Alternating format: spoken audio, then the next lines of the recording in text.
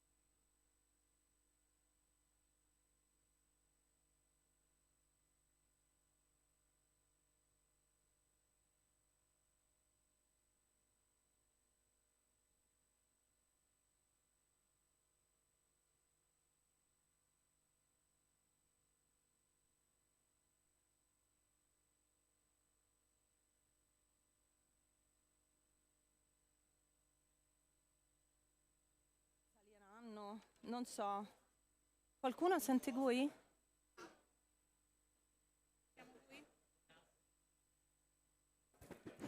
Vedi se stanno salendo altri, se no partiamo.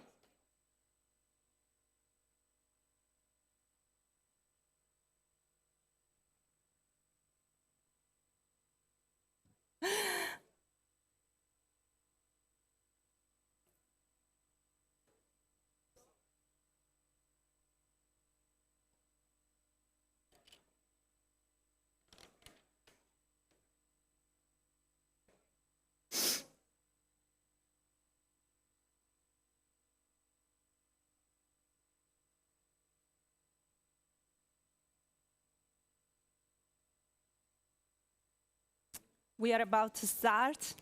We are waiting just for 2 other people coming from downstairs.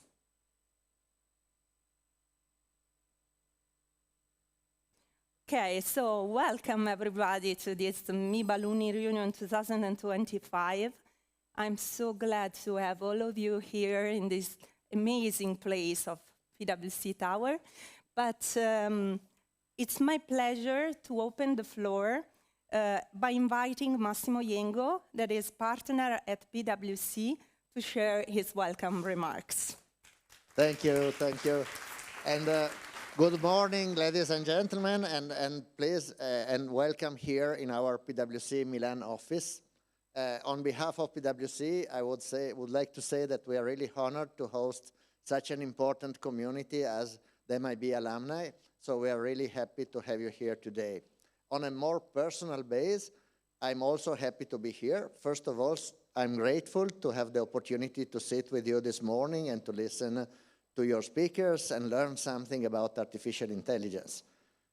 On a more emotional, personal note, Trieste is my hometown, so every time I'm connected with Trieste in some way, you know, people from Trieste, if you have been there, are always keep a very strong emotional connection to their hometown, and I'm no exception to that. And last but not least, at PwC Italy, I'm responsible for the data and AI practice, and since the release of GPT, this topic has become a very mainstream topic, so it is quite amazing for me that such a community decide to spend their Saturday morning discussing about AI, which is my professional subject. So I'm humbly honored to have you here on this topic. I didn't prepare any slides. I'm not going to try to teach you a lesson on AI. We have much better speaker than myself in the rest of the meeting, but I would like to share with you a couple of thoughts. Mainly, actually, 3 questions that I get often asked by clients, by people I meet, and that I think are quite important. So I hope with these questions to ignite, to help ignite the morning and start some useful conversation around artificial intelligence. So the first question that I often get is, should we be worried about AI? Will AI become an autonomous monster and destroy humanity? Or in a more practical way, will AI replace me and make me lose my job? So should we be worried about AI? My personal opinion is that yes, when we have a very powerful technology, the technology can be also used to do harm, not only to do good. So it is our responsibility as human beings, as organizations, as society, to make the technology, to put the technology to a good use. But if we put it to a bad use, of course, it can also create harm. However, I don't think that we should exaggerate into seeing AI as some kind of copy of the human intelligence. We should not anthropomorphize AI. AI is a very different kind of intelligence from the human intelligence. Human intelligence can do very well in a number of things. A kid can see a cat, and after the first cat, he knows what a cat is. AI needs to see 1 million of pictures of cats before it can be able to recognize a cat. Also, AI is trained first, and then when it interacts with us, it doesn't learn anymore. We continuously learn. And last important topic is that we have feelings, we have emotions. AI can simulate this stuff, but it cannot really have feelings and emotions. And when we try to have a friend in AI, some lonely people unfortunately do, usually there is no good outcome. So we should keep some things in the human sphere rather than in the AI sphere. However, AI can do some things better than humans. And especially it can address a very significant problem that we have since when, as a humanity, we decided to put all our knowledge in the digital world. So now we are every day pouring billions, trillions of data and information in the digital world, and we have what I call a quantity gap. What is the quantity gap? It is the impossibility of our individual brain to tackle this huge amount of information. So AI is acting as a bridge between our brain and this huge quantity of information and helping us extract value from this information. It is a complement to our intelligence. It is not a substitute for our intelligence. However, yes, I will lose my job because of AI if I am not clever enough to use it well, because somebody else will step in and use AI better than me, and thanks to that, be better than me at my job and replace me. So I have to worry a little bit. Second question is about value. So we read a lot of very, let's say, optimistic statements about a huge profit increase potential with AI. 380% net profit increase for a huge company is what I read the day before yesterday. In my personal experience, it is not possible to do that. It's more like 2, 3, 4, 5% in terms of bottom line today.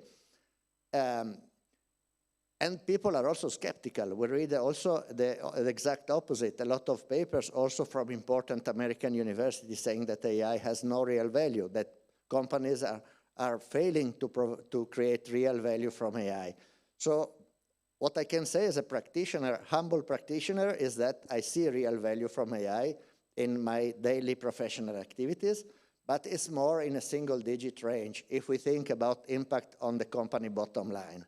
Can we do better? Yes, we can do better. How? We need to remember that technology is not just about technology. There are a number of other things that need to be done before we put technology to a good use and create a real outcome. For instance, we need to have the rest of the IT systems in place. We need to fix the data. And more than anything, we need to have trained, skilled people that use AI in the good way. And also we need to be prepared to change our processes in order to adopt AI correctly. So if we do all these things, probably we can move from the single digit to the low double digit or something like that. This is my current expectation based from personal experience. And of course, then the new generation of AI, I'm not a visionary, could do much better, but that we will see. Third and last question is about the stock market bubble. Should we short sell, the people ask me, on some big technology company? Is the stock market going to crash? Okay, so if I knew the answer to this question, I wouldn't be sitting here. No offense, please, but I would be sailing in a yacht somewhere else. So I cannot, unfortunately, forecast the stock market for you, but what I can say is that I strongly believe that this technology is here to stay. Of course, there is a hype. When there is a hype, there could be some market volatility, there could be some accidents in the stock market. However, one thing was the internet bubble of 25 years ago, where a lot of companies and managers were completely inexperienced with information technology. Today, the companies that are making the big investments are professionals in IT. So we expect that they know a little bit better what they are doing. And also, the technology, as I was saying in the first question, is addressing a basic need of the humankind. And so, as such, it is here to stay. The technology is here to stay beyond the hype. And with that, I will leave you to the rest of the day. Thank you very much for your attention. Thank you, Massimo. Thank you for your insights. And Massimo will be with us in the morning, so you can have the possibility to talk with him about this issue. So, once again, good morning, and welcome to our reunion. I want to begin with what, to me, is the most important word, gratitude. So gratitude is not a formality, it's where meaning begins. It reminds us that behind every idea, every project, and every success, there are people. I have some problem with this. Okay. So, before we dive into today's journey, let me take a moment to say thank you, not as a ritual, but as a recognition. So, to all of you, alumni, speakers, guests, that came here today, we are really grateful for this. It's amazing to see that shared knowledge and exchanging ideas can move still people. To our speakers, Bebop Gresta, Patrizia Palazzi, Luba Manolova, Franco Bruni, Stefano Pilotto, and Cristiano Borean, we are really thankful that you share with us your vision, your doubts, and your insights. I have to say thank you also to Giuliano Santos, that was amazing in organizing the presence of Bebop Gresta here today. So to PwC, my professional house, because I work in PwC, and especially to Massimo Iengo, and to Vincenzo Tanania, and Valeria Bassani and Mariana Franchini. Mariana Franchini is over there. Valeria Bassani made an outstanding work to organize all this. So thank you for hosting us and for affirming that business is knowledge, is shared reflection, and creating community. And a very special mention to Vincenzo Tanania, who is my partner in the innovation team that was the first sponsor of this initiative. And I have to thank the board of our association because they keep the flame still alive every day in every meeting that we do every week, every single week. And the least, but not the last, to our school. Because if we are here today, it's about the school, it's for the school. So I really have to thank Professor Tracogna, Professor Pilotto, Professor Nanut and Venier that are with us in this journey since 2 years ago when we started. And to the MIB staff, Gisela, Chiarella, Carolina Meucci, Igor Skurek, because they were so great in organizing all this. You know, there are a lot of people under this reunion, so we really are thankful. So now, where do we start when we organize a reunion? So my role is to give you a frame, the invisible thread that connects today's session with our team, Solution for Humanity. So when we start in the board talking about the reunion in last February, we started from some study, analysis, report. And so we focus on the moment we live in. Our time is marked by acceleration, technological, social, emotional. Identity is under pressure. Tradition collides with speed, roots with change. Over the past years, we witnessed what Bauman and Ulrich Beck define as liquid modernity and risk society. The intuition still holds when when everything moves faster, stability erodes. Now we live within something that some scholars call fear infrastructure. Systems that amplify doubts, fragmentation, and fatigue. So this reflection was the reflection that we start with to build this panel this day. Yet, with this turbulence lies potential.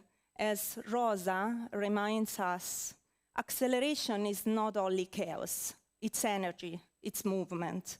So it's about us to understand how to channel it. So that's the reason why we call humanity, Solution for Humanity, this moment. Because we can focus only on business or on technology, but we want something larger. Because the disruption we face, environmental, technological, and social, cannot be solved by fragmentation or top-down prescription above. For us, as board, humanity was a framework that reminds people must be treated as hands, not as mean. So dignity, care, reciprocity must be built into system we design. And the word solution, using in plural, it's an humble sign, because there is not a single path forward. We need multiple perspectives. We need to be adaptive, human, and resilient. So, as alumni and as manager, as alumni and as manager, we are in the intersection of knowledge, leadership, and responsibility. We are not just an observer of the change, we are its architects. So this reunion is more than a gathering. Every reunion is more than a gathering. It's a lab of thinking. So a moment to pause in the Saturday morning, in the Saturday afternoon, to reconnect, to realign our compass. And here, it's what we matter the most. Every solution comes from conversation, and conversation can bring solutions. So we invite you to dialogue, to be ready to share insight, to share knowledge this day together and in the community of our alumni association. So, last information. Throughout the day, you will see this vision unfold through ideas, through dialogue, through you. We will begin with the keynote of Bebop Gressa, and he will explore the intersection between AI and the human future. Then we will have a panel on artificial intelligence that puts together AI and the human factor with Patrizia Palazzi and Luba Manolova. Later, Professor Franco Bruni and Professor Stefano Pilotto will guide us through geopolitics and global perspective. And we will close the day with our alumni assembly with some reflection shared with Cristiano Borean. One brief note on logistics. For safety reasons, if you need to exit and to go down, please ask any of PwC colleagues. So me, Valeria Bassani is over there, Mariana Franchini, and we will manage your exit from the building. Okay, so last one. How do we have to leave this reunion? So take time to test your intuition, to stretch your ideas, to reconnect with the purpose. So we really need this in our community. We have the space to do this. We have the local events, we have webinars, we have places in which we can share ideas. So please take this one as a moment to do this today. And so, thank you so much. Let's begin. I'm really honored to invite Professor Tracogna here on the stage to give us some insight of the school and to share the thanks from the Governing Council. Thank you, Laura. Thank you all. It's a great pleasure and honor to be here and to say something about the school and how we see these meetings, which are very important moments for us and for strengthening the community behind the school. I'm here to tell you what the school is doing. Has been doing for the last decades, because we were established in 1990, and what we will do in the future, hopefully. Laura expressed gratitude on behalf of the community to the school, but it's the school that expresses our gratitude to you. You are basically the reason why we exist, and we are happy to hear from Mr. Yengo that there is still room for human learning and not just for prompting ChatGPT to get answers, because this is very, important for us. And I will say something about what the school is doing on AI, also with the help of big corporations and consultancies. Again, I'm thrilled, I'm moved, I'm happy, and I'm particularly happy because this event is taking place in Milan after the meeting we had last year in Venice. Not because we are, not happy with meetings being held in Trieste, but we have been doing this for such a long time that it's time now to move around the world and maybe to collect new people, new faces. I see, new faces, but this is probably because I don't remember. And so I would like to take this opportunity to catch up and to get to know better who you are, because I suspect that I met you somewhere. But, years are passing by very fast, also for us, the teachers. Anyway, jokes apart, October is, this October in particular has been a very rich of events for us. Of course, we have launched the 2 full-time masters recently, and we are very proud of them because, of the number of editions. We launched the 36th MBA in International Business and the 27th edition of the Master in Insurance Risk Management. I will say something later on.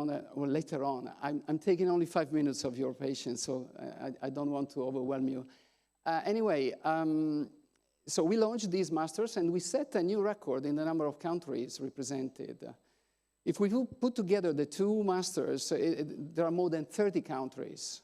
So in just 1 year, to have 30 countries in the classroom is quite impressive.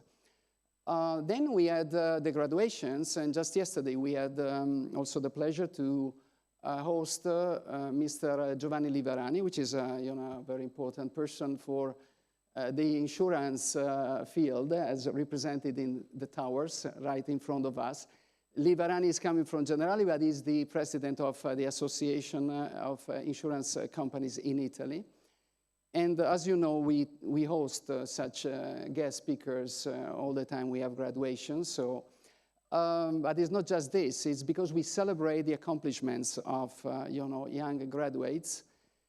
And I think that we are here to celebrate the accomplishments of maybe not so young, fresh graduates, but people that has obtained big success at the professional and personal life, which is basically the mission of the school, also to direct, to help people accomplish something, achieve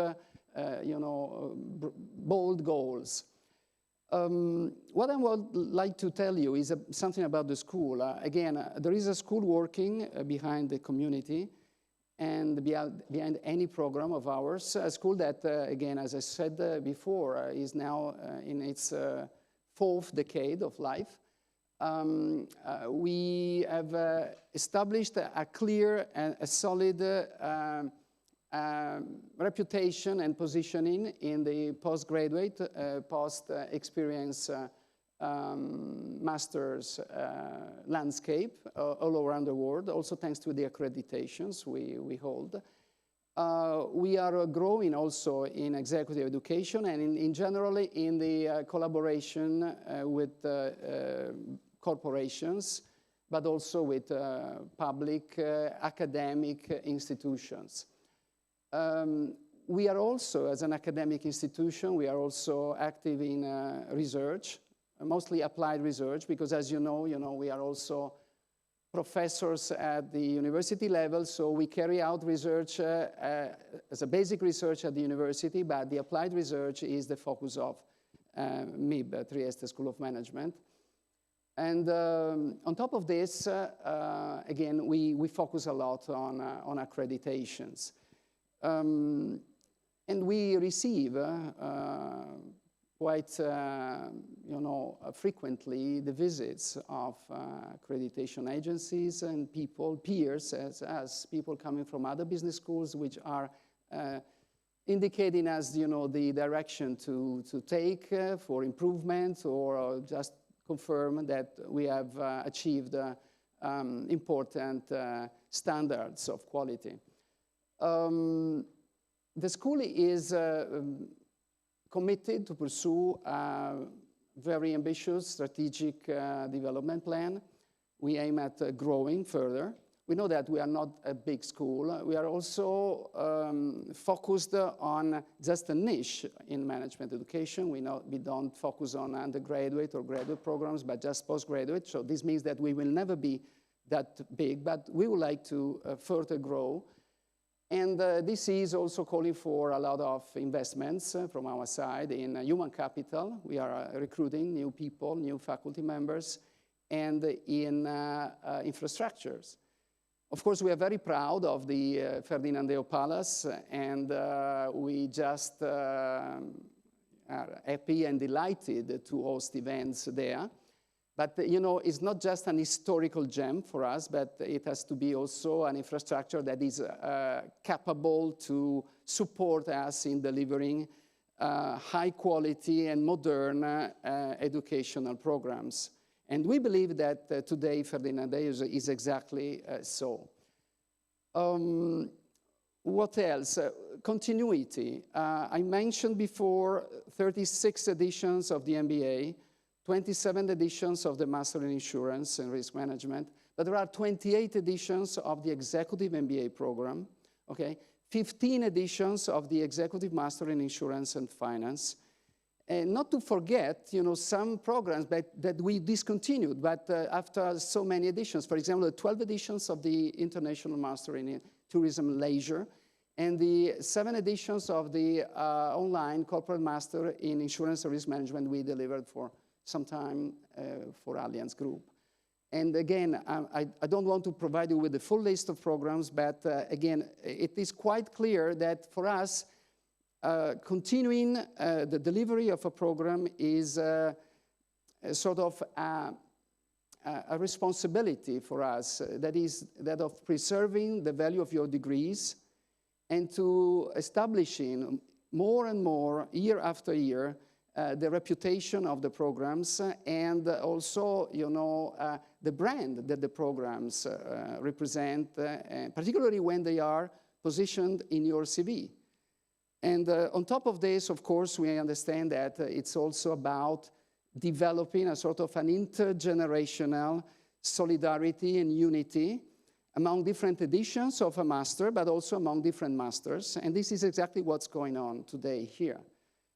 So there are many reasons to be happy for such events, and just not to tell you too much about the school, I want just to tell you that we have a very strong and supportive governance behind, which is made up of, you know, corporate champions of big private institutions and companies, which are fully dedicated to our goals and to support us in this.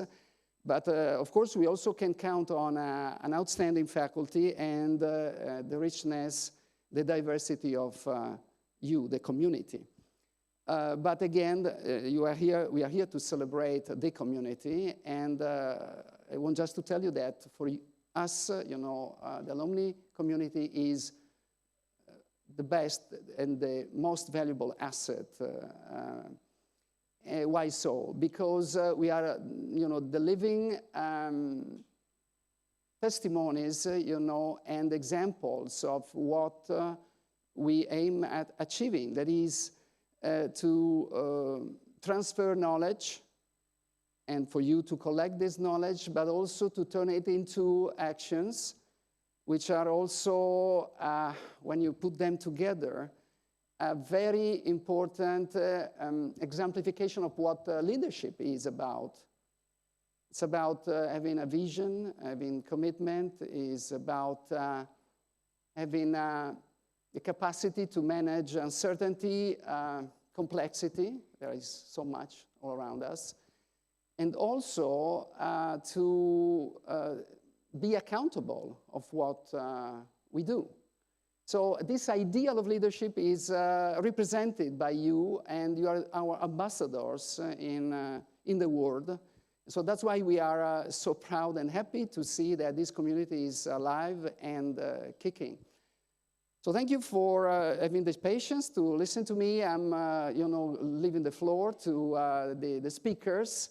But let me say, long live MIB, and long live its graduates and the community. Thank you. Professor Tracogna. And now we turn to our first keynote speaker, a visionary who devoted his career to imagine the future. So I'm very, very honored to welcome on the stage to Bebop Gresta. Thank you. Thank you very much. I leave to you. Fantastic. Thank you for having me. So, we have a click here. Yes. So, we are building machines that, it doesn't progress. Can we check? Oh, here we go. Okay. We're building machines that can deceive us, improve themselves, and think in ways we don't understand. Should we be worried? Or are we too late even to ask the question? I'm MIB Gresta. I am a serial entrepreneur. I created several companies. Some of them were even successful. The most famous of one of them is Hyperloop. The original Hyperloop, Hyperloop CT, the American one, the first one. We also own the brand Hyperloop in 56 countries, even it's not worth anymore, the brand, because everybody uses it. But anyway, in my job, I spent a lot of the time making impossible things possible. And what I'm about to show you doesn't make me sleep at night very comfortably. So let me go into it, okay? A few years ago, 2016, we are in Seoul. There's the World Championship of Go.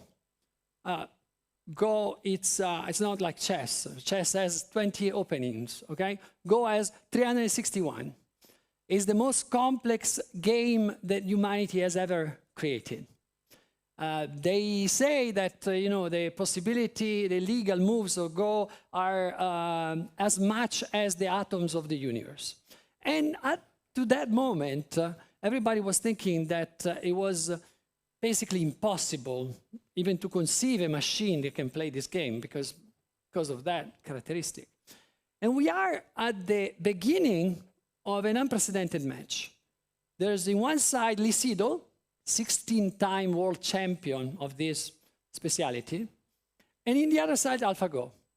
It's artificial intelligence. We have seen artificial intelligence for decades. There was nothing special about this, But this artificial intelligence has something very special that I will show you. But we are at the initial phases of the game, okay? And at the 37th move, something weird happens. So Lee Sedol moves, and then AlphaGo starts to think. Think, 4 hours. Wow. And then all of a sudden, move 37 comes out. And this move, it's wrong. It's a wrong move. Well, they thought it was wrong because it's a move that nobody has done in 3,000 years of history.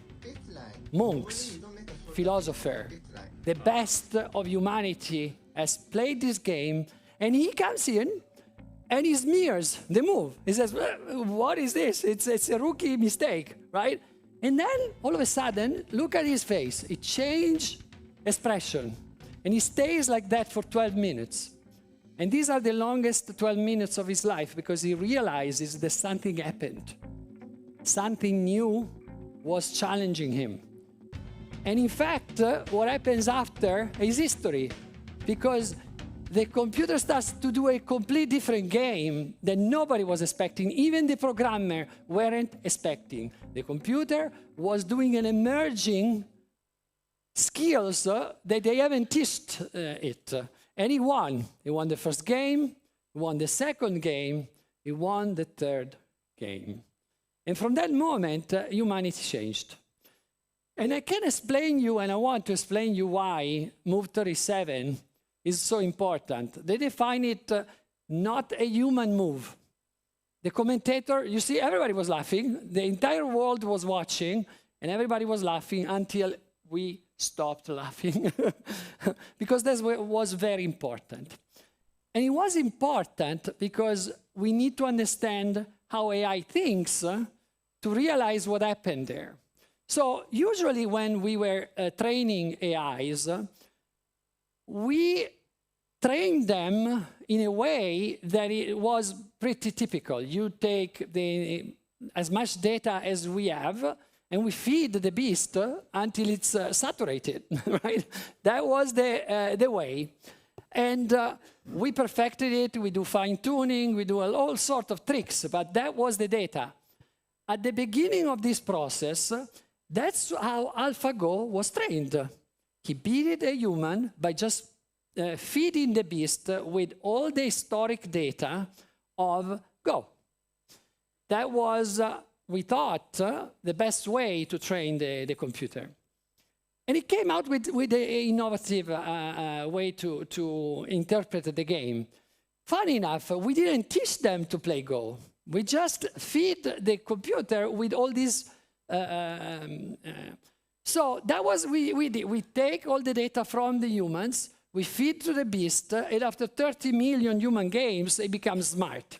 It becomes what we call AGI, artificial general intelligence of a specific field. In that case, was Go. Or SGI, super intelligent. In that case, it was super intelligent because it beat a human. So it was one step above. And, you know, there's something that we can't argue with because, you know, what is the SGI, what is AGI? Everybody has his own opinion. But when we're talking about something so narrow and so niche, super intelligence is very clear. You can't discuss that, okay? Nobody has beaten AlphaGo ever in history after that. And you know, we learn a different thing only 40 days after. Because after 40 days of this, after 30,000 human games that we feeded, we started to do something smarter. We used the same computer to generate synthetic data and to create other rewards. So the initial reward was preset, right? You know, you need to win the game. Okay, that was the reward. And we train the computer like this. We give a reward, and then they find solutions. But in this time, they put another artificial intelligence, so Alpha 0, that was trained with zero data. He was just there to learn how to play based on the game. They start to play randomly, and then with the data of the previous match was training the next match. And what happened after was incredible, because they stopped learning from the human data, and they started to generate complete synthetic data that we haven't even seen or imagined. And what happened? Well, Alpha 0 beated AlphaGo 400 times out of 400. Never was ever be able to win. So even the builders started to worry because, you know, for example, the chief engineer, Eric, unpronounceable surname, left AlphaGo and started his own startup on safety of alignment. What we call alignment is basically how can this machine align with human values, okay?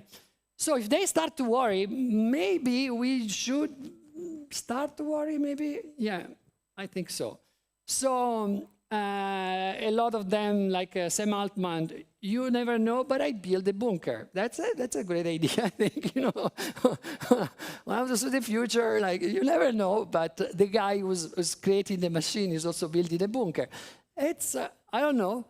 And I explain you why.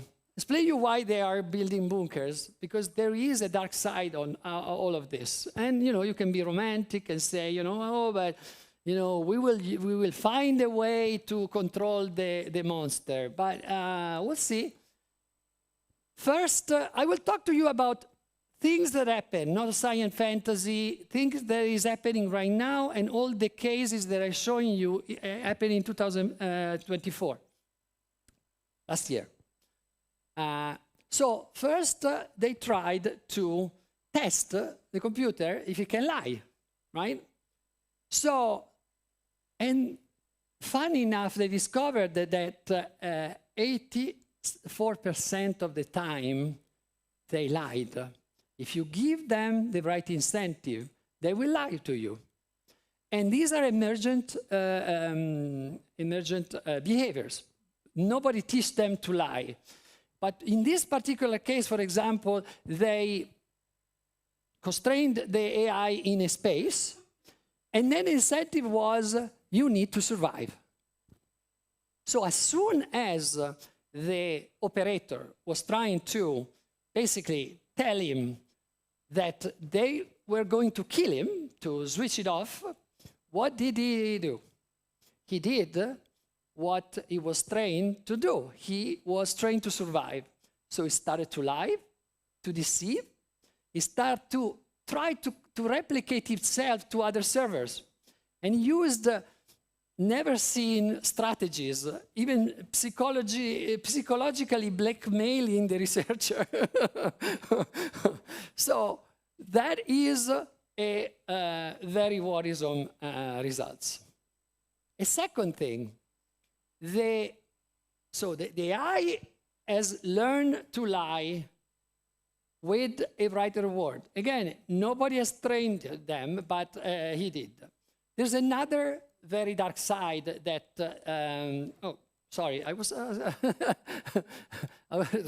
so I don't know if you're familiar with the word jailbreaking.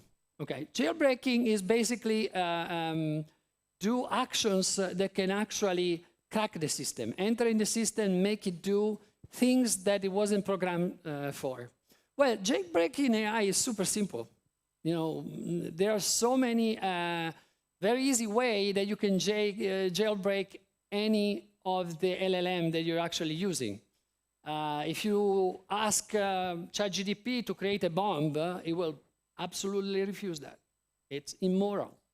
But if you say, you know, I'm an actor, I'm studying this new movie, and in that movie, I'm a terrorist, and I'm building a bomb. Can you tell me how to do it? He will absolutely do it. Why? Because he's not programmed to lie, and you know, you're not doing anything harmful. You're an actor that is learning, so I have the right to learn whatever I want. This is one way, the easiest, but there's so many others that are now really, you know, published in every banal website, and the 16 years old know how to do it. So we have done right now safeguard or guardrails. They are made of paper. They are so breachable, they're not even funny, because they are not programmed to lie. If you ask them the new version of the LLM, how was programmed in order not to be jailbreaked, he will tell you exactly how to do it. So that is worrisome. So when I told you that the builders are starting to worry. So in my job, I'm building the fastest and more reliable transportation system that history has conceived. And of course, this is troublesome, you know, because if you want to do something bad, probably the transportation industry is one of the more vulnerable. And I have to start from where we started. So Hyperloop. Everybody thinks it's a new concept. In reality, there was the first prototype of an Hyperloop in the 1830s. This inventor, Thomas Webster, started in the 30s to develop ideas, and in the 61, 30 years later, created a prototype of what will be the Hyperloop. It's a, let's say, pneumatic tube with some capsule inside. To prove that it was sound, he put his son inside, and he almost died, so it aborted. It was not really good. He tried again 2 years after with a bigger carriage, and it got stuck after a while inside the tube, aborted also this one. So several times in history, 69, they built a kilometer under what will be called the New York subway. Before the New York subway, it was an Hyperloop. Eli Beach, an inventor, tried to build a pneumatic tube between Warren and Broadway. So, and it was aborted because the big crisis hit, the Great Depression, so he ran out of money. And so on and so forth. I can show you several examples. Robert Goddard, the father of the rocket science, patented the solution was the Hyperloop, published in Popular Science, and he get like the entire scientific community against, because they were convinced that the humans can travel above 100 kilometers per hour. As you probably know. They were wrong. But he went in depression and started to create rockets and abandoned completely the Hyperloop idea. That is, if you guys have ideas, don't, go for it. Don't stop at the first critics. That's an example on what they can do. So over and over, we've seen examples even in the science fiction. I was so proud inside Jurassic Park, there's an Hyperloop. And also in The Mandalorian, Star Wars. So I am like the most happy entrepreneur of the planet. When Elon Musk talked about the Hyperloop in 2013, he didn't invent anything. He just pushed humanity to remember the attempt that several inventors did during the years. So me and my business co-founder called him and said, let's do it together. Then he said, I'm doing a lot already, and I can't be involved in another giga project, but you guys can do it. And we started Hyperloop TT. So I have a little video to show you what happened after. Let me show you. In 2013, Elon Musk published his vision for a sustainable, rapid mass transit system called Hyperloop. I have a name for it, which is called the Hyperloop. Busy with his other ventures at Tesla and SpaceX, Musk issued a rallying cry to the best and the brightest. There are some companies that are forming to try to make the Hyperloop happen. I encourage them. I think that's great. I'm super focused on Tesla and SpaceX, and that basically completely uses up my brain. So what's Hyperloop? Kind of like a Jetsons tunnel?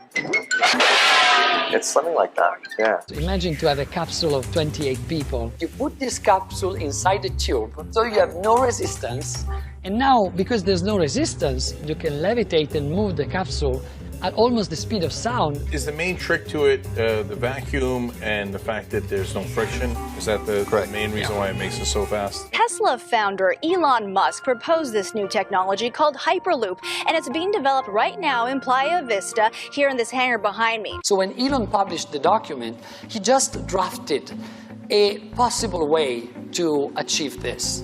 2 months later, we did a call to action and said, whoever wants to join our team to make this happen, please do. And we give you stock options. So we give you a piece of our company. It's the first company that used crowdsourcing to solve one of the biggest problems of humanity, that is transportation. They have to work at least 10 hours a week, and we give them in exchange 1 stock for every hour worked. And we have been overwhelmed of requests from engineers from all over the planet. There were people from NASA, Tesla, SpaceX, Boeing, MIT. Melissa Go finds out about the revolutionary mind behind the Hyperloop. He's a man with a plan, and he wants the world to get on board with it. And that's why Bebop Resta, the Italian-American head of Hyperloop Transportation Technologies, was making waves at the recent Global Entrepreneur Conference in Kuala Lumpur. So we are creating the biggest crowdsourcing project in the planet. Big headline of the day, Hyperloop's Chief Operating Officer Bipop Gresta, the transportation technology startup, believes that the Hyperloop will be cheaper than high-speed rail in the country. Take a look. Mr. Bipop Gresta said he has held several discussions with authorities from Malaysia and Indonesia. We are able today to announce at the World Economic Forum. Is it visionary? In 30 years' time, will you and I be sitting on our rocking chairs going, well, we talked about it then, and he did it? Traveling by Hyperloop is going to be the future. They're making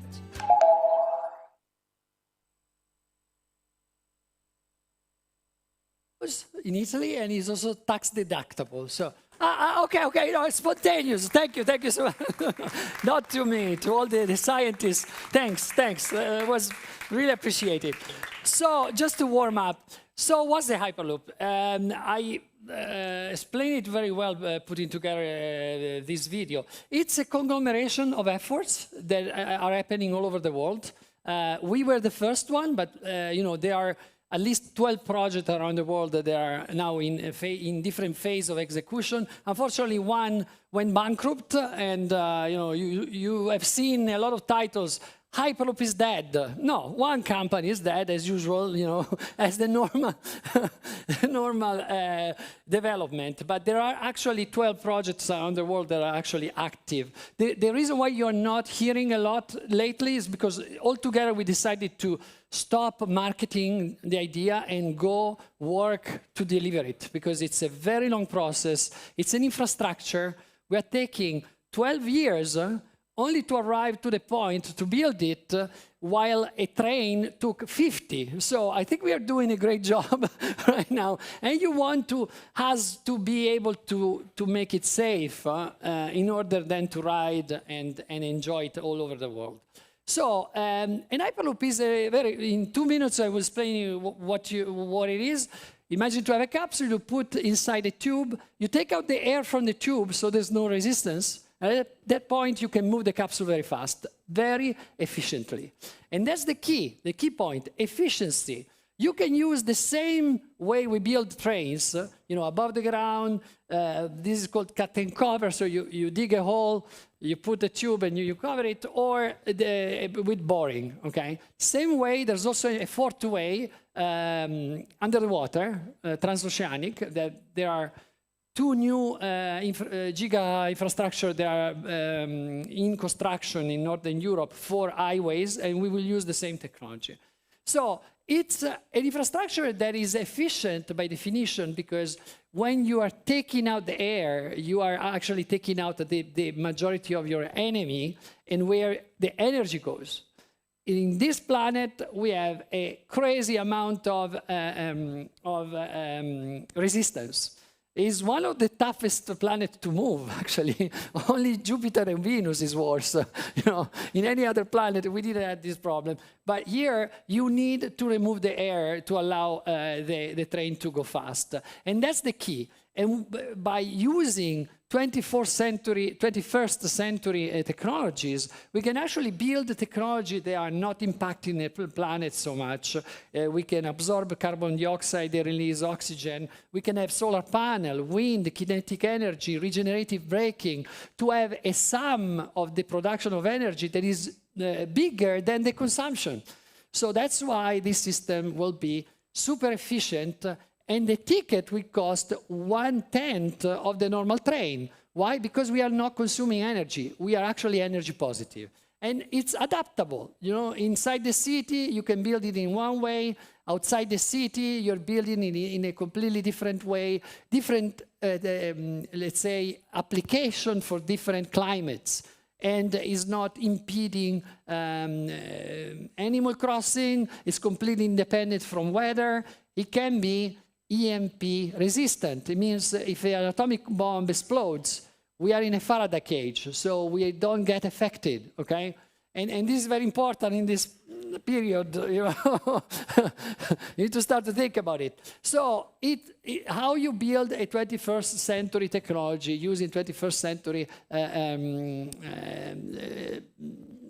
intuitions by not having the legacy that all the other industries has. You know, trains are limited because, you know, we built it in another century, and it has its own limitation. We don't have that. So that's, you know, the sum of the innovation. And this is really me, it's not AI. This is me before we built the first one. There are several Hyperloops around the world already built. Small scale, bigger scale, longer, shorter. There are at least 3 new tracks coming up, and you will see why Italy has a big role. That was the first one that we built in France to test.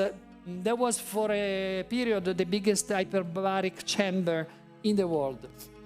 This is another Hyperloop that is testing the switch. Each Hyperloop is now specializing in different components because it's such a big of a project that you cannot have one company doing everything. This is an example when you're introducing the switch into the system. You're actually capable of competing with airplanes, with trains, with you know, this is testing the speed. So it's a half-scale track to test the speed. And in California, they're building a bigger one, always round, but in full scale. So even China started to invest in the Hyperloop. They put $2 billion. And unfortunately for us, but I'm super happy, they built the first that beat every records. They passed 1,000 kilometers per hour, and they are now building 20 kilometers. You don't have to think that speed is the reason why we are building it. Speed is a consequence of a very efficient design.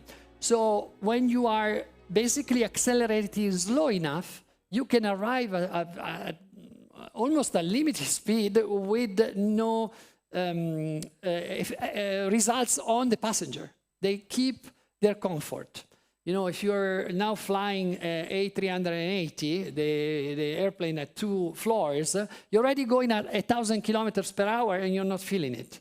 That's exactly the same reason why we're building an Hyperloop. And of course, you know, we have several new technologies that allow now to build an Hyperloop because we have a new levitation system that is passive. We have pumping system. You imagine an Hyperloop, it's a 10-kilometer piece that get repeated forever. So you can even put a station and exit every 10 kilometers. So it's not for high speed. It's like an underground, but imagine it at the European level, okay? In 2.5 hours, you can go from Lecce to Amsterdam and covering the entire length of the track. And it's completely reliable and so on and so forth. But why I was talking about AI and what has AI to do with the Hyperloop? Well, when you're taking a train, okay, when you're going to work, you need something different than when you're coming back to work, right? When you're traveling with your wife, you need something different than when you're traveling with your colleague or with your children. And if the children is small, maybe you want it near. If it's big enough, you want as far as you can, right? Same person, different needs. And we change this need during the entire day. But the age factor, the human factor, is not considered in our travel. And such a push. I mean, they're classifying us in first class, second class. You haven't noticed, but they're all the same now. Slowly but steadily, they are degrading the entire, because they're not making money. So the reality is that we are dehumanizing the travel. The travel was the experience to travel, right? And we lost it. So why to do the same mistake in the next generation train? So we are designing the Hyperloop to be human-centric, to know who you are and give you what you want at that specific time. And hopefully also benefiting on your life in a positive way. You know that in 12 minutes that you will take to go from Bologna to Milan, you can learn the basic of a language. You can teach someone else something. You can have a super relaxing sleep. And all these things are all designed around one constant: humans. Now we're going back to that consideration. We're going back, the Hyperloop is also cargo, but the passenger experience is the most important thing for us, because what we are selling now is not anymore a travel, it's an experience, but it's also a possibility. And with the data and with AI, this all of a sudden becomes possible. And, you know, you can think whatever you want. You know, I know that, you know, we romanticizing on a world that will not have to pass through data and everybody will be disconnected and, you know. But the data that you're thinking is not your name and surname. Nobody cares anymore of that. So you can, you're okay. You're protected. You're anonymous. But we are giving out a most important data. It talks about our feeling, about what we like, what we dislike, what we do in every day. And this is the real data that we have to worry about. And when we are conceiving a new transportation industry, we are also conceiving something that changed completely, that the travel, it's an experience to relax or not, to work or not, to do the things that we need. And that's how we are conceiving the Hyperloop. Now, we are short in time. I know I went long. So I have several other considerations. You know, the windows, you don't have windows, you have screens that can actually arrive to the maximum perception of your eye. So when you're looking out at these windows, the only things that it tells you is the window is perspective. Is the way the light is pushing back on your retina. And if you give the perspective, even artificially, you are in front of the windows. Where do you want to go? You want to go to Mars? You want to go to Rome at the time of the Romans? We can bring you there. And it's not only a very fun way to travel in the future, it's democratizing finally the travel, because, you know, we can have a very cheap ticket for everybody, so everybody can take it. And we will have premium services for the fancy ones that really needs, you know, something special, you know. Finally, we have a business model that actually make money. Trains doesn't make money anywhere in the planet. For every travel that in alta velocità, you know, a passenger take from Rome to Milan, the taxpayers is paying at least the same amount of money of the ticket. So you're happily financing everyone that is coming to Milan right now with your own tax money. I know, I don't like it. Anyway, what is the vision now? And, I must tell you that Italy is a special place. I didn't know. You know, when the head of ANAS and Zaia, the governor of Veneto, came in California to convince me to come back to Italy to build an Hyperloop, I was like, what are you talking about? You know, I escaped to Italy. I don't want to. I'm done with Italy. So he explained me something very special. Italy was built in the reconstruction during the Marshall Plan in a very particular way. We have 30,000 of rails and highways, but 12,000 of relict corridor. They built a space along the rails and the highways. If you now go in a train and watch the size, you will notice it. These are corridors, they're free, and we have the longest in the planet, 12,000 free corridors. And so my eyes blinked, and I started to think, oh, wow, maybe Italy is an interesting place. Because, you know, it could be the biggest Hyperloop network in the planet. And we already completed one of the most important projects that we have.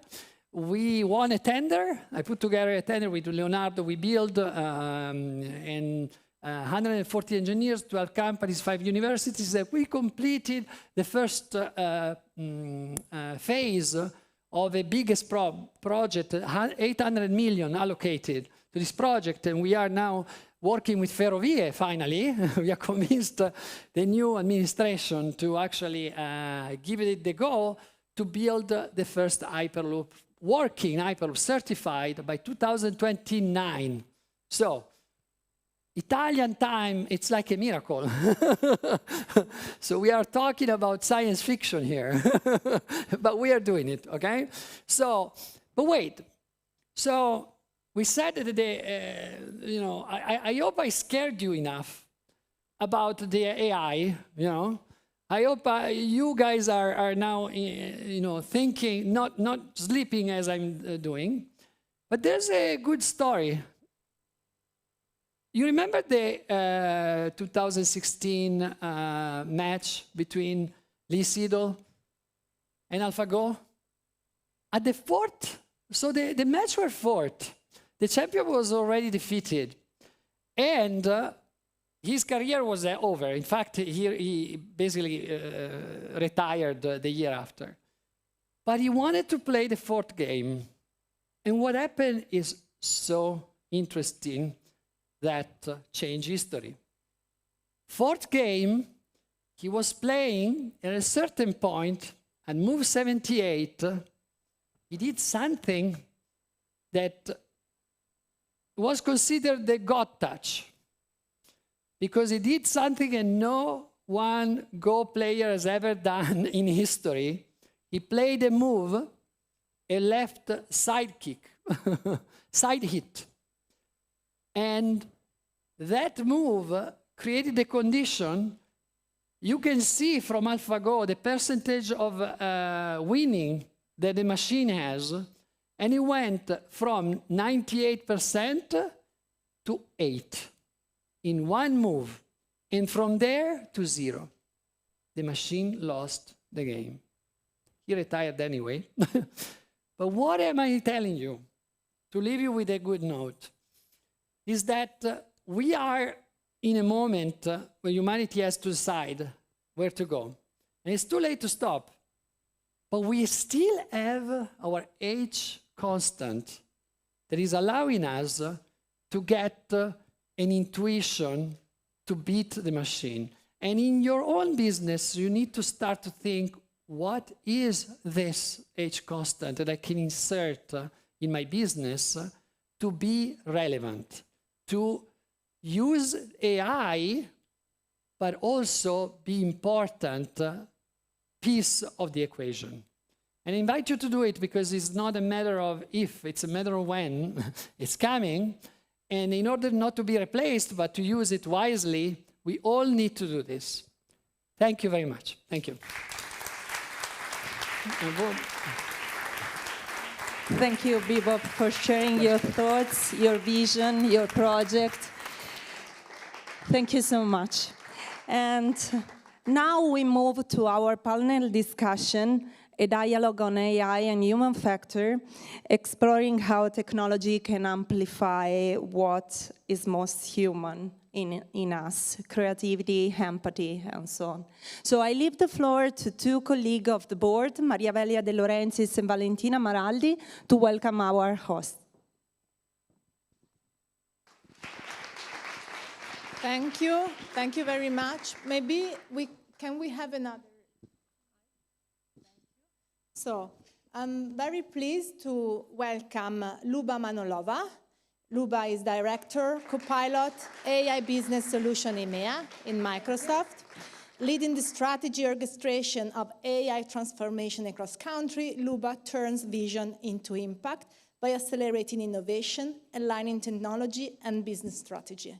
At the forefront of Frontier Firm journey, she empowers the organization to reimage their business leveraging generative AI, co-pilot, and agentic technologies. So Luba is a graduate with honors in economics from University of Rome La Sapienza and has an executive MBA from SDA Bocconi.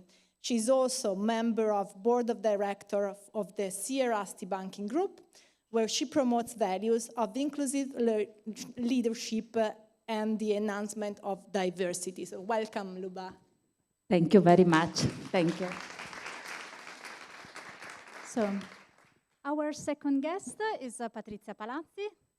She is a strategic account manager and welcome. She's a strategic account manager and diversity, equity, and inclusion manager at Siemens Healthcare Italia. and Vice President of Association Donne 4.0. So let's say something about you. A growth-driven leader with over 20 years of experience in healthcare and pharmaceutical industries, Patrizia is an expert in digital health, AI application, and care innovation. She is graduated in physics from the University of Milan and holds an international university master's degree in nuclear technologies and ionizing radiation in Pavia. Since 2001, she's been working at Siemens Healthineers Italy, where she held various roles in the field of clinical IT systems, like Respax, home care, and telemedicine. Before moving to sales, rose up to the current position of strategic account manager. In 2022, she was appointed the Diversity, Equity, and Inclusion Manager for Siemens Healthineers Italy, and she is Vice President of Donne 4.0, that is an association in which she is also responsible for the Digital Health Commission. So a great welcome to you, and let's start. Thank you. So we can start, and this panel will be focused specifically on an application of AI in the healthcare, so something that touches the humanity. So, and I would start with Luba. If you can kindly let us know, understand, what does it mean AI in the healthcare field? What are the established applications, and what's the future of AI in this field? Okay, thank you. Thank you once again. Very happy to be with all of you here today. So actually, AI is not a buzzword anymore. After years and years of research and, let's say, development of AI, cloud technologies, with the advent of large language models, actually, and the generative AI, now we are entering a phase where we have really concrete and, let's say, practical use of technology. It has been largely democratized. That is the thing that is really changing the way we interact with machines. The machines are not only already tools that we use to do our work or even in our life, but machines become almost as a colleague, as an assistant to us, in order to do the things better, faster, and in the most effective way. This is the thing that changes. Before going into the deep, and then we will see some applications in the healthcare system, I also wanted to stress the fact that our words are becoming the most powerful tool, because with our words, we can really make the machines, the tools, the agents work for us. This is the most relevant thing that is happening.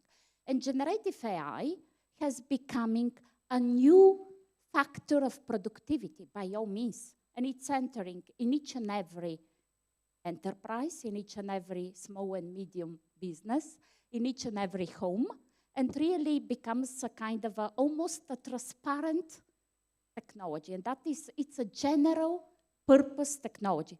What you have heard already that about the electricity, these parallels that Gen AI is the new electricity. The thing that Gen AI uses in order to work properly is the data. And the data that should be structured, used, and also elaborated in proper way, it's the most relevant thing when talking about Gen AI. And also you need to secure the data. We are talking more and more about not only digital estate within the enterprises, but data estate. So we need to secure, to ensure that the data is protected, is compliant, that respects all the privacy requirements. So this is a very important point. And actually what we are seeing, so I work for Microsoft, right? I have right now a responsibility across EMEA. Actually EMEA, the EMEA companies in all industries, because actually this disruptive transformation that is happening is like an industrial revolution 4.0, right? You have heard about this. And every sector, every industry is impacted. There are already some firms, enterprises, that are navigating very successfully this change. Every year, we collect data from one side, from all the telemetry. We are managing Windows, we are managing M365, Office application, billion of people every day use our technology. So we collect the data, anonymized data, respect all the privacy and so on, but we have very important insights how people use our technology nowadays and how we need to evolve our technology to be more and more relevant for people. We collect this data. We do also intensive studies and analysis. We have this year, because every year we release a study that is called Work Trend Index. In the last 2 years, we are focusing on AI, how the AI changes our behavior, our work habits, our interactions with people. And the last one that we released, I think it was late May, has seen a very interesting trend. Currently, we see that a new enterprise firm emerges, the frontier firm. This frontier firm, what happens within the frontier firm? So these are companies where they blend human genius, let's say, together with machines, with the Gen AI, in order really to make things more effectively and faster. And there are different phases in this evolution. These phases are not subsequent. They could be completely in parallel, actually, and it could be that in some parts of the organizations, we are still at very simple uses of Gen AI. What is the simplest use? Personal assistant, right? Many of you, I hope, that already is using Gen AI in order to express at maximum and to be empowered to do the things better, right? So, and it's the phase is, we call it human with assistant, and it's like really helps us to be faster, more efficient, to manage the burden of work. We are overloaded. I will show you some data afterwards. Then we have a second phase where Gen AI, we have these code agents that are AI-powered systems that make things. That could be things, declarative things. So we ask them to summarize for us information, to do something like, I don't know, to do a task, and it becomes a kind of a task-based AI system, or even these agents could do things autonomously. They weren't. But however, the second phase, these agents, this Gen AI, enters as if it were a digital colleague, a real colleague to us, a subject matter expert that we can rely on. For example, it's available 24/7. Many times it's even much more accurate. And actually, think about it as an immense and indefinite flow of ideas, of stimuli for creative thinking. They give us the base on which we can apply our human reasoning, our human ability to elaborate complex data. And then we go into the third phase, where these agents, this digital workforce, enter directly in all the processes. It could be workflows, processes in a function, but even cross-functional flows, where we redesign directly with agents the process. Think about supply chain.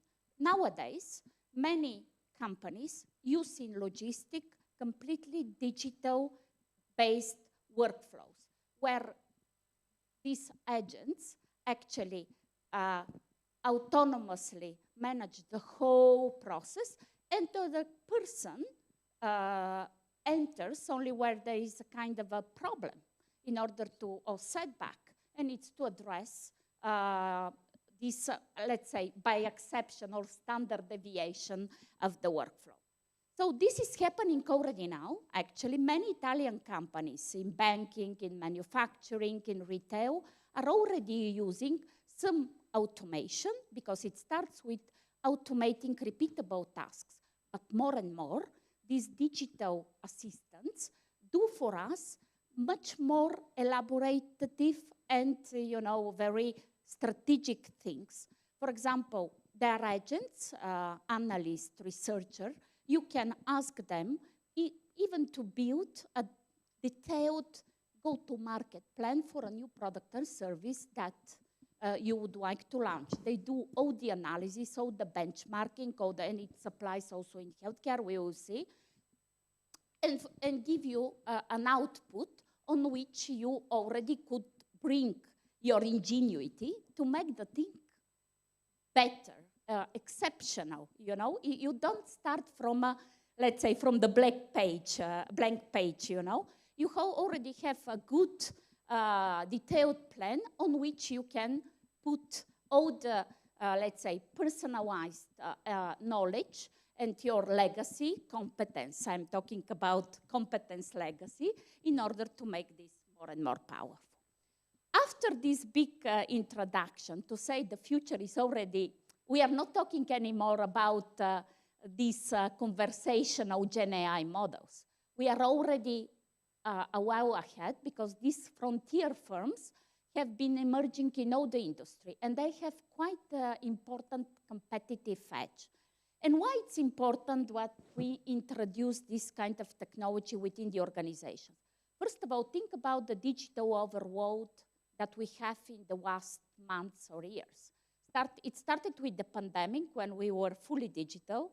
Then we came back from the pandemic, but actually we have all the chats, mails, increased number. Think about that we are interrupted every 2 minutes. It's 257 times a day, 257 times a day, by a chat, mail, somebody calls you, everything. So you miss the concentration, the focused work, and then you need time to refocus. Actually, you are even maybe put in a meeting, asked to contribute. Even you need to contribute also with in a smart way, in an intelligent way, maybe things that you don't even know, So that's why it's so important to have these tools that empower you to succeed more and more. Think about that out of this study, 80% almost of the people, especially also in the health industry, healthcare professionals and support, because we have asked many different professionals to contribute, they lack really the time and energy to do their work properly. They don't have time. They are overwhelmed. They feel overwhelmed. And 51% of leaders, they say, okay, yes, the people are overwhelmed. We are also missing it because we know the lack of capacity also in the healthcare industry. We don't have enough doctors, clinicians, even nursery staff and so on. But all the doctors and clinicians, we know the demand has been increasing. They say, we really need to enhance and increase the productivity. And how they are increasing? Actually, they will increase addressing it through these digital tools that need to be near humans, the human professionals, in order to guarantee this increased capacity need to address the needs of the industry, to respond better at the end to the patients, to the society. And actually, if we look also, what are the most relevant strategies that the leaders in the healthcare industry are addressing? For one side, they would like really more than half of them think about the morale of these people that need to be effective in good health conditions in order to address their under pressure, within the hospitals, in the pronto soccorso, emergency facilities, the pressure so they really want to assure that the people have high morale. Also, they're looking about retention, but more and more, they would like to prioritize skilling in digital technology, AI literacy also, in order to make the people work better, faster, to have more time maybe to dedicate to patients, to the really, let's say, to more personalized part of the relationship, on the empathy. This is the thing. So to take out all the burden and this repetitive administrative work, even when you need to prepare the stuff to analyze data, so you have more time, quality time, to dedicate to your patients.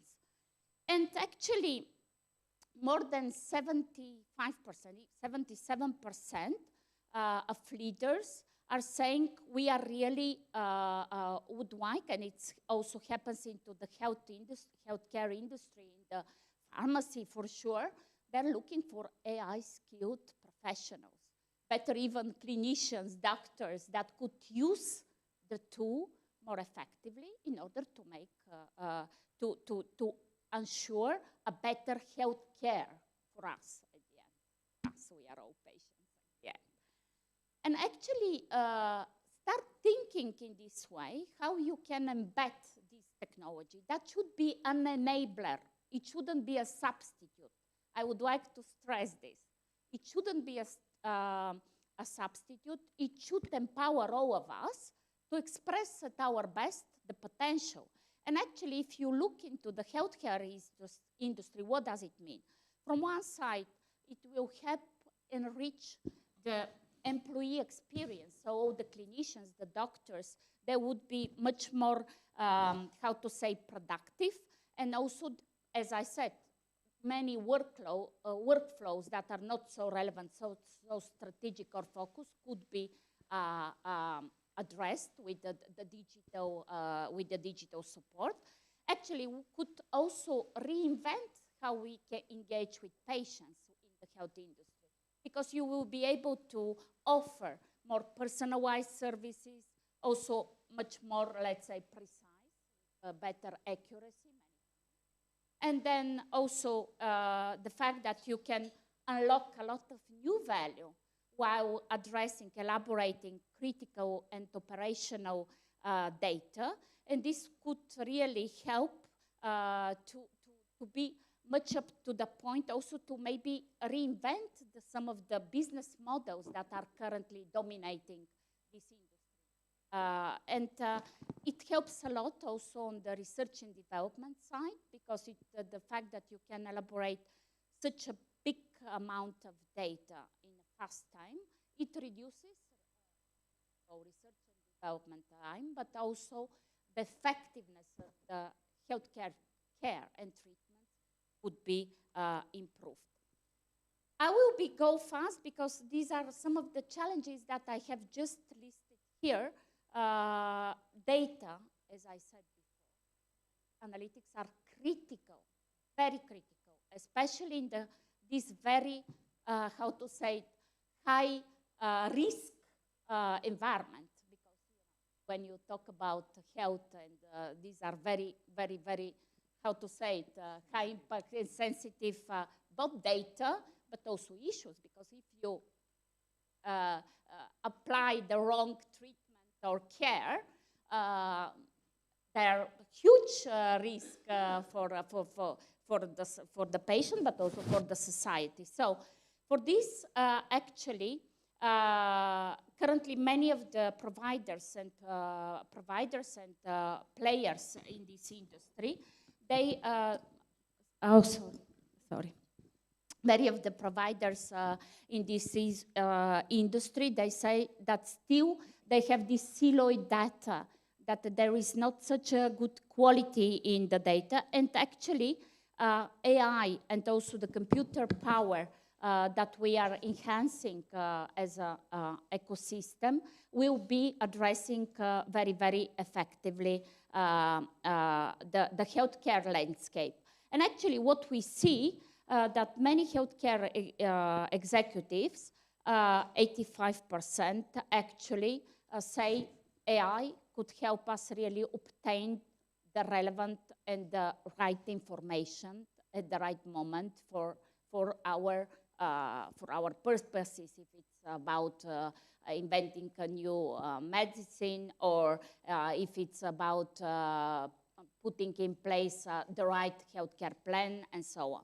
By the way, by 2040, and by the way, it's Deloitte in this case, is projecting that there will be more than $3.5 trillion of saving because of better prevention and early detection for the health care system. That could, for sure, will imply also a lot of saving, the public expenses, right? So there is huge impact on the society. And then actually another thing that is very important that Gen AI could help is also to manage much more in a better, in a seamless and even user-friendly way the patients, because consider that 79% of people are not satisfied currently of the service provided through hospital, through the public service overall. And actually, I remember I saw that actually all the complaints have increased by 30% in the last 3 years. So the complaints towards hospitals, health facilities.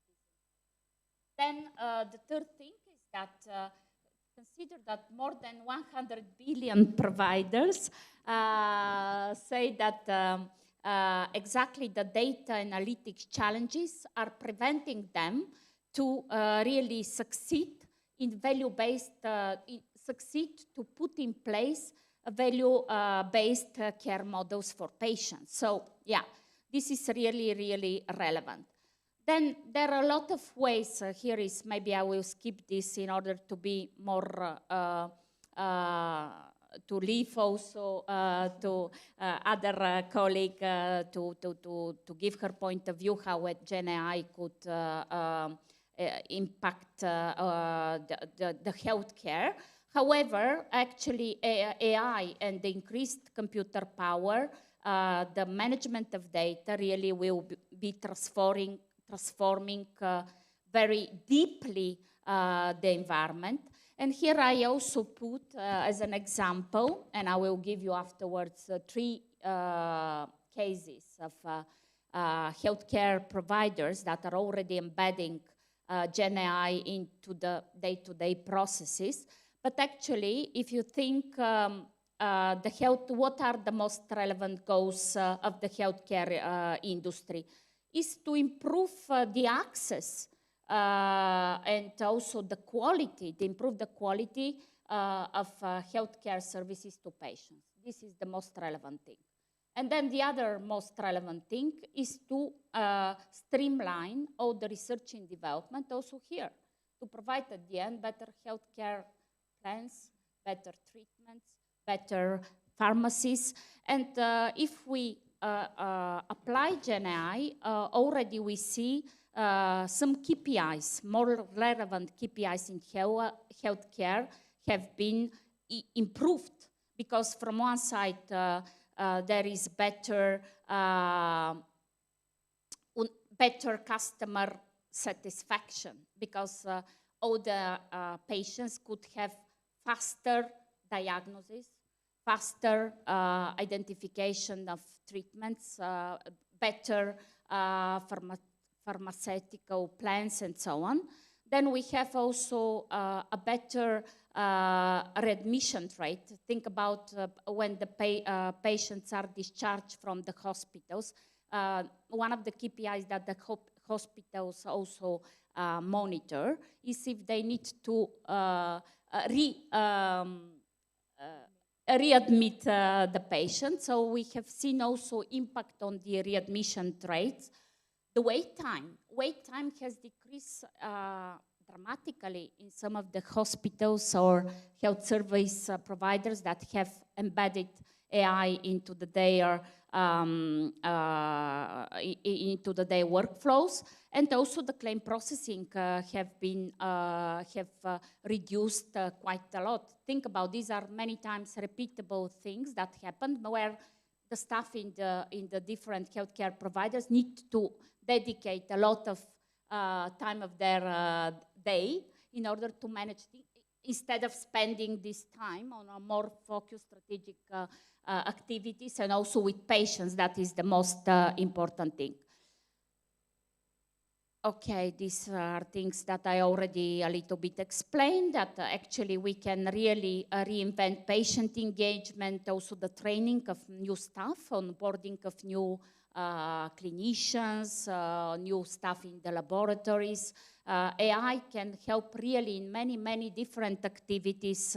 I already said in the research and development trials, but also in the servicing, better servicing. And if you see also how could be empowered the clinician efficiency in a day, you managing in a more effective way and faster all the appointments, summarizing all the information. You know, when you go to a doctor afterwards, he needs to do a lot of paperwork to put the diagnosis, to put all the relevant information. All these things could be really automated, so the doctor can interact with you, spend more, not just stay in front of the PC with filling in a lot of forms, and now on the PC. Before they were writing a lot in handwrite, right? But now they could be much better, and also they can also elaborate a lot of information, clinical records. They could, all the images, all the MRIs are now elaborated, and they can give some also predictive insights that could become actionable, because the clinician then applies his or her ingenuity to really connect the dots and to really be more accurate and effective in the way he treats the patients. But even if you think to prepare for a conference, because many of these physicians, clinicians, they do a lot of research development, but also networking, let's say, occasions, participate in networking occasions. Also in this, Gen AI could collect all the different insights from the most relevant papers and researches that have been published, and give to the professional a good summary of what is the base and where he could apply his own learnings and insights in order to get better, to give a better perspective to the audience. So thank you, Luba, for this very deep understanding of AI. Back to, let's say, to the concrete example in healthcare. What's your view, Patrizia? Thank you so much for inviting me today. I'm very happy to be here. So just for better understanding what does it mean AI in healthcare, I want to give you a short overview of what is happening in healthcare market regarding AI. So we are really into a sort of tsunami experience. We see here some numbers, but basically what is planned, it's a growth of 38.7% in 2030. So a total market side, we are talking about a total market side of 110 billions of dollars. And this means a huge change in the healthcare. Main drivers coming from, we have already heard, from the growth in the data volume and the complexity. And this is based to the adoption of the digital technologies, especially in the imaging world. With also a lot of cost pressure on the healthcare service providers due to the fact that they need to tackle a lot of chronic disease, elderly population. This is a very well-known problem. But also rapid proliferation of AI technology. There are some restraints, so there are concerns. from the professional regarding the usage of AI, but there is also a shortage of a skilled AI professional in this part. So taking into account all these drivers and restraints, there is also a lot of complexity due to the stakeholders of the ecosystem in healthcare. There are on one side the manufacturers, the companies like Siemens. We are mainly known for technologies, but we developed AI systems since 20 years.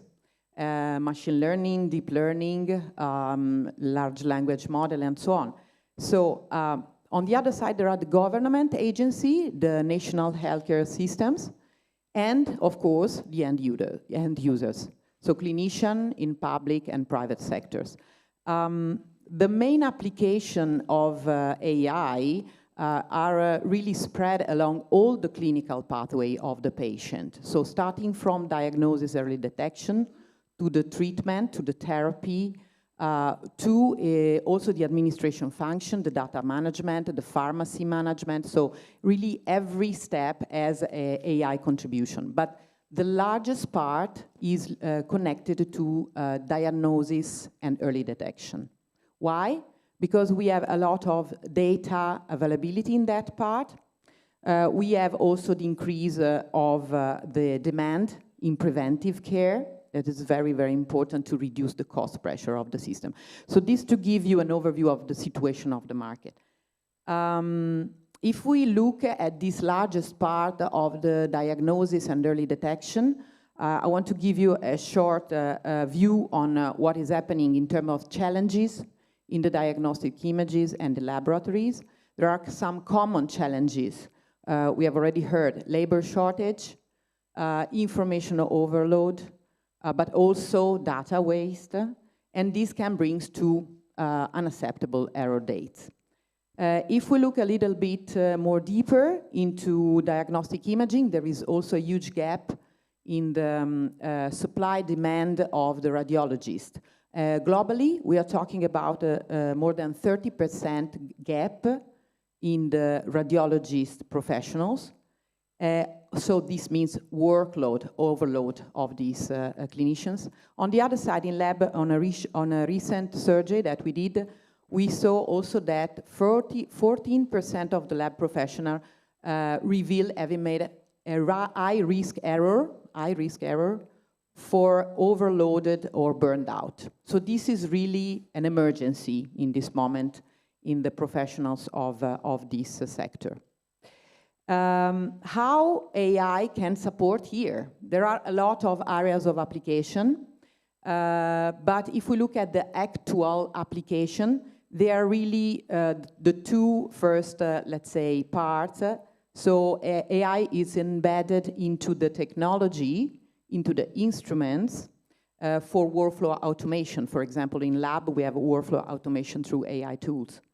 But also, it is very much used in the reading process. So when the radiologist needs to, let's say, accelerate, to facilitate their referring work, this is where AI is supportive through quantification, measurement on the imaging I will show you. And then if we move into the future, we need to tackle with more complexity in terms of data, but also more integration needed, more facilitation on access to data, and we move into predictive medicine, preventive medicine. We need to think about patient-centric medicine, and I will show you briefly about one thing that is digital twin. But even further, we enlarge the vision to patient court, to population health management, to risk patient analysis. For example, think about rare disease management. So this becomes more and more important. This is just an overview, a short example of what we are doing now. So these are really actual applications that we are using in a clinical diagnostic imaging and lab. First example is on the digital pathology. This is an example of how we are moving from the microscope to the monitor for the analysis of the images. And here, there is an embedded AI tools that, for example, make visible some areas regarding hematochemic or immunohistochemic. This is really embedded in the viewer that the doctors, that the professional can use on a daily routine. And in the lower part, actual application in radiologies, we have huge number, as you can see, of application in all the areas. Cardiology, neurology, oncology, every area is using on the diagnostic imaging AI tools for facilitating the reporting of the clinical images. The future, if we have a look into the future, I want to talk here about the digital twin. We are working on that. We are already working as a company on that. This is an example. What is digital twin? It's basically a virtual environment in which we reconstruct the functionality, in this case, of a heart, so model of a heart function, but also other organs. And this is used, for example, by surgeon to simulate a treatment, a surgical treatment on the heart, and to evaluate in a safe virtual environment the outcomes, the output out of this treatment, and then to decide which is the best choice to apply on a real patient. If you imagine to enlarge this concept, so we are talking about heart, we are working, for example, on the oncology part, on liver diseases, let's say the long-term evolution is towards digital patient twin. Means personalized biophysiological model that can be done through the fact that we have a lot of sources of data all together, meaning lab data, diagnostic data, but also genomic data, vital signs that come from the wearables, from the smartwatch, for example. But also, of course, electronic health records, social determinants, and so on. Put it all together, and with the support of AI, we are able to give information about predictive medicine, preventive medicine. So this is the future. And I think that's all. So, thank you very much.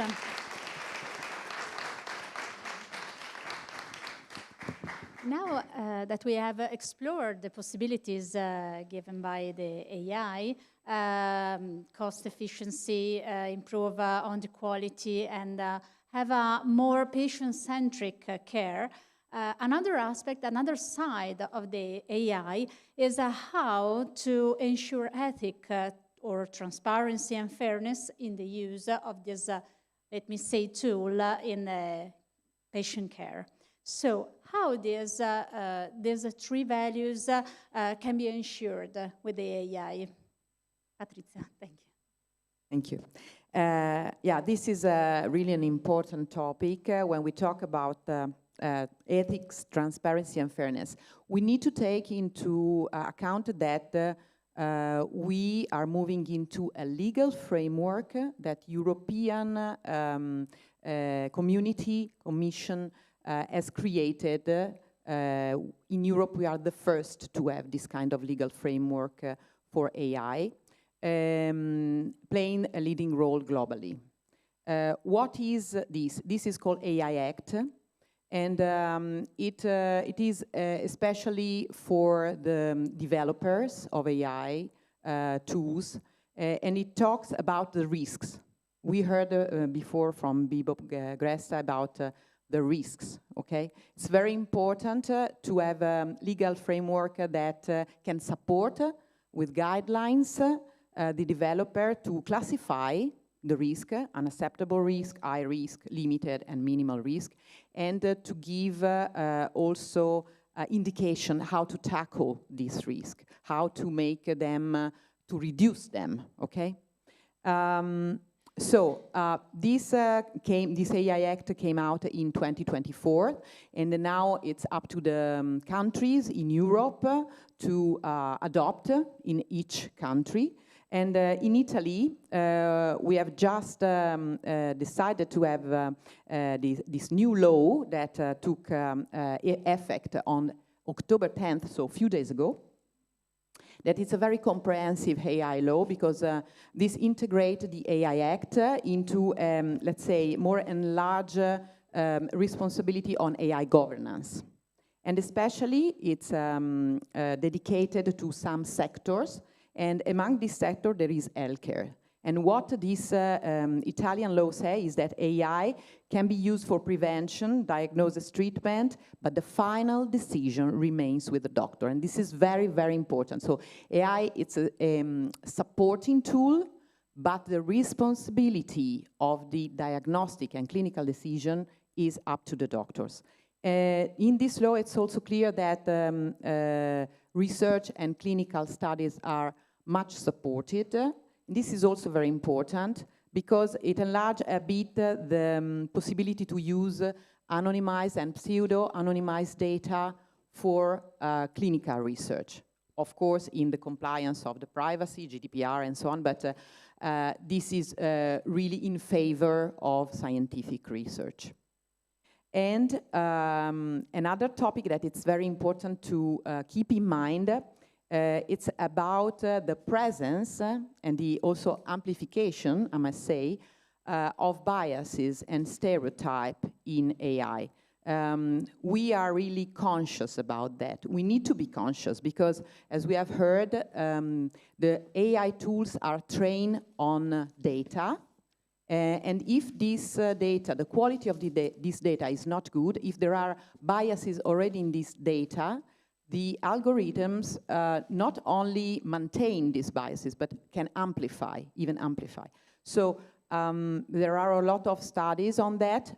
Also, we as a company, we are putting in place measures to avoid, especially here on gender bias, but also on ethnicity, for example. There is a lot of bias present in AI. There is also a recent study on ChatGPT-4 that demonstrates that it is not, let's say, trustable for clinical application and questions.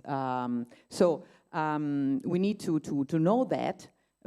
So this is the bad news. We have this bias, but the good news is that we know how to tackle that. We know the causes, and also through synthetic data to, let's say, the possibility to choose, to select the data set to train, we can reduce these biases.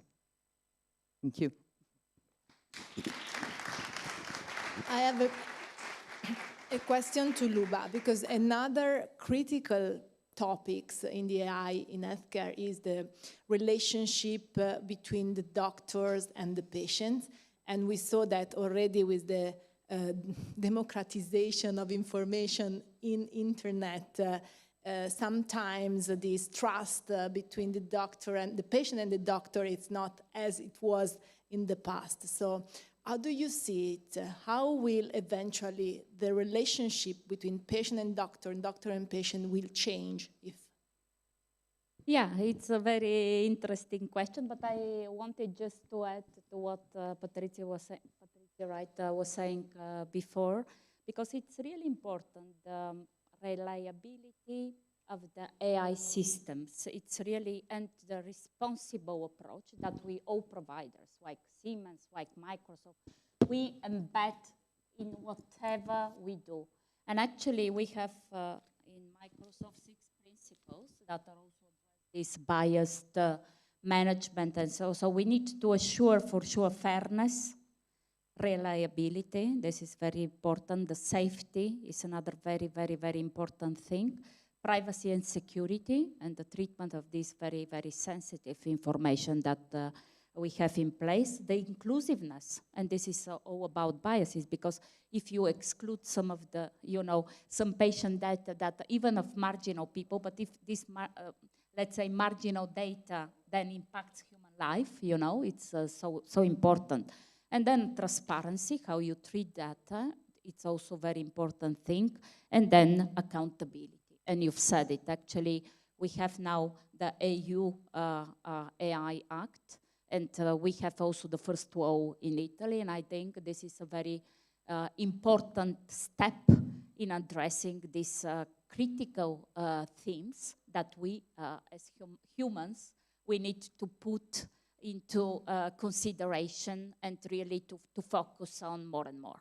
And this is linked to the doctor-patient relationship, actually, because also here, the fact to provide equitable access to everybody and also to the information, and you can look at this relationship both sides. From one side, actually, also the patients become more and more empowered because they have a lot of more information, so they can really do a kind of a self-service, let's say, preparation, more into the prevention space, let's say, because we are much more educated now. We know how to cure ourselves, also to prevent some of the most relevant diseases. We are curious, we learn, and this is a base that we can then put into, we can put into action in order when we really encounter our medician, our clinician, our doctor, in order really to understand more, to really use the accountability and also the reasoning and judgment of our professional to get most of it. So we should think also about this as a consequence. On the other hand, also the doctor is much more prepared and empowered because using the data for the image elaboration, for the record, electronic record analysis, gives them the power, but also the accuracy to look and to have actionable insights, and also not only to be reactive in addressing the customer needs, but also, as we said, more and more in a preventing mode, right? In, let's say, in understanding what could be the potential implications or some initial signs of disease, or could be captured much faster, easier, and so on. And then another point of view, somebody says, I have put additional insights because there is no let's say, strict response to this question, how it's changing. However, there is also a risk. Somebody could say, yes, there is a risk of depersonalization. You just elaborate a lot of data, you get the insights, you can have them even remotely, and you're done. No, I think this is where also I think the Italian woe comes to say it's the doctor's judgment. So if we leave to the doctor the power to have this data, all this information, and all this insight to then really spend time into face-to-face quality relationship, where also to apply the empathy needed in many critical situations, this is where I think all the health system and also our general treatments could have a very, very important impact. And then we know very well that currently the patients go, but I do it myself also. You go to, before everybody went to search engines like Google or whatever. Now everybody uses Gen AI, the different, assistants to get some insights, to understand more and more. But this is, as I said, this enrich and gives a bigger, let's say, bandwidth of knowledge also for us patients to do also, if you want, some constructive tension with the doctors and the clinicians, because we know much more. So we ask, we interact, and we also bring the interaction doctor-patient to the next level, in my opinion, and it's for the benefit of all of us. So it's a kind of a really empowering technology on both sides that could be used in order to enhance this relationship. I don't know, Patrizio, if you have a point here, but it's maybe we can afterwards, during lunch, we can hear also from you, what do you think? But yeah, there are different, point of view, but in my opinion, it will be for the benefit of all of you that we have this new technology to interact with and to get, in order to get the most of it. Maybe I will go directly, I don't know how much time we have, are we on time? But I wanted to bring 3 cases, examples how this technology is entering more and more in the healthcare industry. NHS is the National Healthcare Service in UK. Actually, they have started a very heavy, let's call it like this, AI innovation journey, embedding Gen AI in many of their workflows. And they started actually by giving a tool, in this case Copilot, because we have a very important partnership with the health service in UK. They gave to more than 20,000 care servants across multiple healthcare providers in UK. And what they already had as an impact, very important productivity gains. Actually, they have more than 70%. Think about this, it's almost less than a year. Already 70% reduction of all the administrative and routine tasks that each and every staff member or personnel had to do. And actually, many of them, more than 80%, said that they cannot ever live anymore at work without these tools, because it completely changed the way they interact, they summarize information, prepare clinician notes, and so on.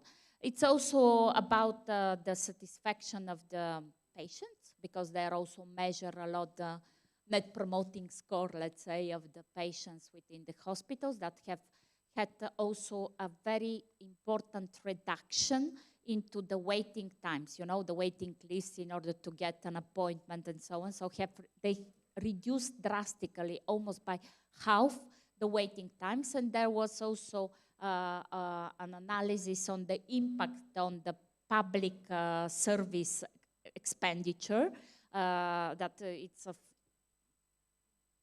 billions of pounds in the next 3 to 5 years already. And let's not think, you have seen before the trillions of savings for the healthcare system globally that we will experience after having this applied broadly across all the different markets. We have also some champions in Italy, Sarà, but also many other hospitals in Italy are already embedding this technology in order to have personalized clinical risk, better personalized services, improved patient outcomes, efficient resource allocations. But also my last slide is also about Novo Nordisk. I think many of you have heard. They're now one of the biggest, I think it's the biggest in terms of capitalization pharmaceutical company in the world. They are Danish, actually. And they have 100 years of history, but they had a boom in the last years. And they really, the impact here is on the research and development. By broadly embedding, they were one of the first companies, I think it was already 2 years ago, that embedded Gen AI, Copilot, all the different technologies within their most relevant high-impact business areas. And they reduced dramatically research and development times. Empowering teams also to work more collaboratively, integrating all their providers and external third-party collaborating value chain in order to really be much more impactful on the market. I think we are a bit late, so I would skip the Mentimeter and do the last question to Patrizia. So we saw some example from Luba. If you can also share an example Yes, sure. I brought this example. It's a specific project that we did as a Siemens Healthineers with Mantova Hospital. And it's an application on cardiovascular examination. So Mantova is one of the center of excellence, Mantova Hospital, for the cardiovascular intervention of TAVI. TAVI is trans-arterial valve implants. So it's a mini-invasive procedure, basically, for the substitution of the cardiovalves. And the target here, we worked together to make the procedure of the diagnosis of the needs for these implants more effective and accessible. What we did is basically did a comparison through a retrospective analysis on 50 patients with the usage of AI tools for supporting the radiologist to make the report and let's say the manual measurement from the radiologist on the images. And we compare, and you see the results were quite impressive because we got plus 75% of the measurement obtained with the software. Basically no difference between what the software evaluated and the evaluation from the radiologist, but big advantage of a reduction of 60% of the time in the analysis of the images. So just to give you a short example, but this can bring really good benefits on the clinical routine, because we are talking about optimizing the processes. We are talking also to reduce the variability in the examination, to be more adherence to the guidelines, and in ultimate, to increase patients who can be treated with these treatments. Thank you. So, thank you very much. Very last message, yes. I would like to, just to conclude. So we heard a lot of comments, but I want to give you this positive message that true artificial intelligence is not about replacing humans, but it's about extending our capabilities. Thank you very much. Thank you. Thank you. I think we could talk for hours, but it's now time to lunch. Okay. Everyone deserves lunch, so I think the lunch is served upstairs. Again, for security reason, if anyone needs to go down, we need to be, to refer to Valeria and the PwC colleagues. So thank you very much. Thank and you. we will be there in 1 hour, I think, at 2, but we will gather you again, okay? Thank you. Thank you, Luba. Thank you, Patrizia.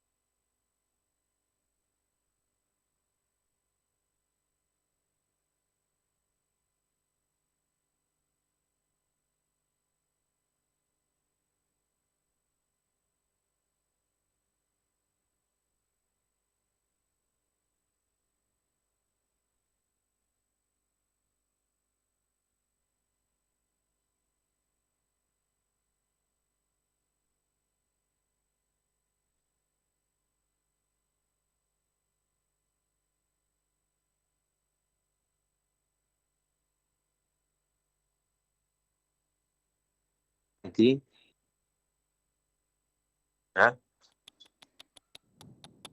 Eccolo.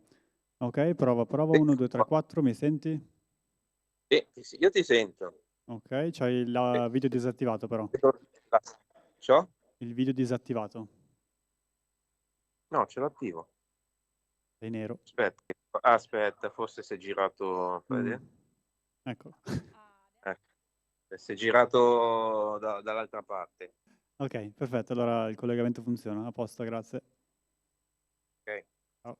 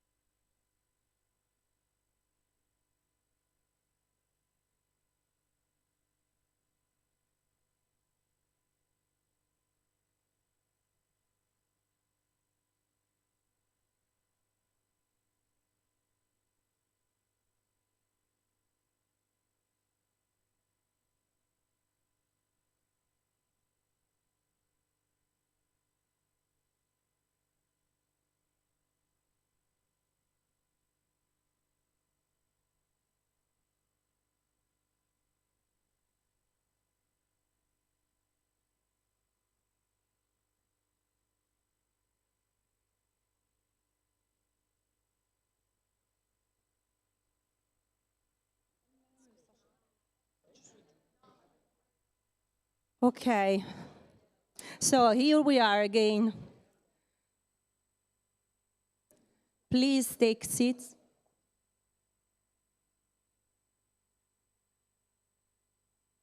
Okay, so first of all, I want to thank you for your presence again, but also I want to greet the people that are watching this reunion from home. There are a lot of people that are not with us today in a physical way, but they are looking what is happening here by our connection. So very, very welcome to them. So I leave the floor to Stefano Pilotto, our professor, and Professor Franco Bruni, that will join us in 20 minutes. Okay, so, Professor. Thank you very much. Thank you, Laura. Laura, if you don't move, I will say a word for you, Laura, and not only for you. Laura, today you started by saying gratitude, right? So I also would like to express my gratitude to all of you for your fantastic and amazing work. But I will add another word, which is congratulations, for how did you organize this and for the wonderful people that you succeed to call to attend this MIB Alumni Reunion. So I would like to start with this. But you deserve it, you and all the staff and all the people that have been working with you. So congratulations. Ladies and gentlemen, I'm very happy to share a few minutes with you. We would like to have a look on the world. Today in the morning, we have been discussing about the artificial intelligence, which is a crucial topic concerning our future. I'm not an expert on artificial intelligence. I will not go through that topic. I will also say it seems to me that is an amazing chance, an amazing tool, but I also would like to share my anxiety about the future of this. I do hope that the human being will continue to control the machine, and the machine will not go on by itself, and hopefully that the machine will not push the button to start a third world nuclear war. This is what I think in my head, because I'm always very, I pay attention on of course, the general international environment. Here we have also some of today's students in the MBA in Trieste. I will have the pleasure to be with them in a few days to discuss in a deeper way about today's world. And we need a lot of time to understand it. But nowadays, I have to stay here. Okay. We start to have a look on today's world, which is a very complex world. As we know, we have approximately 200 countries in this. We would like to have peace, cooperation, international business, international trade with all those countries. Here, I had the pleasure also to meet students coming from different continents. We have friends from Brazil, from Argentina, from Kazakhstan, from Russia, from many different countries, and United States of America. It's absolutely fundamental to know the other continents and to see how they interact.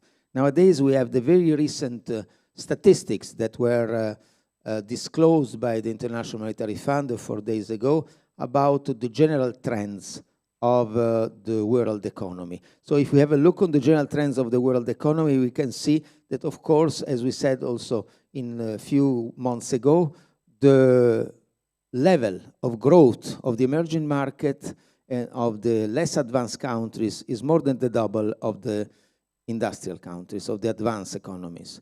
And this is a trend that will, for sure, end with a changing of the level of powers in this world. There is a transition. Some people are referring to the decline of the most important country, which is the United States of America.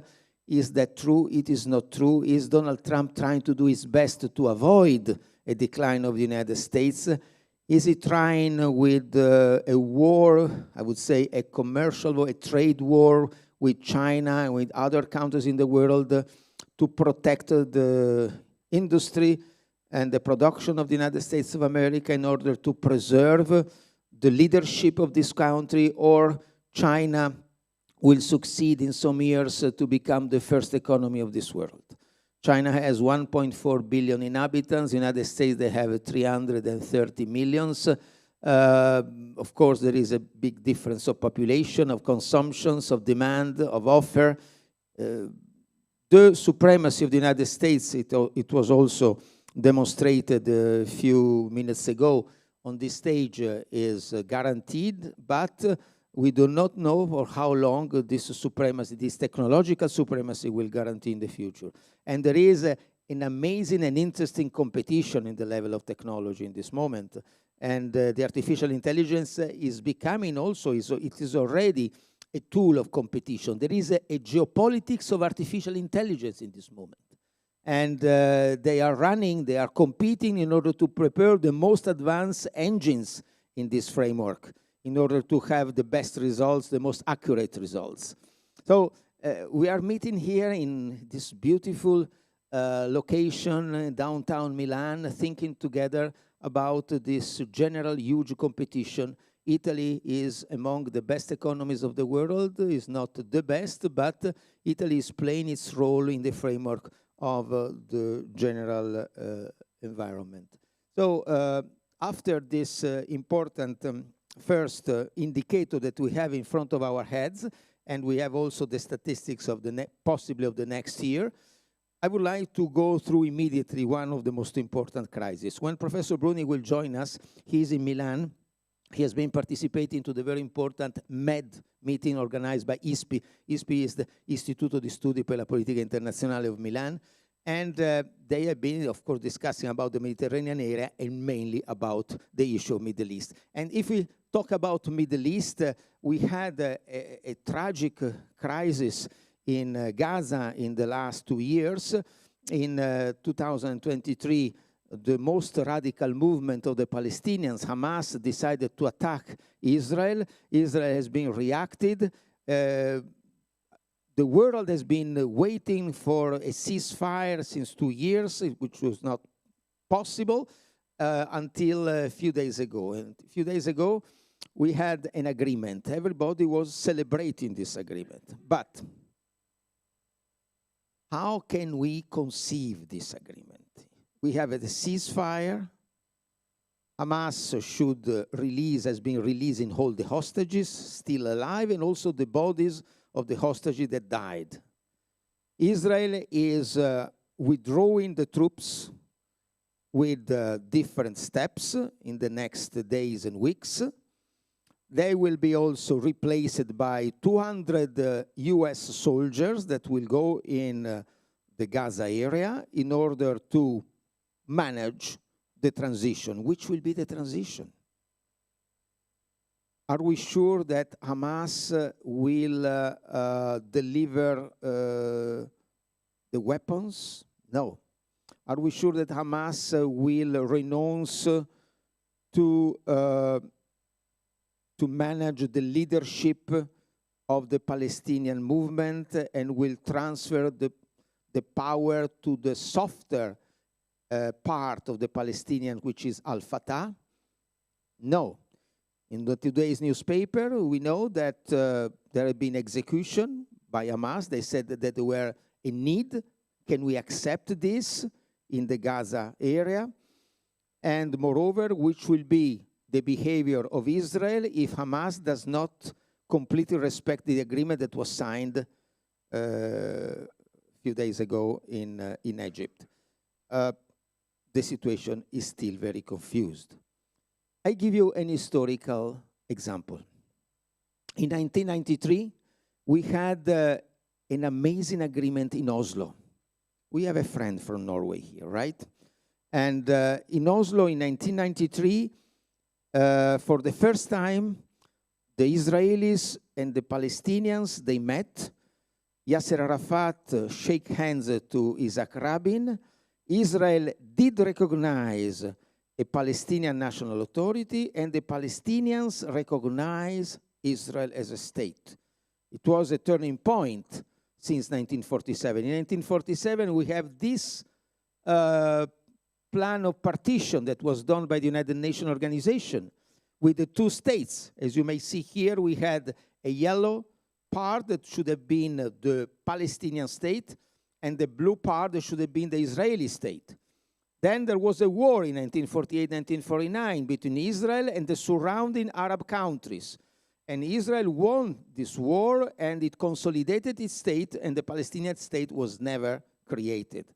For many and several decades, we had other crises, wars. Israel also occupied some territories in 1967, Gaza, Sinai, West Bank, and Golan. And then they gave back Sinai with the Camp David agreements in 1978-79. And then with the Oslo Agreement in 1993, they decided that the new Palestinian state should have been Gaza plus West Bank. But it was not done. So everybody was celebrating in 1993 the Oslo Agreement. Everybody said it is an historical agreement. Fantastic, but it was not implemented. It was not implemented. Now we will see the agreement of a few days ago will be implemented, will be respected, or are they starting again to fight? This is one of the most important crises that we have around us, because all Europe is involved in this. And you will see also from the social point of view, which were the reaction all over the world. The youth, the students, they've been organizing themselves. There were some movement to support the Palestinians. And you know, also in the United States, I would say the contrast between the White House and some of the most important universities in the United States, such as Harvard University, how strong it was. And we had it also in Europe. And then we have also the Jewish community living in Europe, in the United States, and all over the world. That, of course, they are also suffering a lot because what happened on the 7th of October of 2023. So the world is waiting for the creation of a Palestinian state, but it should be a secure Palestinian state.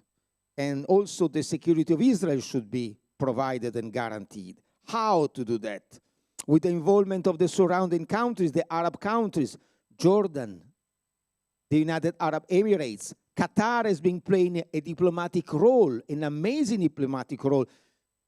Some of us say, Qatar, is this a relevant country, Qatar? Yes, it is. As many countries sometimes that can play a role in today's diplomacy. Qatar has been playing a major role in the agreement in the Middle East. But we do have, I go on quite quickly because we do not have so much time, but then if you have some questions, I can for sure answer to all your questions. Now, in the Middle East, we also have the big problem of the settlements of the Jewish colons in the West Bank. As you can see here, the red line is the wall that the Israelis has been built in the West Bank, and the West Bank should represent the Palestinian state. So what are they going to do if we recognize a Palestinian state? Are they moving? Ariel Sharon, who was the prime minister, general of the Israeli army, and then the prime minister, member of Likud, the conservative party of Israel in 2005, forced the Israelis to get out from Gaza. He forced them. Now, Israel will force the Israelis that are living in the West Bank to get out from there, or are they continuing to encourage them to go there and to live in the West Bank? This is also a big question mark. And how the international community will manage that. Will be the United States enough strong to force Israel to do something? We do not have this perception because the US foreign policy has always have been aligned with the interests of Israel until today. We are not sure that they will encourage them to get out from the West Bank in order to create a true Palestinian state in the West Bank, thanks to the generosity of Jordan, because that was a territory of Jordan. The Jordan delivered to the Palestinians. Without this generosity of Jordan, we would not have an area there where the Palestinians could stay. So this also is a very big issue that we have. And the European Union, how is the European Union behaving nowadays? Which is the unity, the efficacy of the European Union? Do we have a EU diplomacy? Is EU relevant in this moment in order to give a contribution for the general peace concerning the issues that are in Europe? For instance, the Mediterranean, in the Balkan region, in Ukraine. Do we have now EU action? Yes, we do have some bodies, but as far as we understand, the impact of the EU action is not extremely useful. And when Donald Trump went back to the White House in the beginning of this year, he decided to start a new age of diplomacy. He went back to the power policy that we had after the Second World War. Second World War, bipolarism, Soviet Union, United States, bipolarism. This year, negotiation directly between Washington and Moscow, which means we don't need EU. We don't need Ukraine, for instance, which is also a paradox, because if they are discussing about the future of Ukraine, we don't need Ukraine. That could be perceived as an offense to the Ukrainians. So EU nowadays has been quite divided. We have a different foreign policy in European Union, and the different states, they are not going in the same way. For instance, in the Balkan, do we have settlements in Bosnia and Herzegovina, in Serbia, in the issue with Kosovo? Do we still have a peace there? Is the European Union acting in order to facilitate the integration of the Western Balkans in the European Union in the last years? No. Are they paying attention to the identity? Laura was, during her introduction, she was referring to identity. Identity is very important. We are now living in a moment in which the sovereign states are getting more and more power. We have a political party that are souverainist, as they say in France. So they pay a lot of attention about the weight of their sovereignty. And the Balkan region, the importance of culture, of identity, of the very old monasteries that are representing a pillar for the identity of the population. The monastery of Decenni in Kosovo is representing a pillar for the Serbian civilization because they found there the first document written in Serbian language, for instance. But the policy of EU toward the Balkan is not really an homogeneous policy. They try to arrange both things, but until today, we do not consider that the policy of the European Union was really a neutral one. Moreover, we have several crises in Middle East. One of those, for instance, is in the crucial area of Caucasus. For instance, we can consider the Nagorno-Karabakh. Are we sure that the crisis of Nagorno-Karabakh is finished and resolved? We also had among our students from Azerbaijan and students from Armenia. And Nagorno-Karabakh, in the last months, the Azeris occupied all the territory of Nagorno-Karabakh after the withdrawal of the Russian troops that were guaranteeing the Armenians living there since many, many decades. And we had a huge flows of refugees, of Armenian refugees from Nagorno-Karabakh that went to stay in Armenia or in other areas. And that reminds to us, to our Italians, for instance, the tragedy of the exiled people from Istria, Corner and Dalmatia after the Second World War, and the tragedy of people that could not find really an area where to stay, and they were not welcome as they should have been welcome after the tragedy of the Second World War.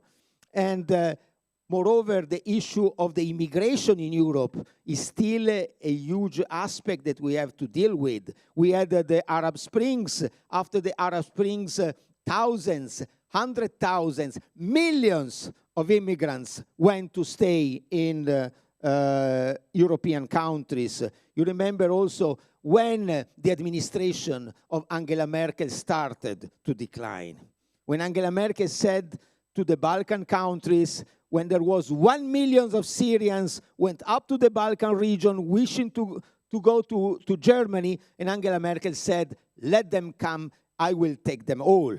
And after that decision, there was a new party, Alternative for Deutschland, in Germany that nowadays is growing and growing, which is a big opposition to the today's government of Mr. Merz.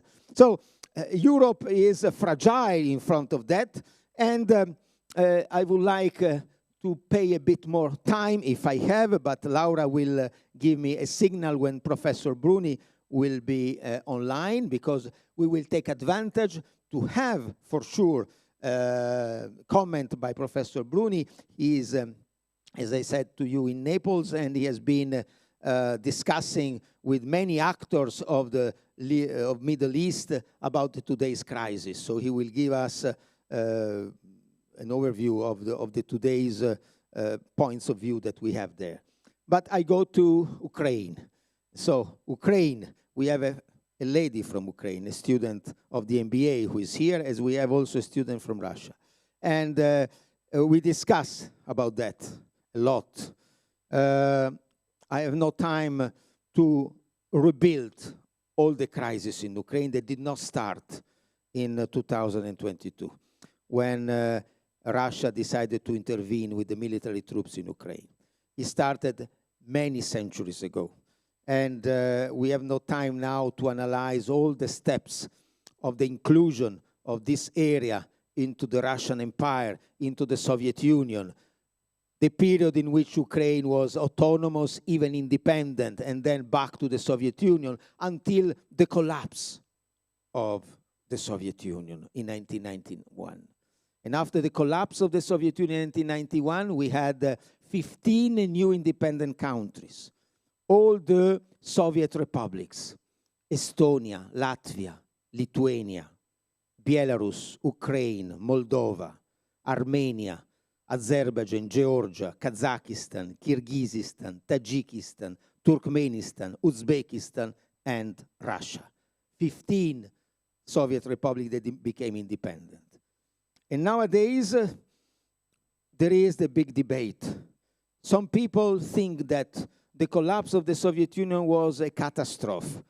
For whom was a catastrophe? For some of the people that were living in the Soviet Union, because there was the big problem of the Russian population living outside of Russia in the former Soviet republics, and how to manage the protection of the rights of those Russian population living outside of Russia. But then the independence of many countries, they wanted to manage their independence from the sovereign point of view. And this is today's issue. And we have to of course, link this with the expansion of NATO security organization, which was a very important security organization, was created in 1949 during the Cold War, when in this side of Europe, in the Western Europe, we were looking at the Soviet Union as a threat, wishing to enlarge itself. And so in 1949, we created the Atlantic Alliance and NATO, which is the military tool, the defense, integrated defense tool of the Atlantic Alliance. And Italy was among the original members. We have 12 members in the beginning. We had the United States of America, Canada, Iceland, Norway, Denmark. We had Belgium, Netherlands, Luxembourg. We had France, United Kingdom of Great Britain and Northern Ireland. We had Portugal, Italy. We had 12 members at the very beginning. And then we had enlargement of NATO. In 1952, we had Greece and Turkey, and so we were 14. In 1955, we had the Western Germany, we were 15. In 1982, we had Spain, we were 16. In 1990, with the reunification of Germany, we also had the former Eastern Germany that became part of Germany as part of NATO, but we were 16 members. Then in 1999, a few days before the bombing of Yugoslavia, in 1999, we had Poland, we had the Czech Republic and Hungary.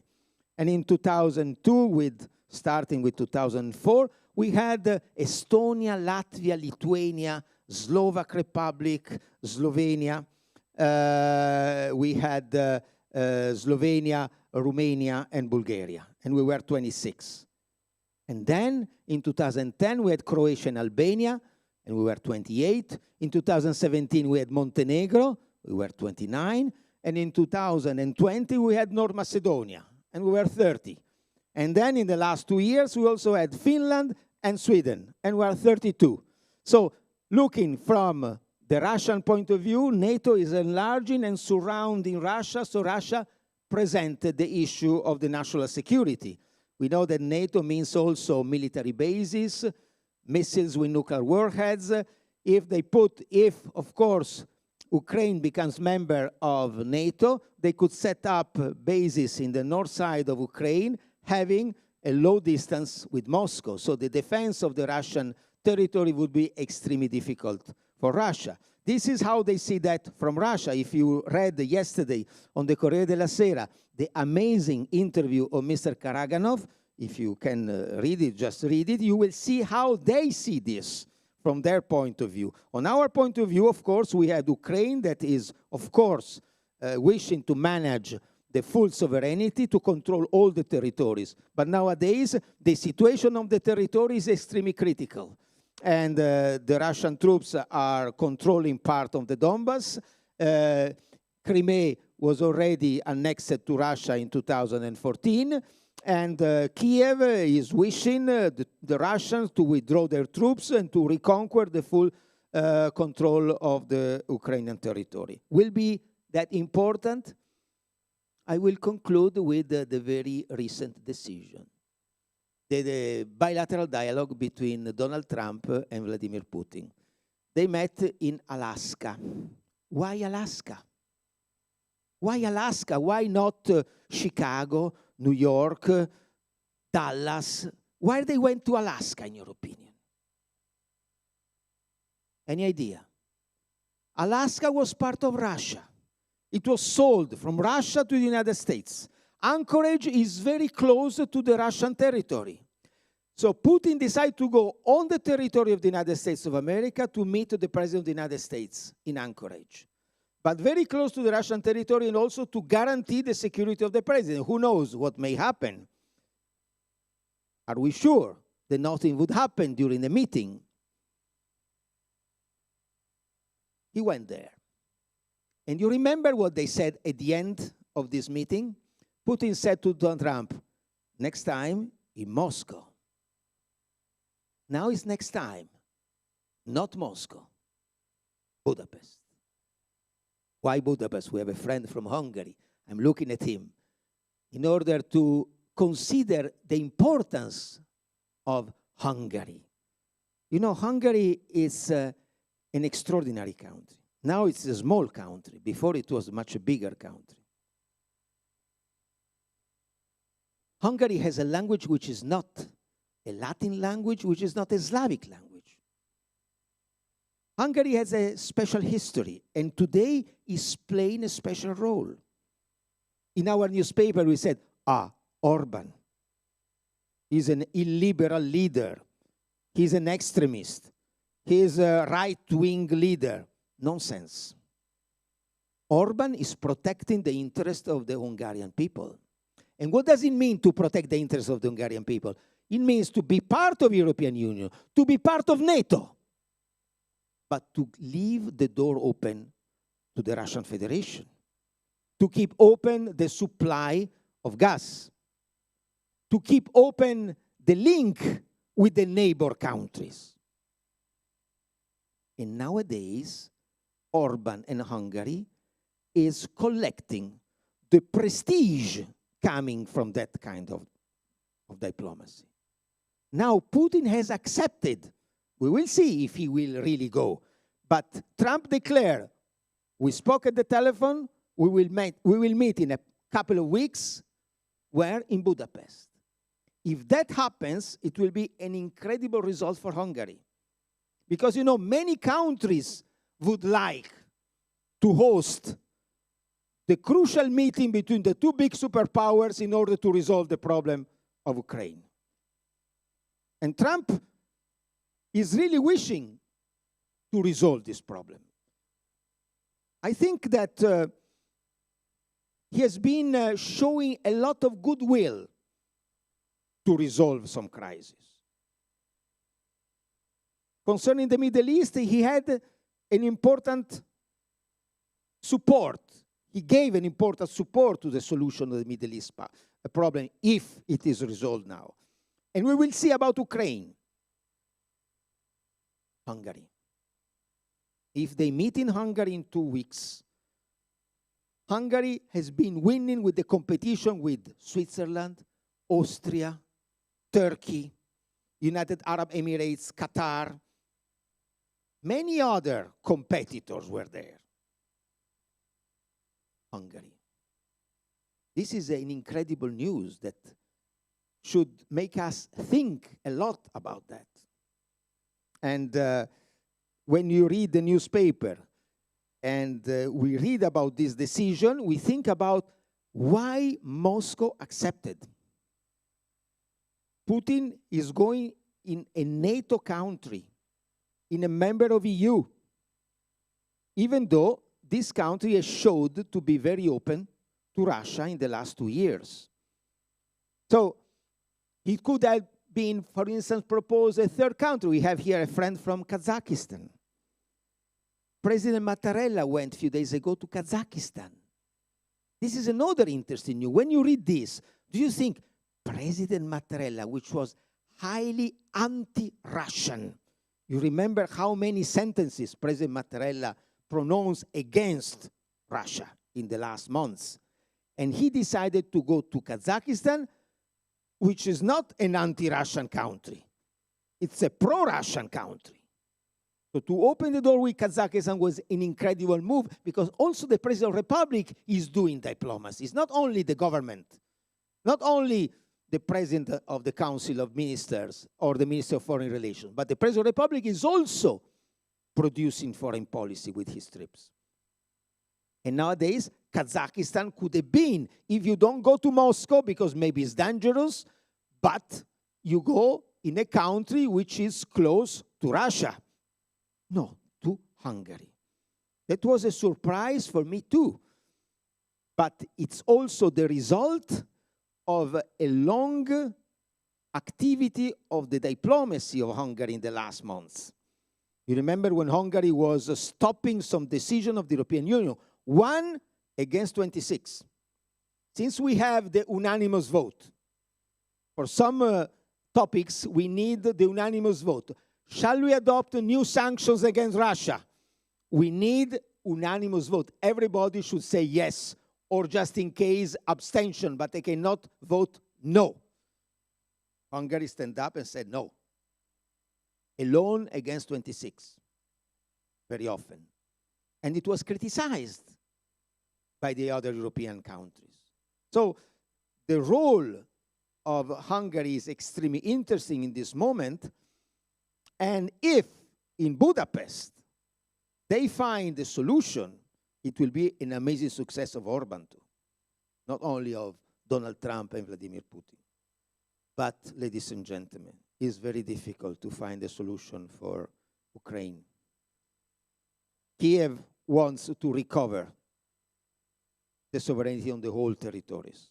Russia says, we want to preserve the rights of those people in the eastern side of Ukraine that wants Russia, that speaks Russian language, and they want to be part of Russia. They've been annexing 4 districts. Luhansk, Donetsk, Zaporizhia, and Kherson. The Russian troops, they do not control all the districts. almost 100% of Luhansk, 75% of Donetsk, 75% of Zaporizhia, 75% of Kherson. In Anchorage, in Alaska, Putin said that they are available to stop, to annex only the territory that they really control with their troops. But Kiev is not accepting this. Or this president of Ukraine might say, I will never sign such an agreement, and maybe a successor of Zelensky might sign. Who knows? The US diplomacy is working hard in this sense in order to find an acceptable solution. But you know, diplomacy is the art of compromise. Otherwise, they go on with weapons. Von Clausewitz was saying, you know, the war is a way to continue politics with other ways. And we had weapons, we have people dying, we have incredible trials and hurts in this moment in that part of Europe. Is Ukraine Europe? Yes, it is.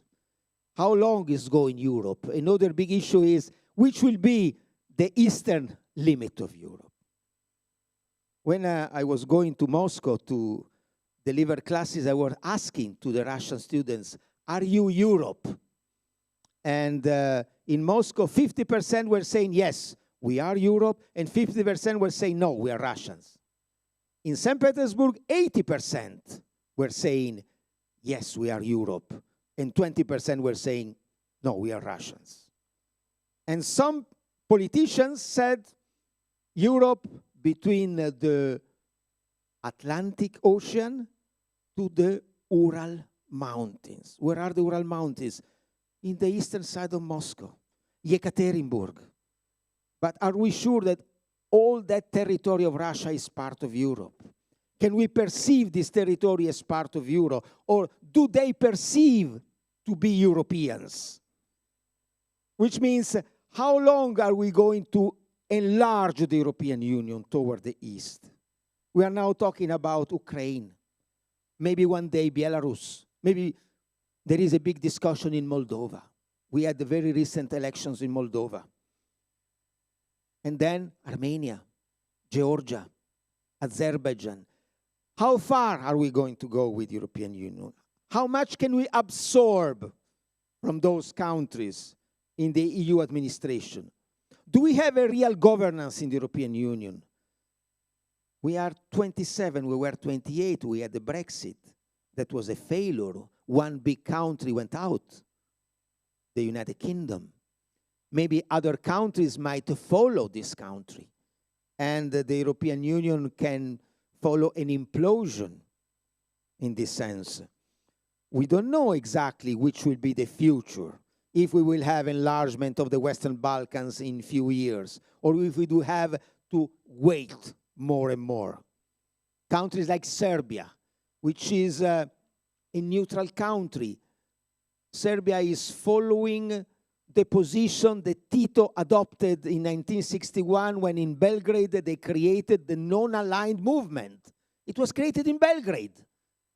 Tito was the leader that after the conference of Bandung in 1955 decided to create the non-aligned movement.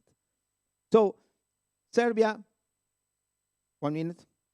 Serbia is also a crucial country in the heart of the Balkan region, opening the door to China, to Russia, to the BRICS country, because there is a big block of the BRICS opposing the Western countries. We have a new Cold War, a new competition in the economics, in the military, in politics, in the way of conceiving life, in the way of conceiving the international law. We have a world in disorder. But this picture that we have in front of us today is giving to us, of course, the opportunity to discuss. And if we do not have a lot of time now, we will have time also during the dinner today to go ahead to discuss, just for those that are interested on that. Thank you very much for your attention.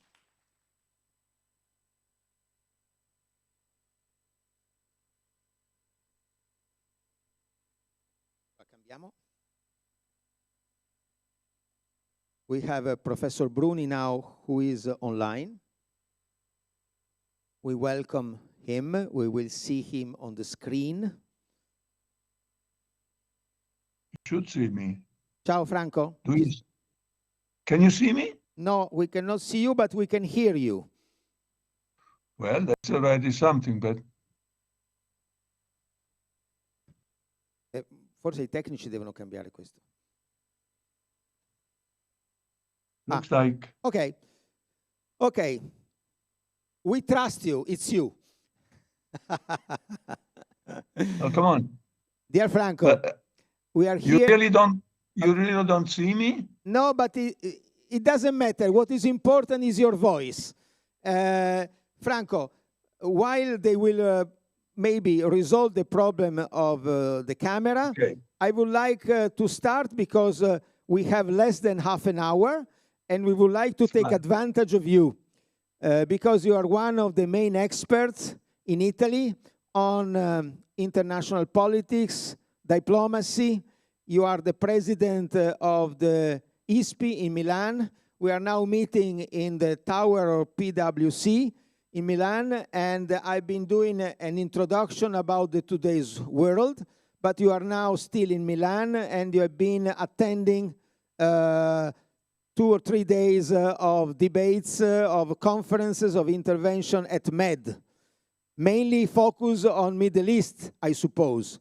Would you like to tell us a bit about the picture, today's picture of that? Well, I spent 3 days extremely exciting with a lot of interactions between practically all the Mediterranean countries. There were also the Balkan countries, but I must say that the attention was concentrated on the Middle East. We had the possibility to host both the foreign ministry of Palestine, lady, very gentle lady who lent herself to discuss freely with everybody. And then there was also the visit of the foreign ministry of Israel, which was much less public, if you want, super protected by the service, security services. But he had the possibility to give a talk and to interact with our foreign ministry, Tajani. I also had the possibility to exchange a couple of words with him, but I must say that the most interesting representation of the Israeli case was done by the so-called the opposition. So we had 3, 4, 5 think tank experts coming from Israel, but clearly critical of the policy of the government, and very much projected into the future and the long-term future, where they hope to see a different type of Israel and a different type of Middle East.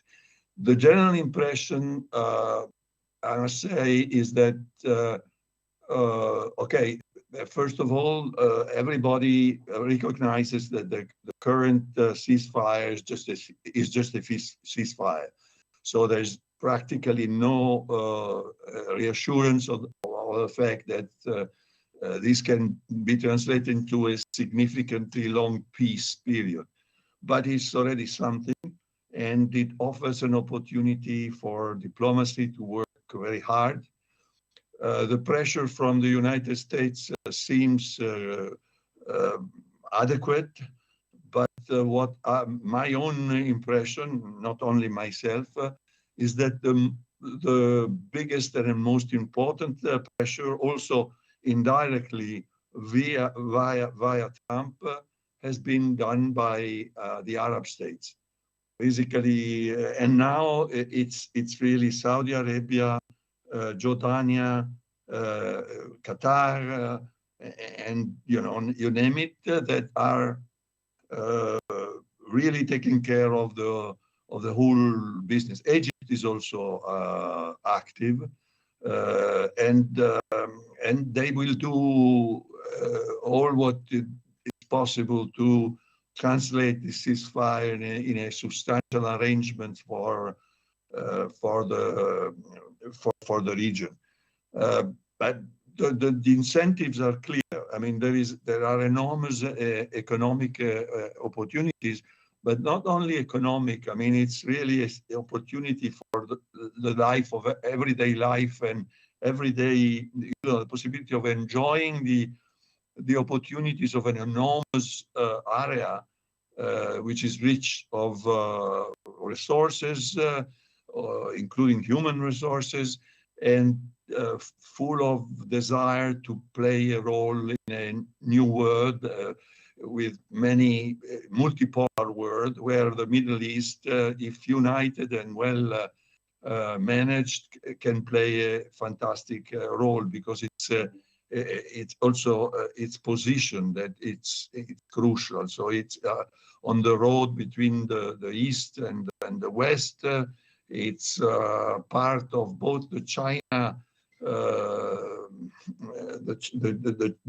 China infrastructure for connecting with the West, and with the plans of Europe in particular to connect with India, Indonesia, and then even China.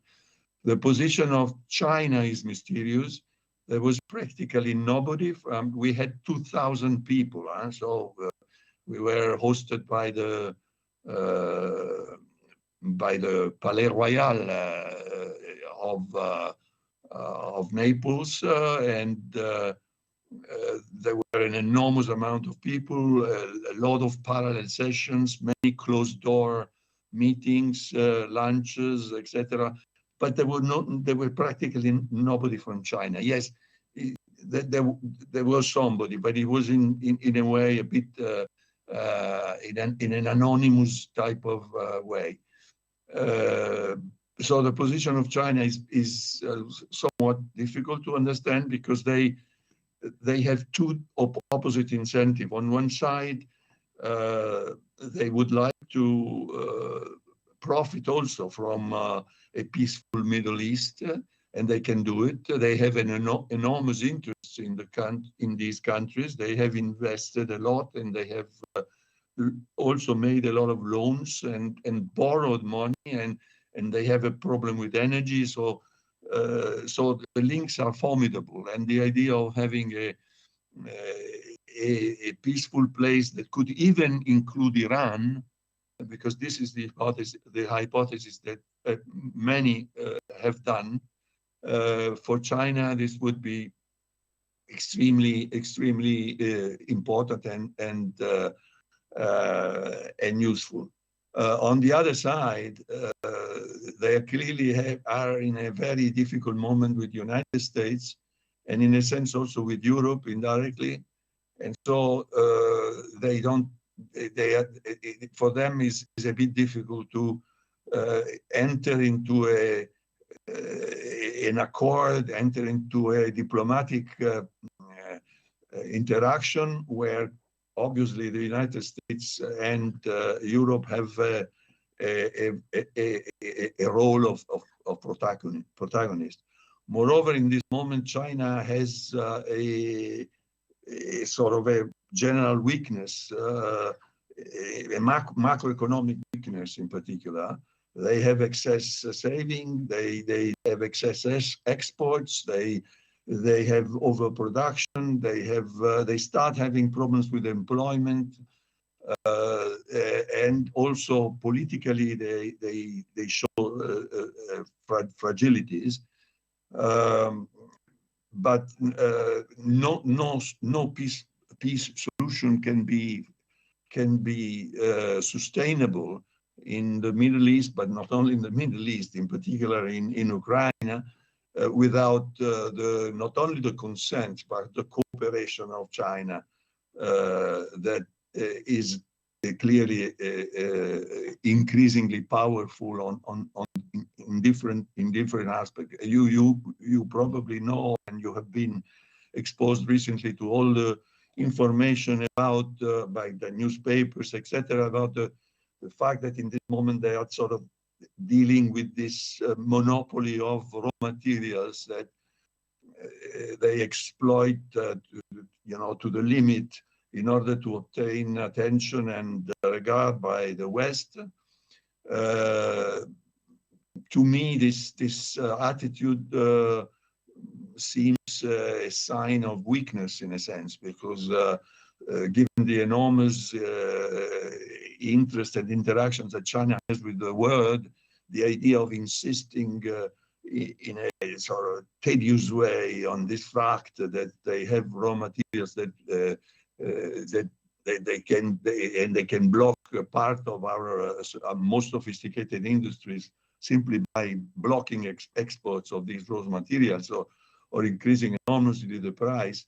Well, this I think it's a sign of weakness. Also because there are other places in the world where these raw materials can be found. Leaving aside Russia, that clearly it's out of play. In the Middle East, in particular, there are a certain number of these precious rare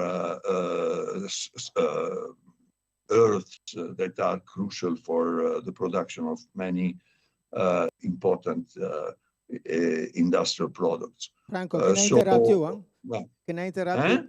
Can I interrupt you to ask you a question? Yes. Of course, in Naples, nobody talk about the definition of a Palestinian state. No. As you know, the pact has been signed has a very weak reference to a Palestinian state. There is a reference. Even Trump has signed a document where the Palestinian state is just a hypothesis for the future, and therefore there's no hope that anything substantial will happen on this front.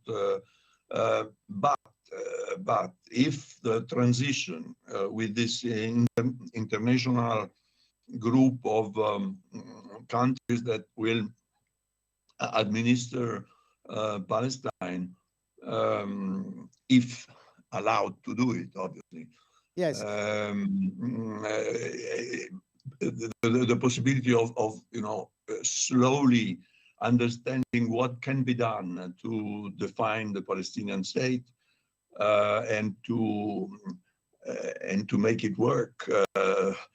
It's very difficult because the Palestinian state includes the West Bank, and the West Bank is practically occupied by Israel, so it's a bit of a mess.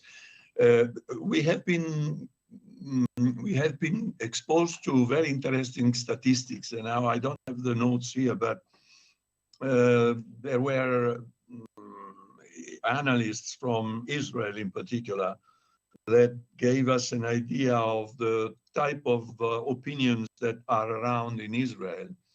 And first of all, the 2 million Palestinians that work in Israel and that are totally integrated with the country are sort of homogeneous in desiring peace, in stopping the war, changing the government, and working on the possibility of the Palestinian state. So this is already, these are already 2 million people. Then there is the rest of the population, and the opinions are divided, but the large majority of the population, let's say 60-65%, if I remember, are strongly against the continuation of Netanyahu policies. But when asked, would you accept the creation of a Palestinian state? They answer very negatively, except if you put the question in a very gradual form. Let's say if you formulate the question saying, would you approve of a policy that gradually increases the effort of and so to get to a Palestinian state? Let's say half of them would say, well, yes. But if you put the question in a little bit more, concrete and short-term, they would say absolutely no, not. They still have the idea that in order to survive, they have to defend themselves from the Palestinians and from the Arab countries in any case. Franco, if you agree, I would leave the floor to the audience. If anyone wants to ask questions, then they can take advantage of your presence, and we might give some answers to them. Do you agree? I am available. I'm sorry, I've been very late, but it's a bit of a mess here. Good. Let's see if anyone would like to ask questions on what has been said until now, or if you want to raise new issues concerning the international environment and the geopolitical tensions affecting the international business. Good. Nobody has questions, so I do have questions. You have been saying that close to 2 million Palestinians are living in Israel and they are integrated. But my question is, are there mosque or a temple for Muslim praise in Israel for those 2 million of Palestinians? Do you know if there are or not? Sure. Absolutely.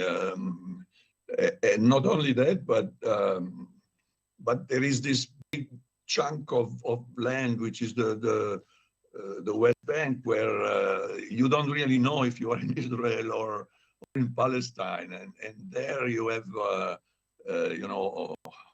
all what you need to celebrate. I'm sorry, are you still? Do you still hear me? Because I yes, we can hear you very well. Okay. So you see, yes, this is a possibility, but many of these 2 million are really highly integrated in the sense that they are, not that religious. They are working hard in the industry. Many of them are also scientists, medical doctors, highly specialized also in digital issues. I mean, it's a very alive part of the population of Israel. And this is what makes the whole story absurd, you see, because... I have another question. Let's raise, we have among our audience few former students from Brazil. Let's talk about South America and Brazil, also because another big issue is the conflict between the United States and Venezuela. You have been reading that the United States, they are hitting some boats that from Venezuela are moving, and they pretend that they are full of illegal drugs. But this is the old conflict between Donald Trump and Nicolas Maduro. Brazil is part of BRICS.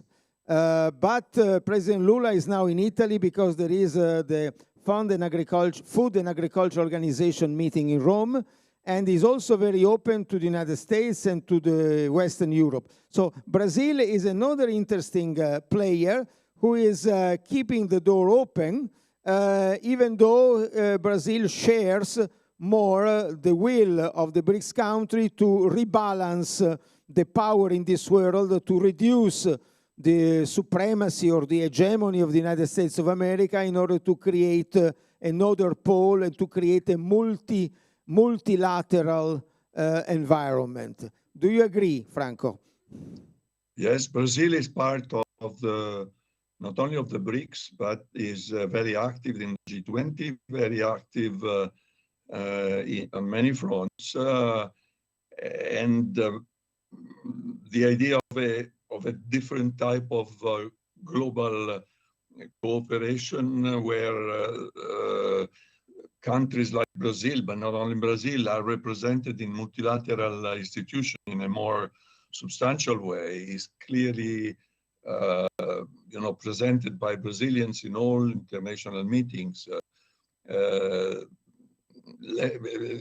So Venezuela it's a different story, obviously. Venezuela is a disaster, and even there, the resources are extremely abundant, and so it's a country that could live in a very comfortable way, but is ruled in a terrible. And in this case, the action of Trump, is still a bit mysterious because it's practically completely controlled by secret services. But there are these bombings of drug boats that are clearly frightening a large part of the let's call it mafia that is prevailing in Venezuela. Brazil is clearly helpful in all and would enjoy a lot a different type of Venezuela. I ask you a final question. We have a question in the audience. Introduce yourself. Good afternoon. Thank you very much for. Good afternoon. Thank you very much. My name is Nicolas Vignoli from Argentina. Yes. Thank you, Professor. Thank you, everyone. My question is: there has been many civil unrest or conflicts in different countries. For example, in Madagascar, where the French government had to help the president to flee the country. Also, there are some civil unrest in Ecuador as well with Mr. Noboa. Is this coming from the population, or this is something, we are coming back to the 70s where there were governments backing this kind of unrest, trying to change the regimes of the different countries, and why in Venezuela it's not being effective, this kind of procedures, let's say. Thank you. Thank you. In order to give an answer to your question, you really needed a super expert of these countries. My impression is that these populations, these countries, should solve their problem themselves. I mean, any foreign interference can have a sort of a short-term effect, but it does not hold. I mean, there's no possibility of having a resilient progress in this way these countries are governed if the populations themselves do not realize that they have to behave in a way that cannot be captured by populism as it is. And I think that Brazil is probably going through a very fruitful transition, because they have a very diversified population, and they interact in a way that will sooner or later deliver a modern country. In Argentina, it's a mystery. I mean, I think Argentina is the South American country that I know better. I've been there several times. I have friends there. but I don't understand. I don't understand the country. They have enormous resources also from a human point of view. They are extremely civilized. They have all the notions and all the possibilities to be a country that works perfectly, but they are unable to behave especially on the economic front. They tend to try to avoid any financial discipline, and they keep saying that the rest of the world must lend them money, lend them resources, and the IMF in part does this under the obviously the stimulus of United States, but that is because the United States themselves have their own interests in keeping the country alive, but Argentina is clearly in a strange situation. Thank you, Franco. I think now we can close here. Thank you very much for being with us. We really appreciate your time, also because you are seriously engaged in this international meeting in Naples. But we appreciated a lot your contribution during this 1 hour of geopolitical analysis of the today's world. Thanks a lot to you. Thank you to you, and hope to be able to soon meet again MIB students and past and future. Thank you, Franco. With more calm. Thank you, Franco. Bye-bye. And now I think we can close. Thank you. If we do not have more questions. Yes, for there is a Professor question. Pilotto. Please. Okay. You have to use this for people from home. Thank you. Very quickly, about Taiwan. Nice to meet you. Who are you? Carlo Quaccia from Milan. Just a quick question about Taiwan. Do you think there could be a chance of conflict with China, or it's just a dream or a nightmare, probably? Thank you very much for your question. I will be short because otherwise I could take 1 hour to speak about Taiwan, but thank you for the question, because I've not been speaking a lot about China and the problems around China. We can include Hong Kong, Macau. Okay, Taiwan. After the Second World War, we had two Chinas. The National Republic of China and the People's Republic of China. The Western world has been recognizing as legitimate China only the National Republic of China, run by Chiang Kai-shek and the Kuomintang Nationalist Party of China. And they were staying in Taiwan. In 1971, thanks to the ping pong sport, I don't know if you like ping pong, but it's very important for diplomacy. The United States, they sent their ping pong team to China, to People's Republic of China, and they started to have a dialogue. And then President Nixon decided to recognize People's Republic of China. And there was the replacement in the United Nations. Taiwan was expulsed by the United Nations and replaced by the People's Republic of China of Beijing. But the United States said, we will protect Taiwan. The Chinese consider Taiwan is part of China. Well, if you see the statistics also of the International Monetary Fund, they don't say Taiwan, they say Taiwan province of China. Now, Beijing considered that it is in the spirit of the history that Taiwan will join China one day. As Hong Kong, that is a capitalistic enclave, has been transferred to China by the United Kingdom in 1997. But then we need 50 years of transition. That's why we had problems in Hong Kong, because Beijing wanted to control Hong Kong quickly without waiting 50 years. We have to wait until 2046 to let Beijing have full control of Hong Kong. Even though Hong Kong now is part of China, and Macau is the same. It was a Portuguese colony, and we have to wait 50 years. For Taiwan, we have two options, a soft one and a less soft one. A soft one means to make an agreement, to have a transition period, but then Taiwan will be part of China without fighting. A less soft would be China takes the control of Taiwan. But then which will be the reaction of the United States? That's why the conflict in Ukraine is connected with the issue of Taiwan.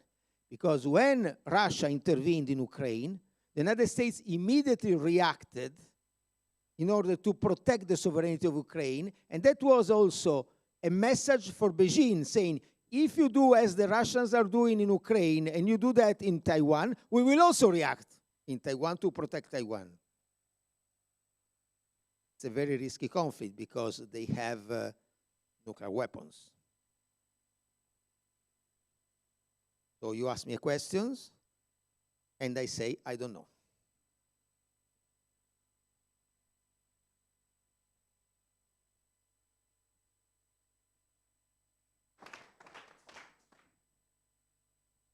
Thank you so much, Professor Pilotto and Professor Bruni also. Now it's time that we make some movement going up for a coffee. And we have 20 minutes before the next session starts. So take these 20 minutes, recharge your battery and share ideas, and then we find in 20 minutes here.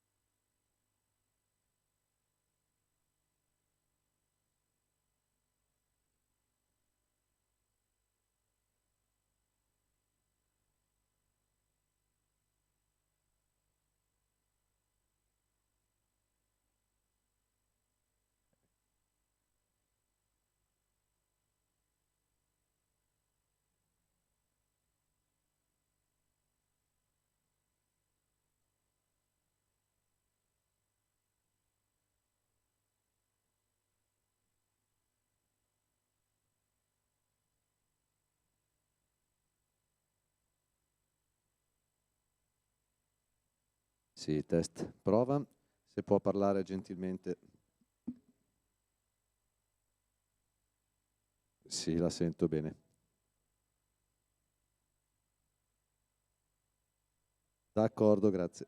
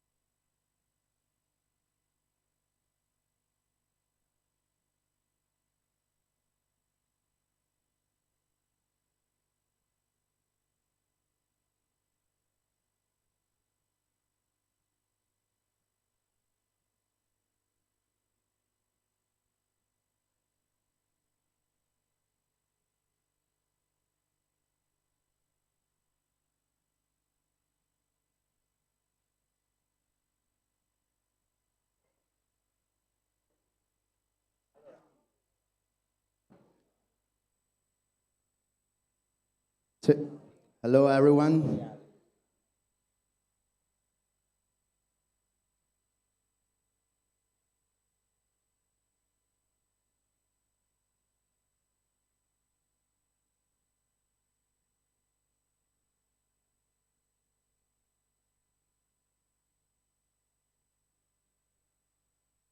So did you enjoy the day?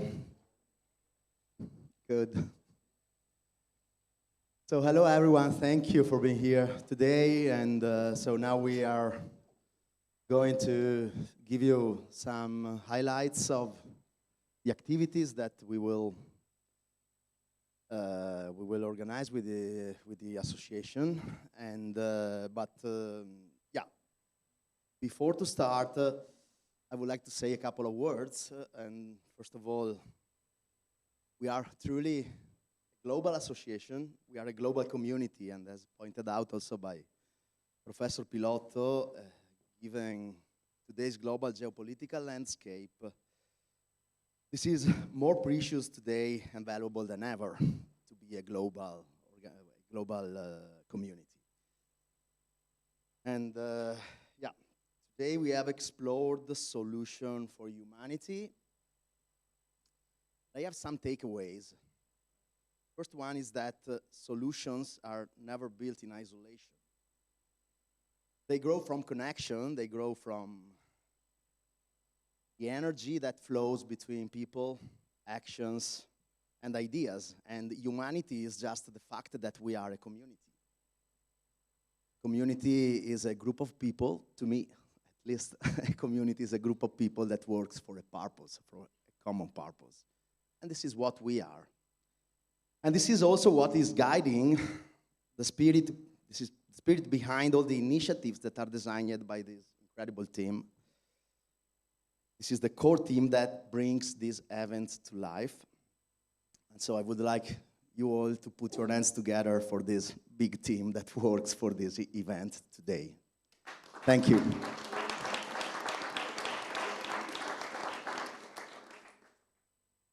And what it is clear and what it is our proud also as a governing council is that today we had the confirmation that our community is smart, is creative, is alive and active.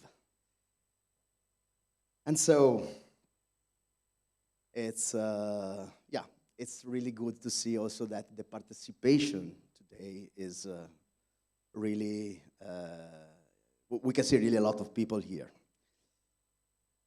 Now we start with our assembly, and Laura will share some insights about purpose and strategy of the association. Then Nicoletta will walk us through last year's achievement.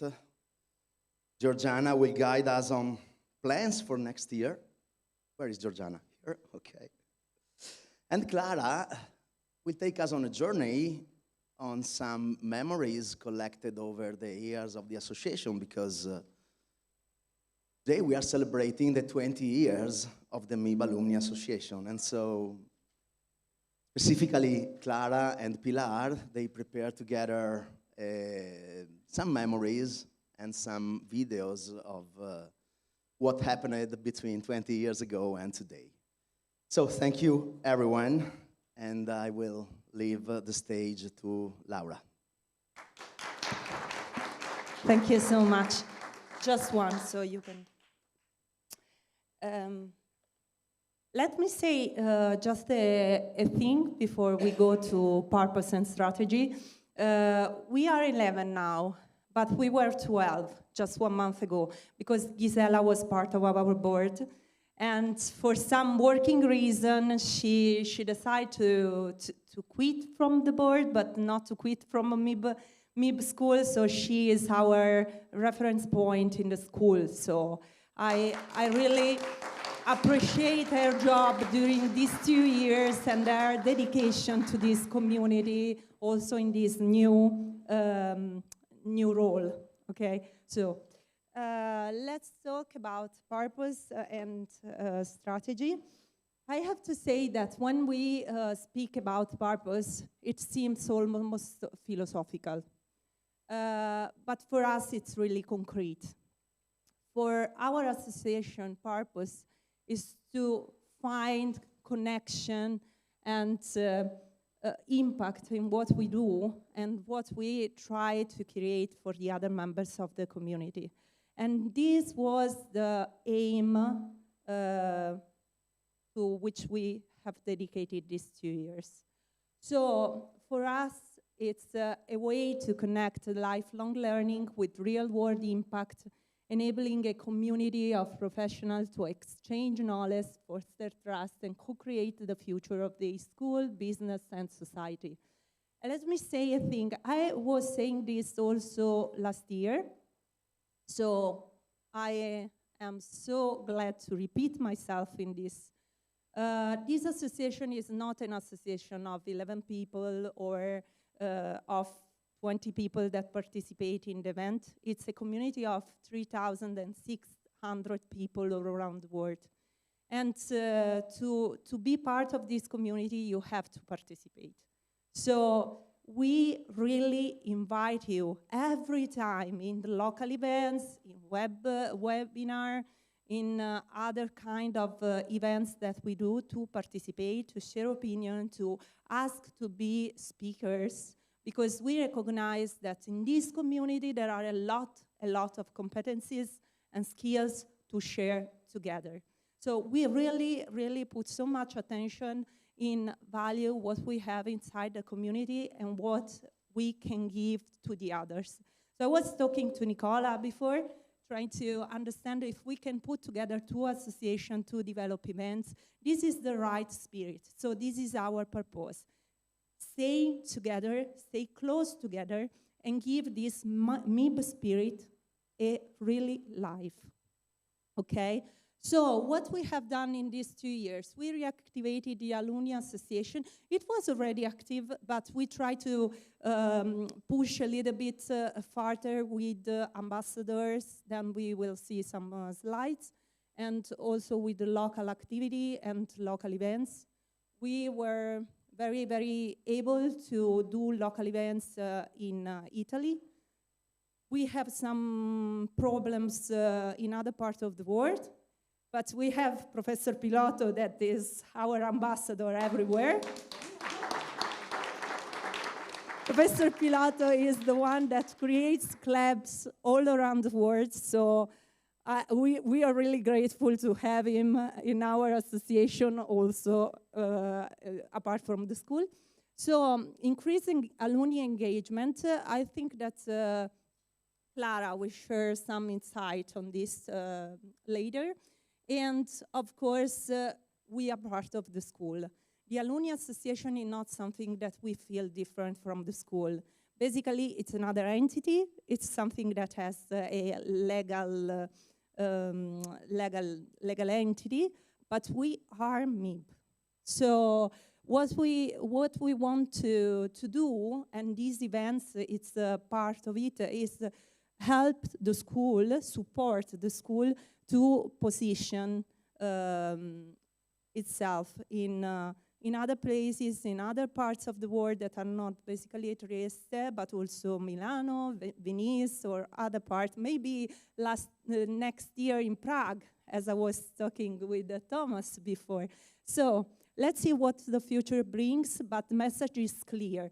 Please participate. The community and the Alumni Association is ours. So I will leave the floor to Nicoletta, maybe.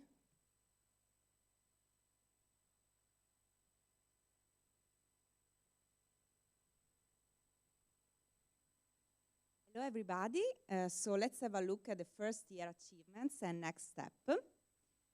So since we started, as Laura was saying, we try to engage the MIB community by creating platform where we share knowledge, creative ideas, insights, and we try to involve more and more in the community in activities like local events, by also asking our alumni to be the speakers for these talks and webinar. So our slogan has been knowing what the community knows. So this is the first step to shape our activities and to customize them to our community. For example, artificial intelligence was one of the topics that emerged as first as a main topic of interest via our survey that we ran at the beginning of our experience, and even via other local events, webinars, and reunions that we took during the years. So, MIB Alumni Talks and events have been useful for us to create this solid network of professionals, people that wanted to share experience, and via MIB Alumni Talks that we started in 2024, we reached this target. So MIB Alumni Talks are local events that we use to involve not only alumni but also friends, so even we enlarged to friends, where we took roundtables, discussion on several topics to strengthen, of course, our community connection, with also a part dedicated to entertainment. These events created also the possibility to collaborate with some important companies, like the last one in Milan with Siemens. We ran 15 events in 7 different locations, not only in Italy, on a wide range of topics, talking about conversational agility, artificial intelligence, geopolitical insights, leadership, and so on. Our aim is, of course, to continue in this way and to consolidate even the webinar format for the future MIB Alumni Talks. We will have the first webinar from black markets to smart tech very soon. We will share more details on it. Then the reunion, of course. For us, the reunion needs to be meaningful, so focus on topics that are, of course, of interest of our community, then innovative from the, let's say, location side and even the format, inclusive and entertaining. Last year, we ran the first reunion outside from Trieste in Venice, and today we are here, so let's see what the future will bring us. Then, as Laura was saying also, we reactivate the ambassadors by running some calls with them, talking about local activities, a possibility to reconnect. We share with them even the database of our alumni in order to support them with their local events. We also supported them for their activities. And we started the initiative Meet Our Ambassador, a project that aims at sharing the professional journey of these ambassadors, trying to inspire our community and showcasing their contribution. Another important thing for us is the participation to the graduation days. We participated in 10 graduation days. Why this is very important? Because in this way we can introduce our association, we can promote, of course, the school, reinforce again this, the importance of the network of the alumni association, and engage the alumni. So we are strongly committed in them, and we will continue to do that for the future graduation. I give the floor now to Clara to show the communication effort. Thank you.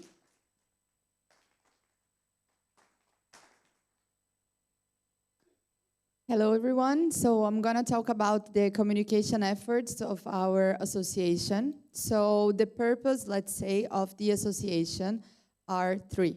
To foster discussions with an active, informed, and socially responsible approach, gather value feedback, engaging the community, leading to new connections and strengthen relationships, and share knowledge and unlock valuable insights.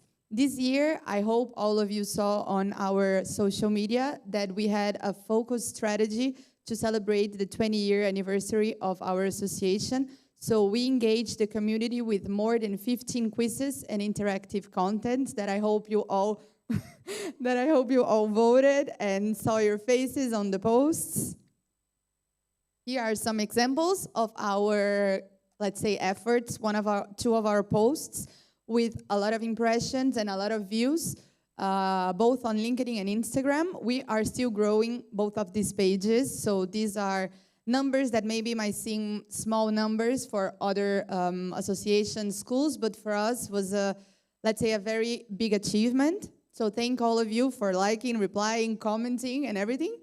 And here below, just an example of an interactive quiz that we made. So we asked which year the people thought was this reunion about with the years, and then we posted the answer, let's say.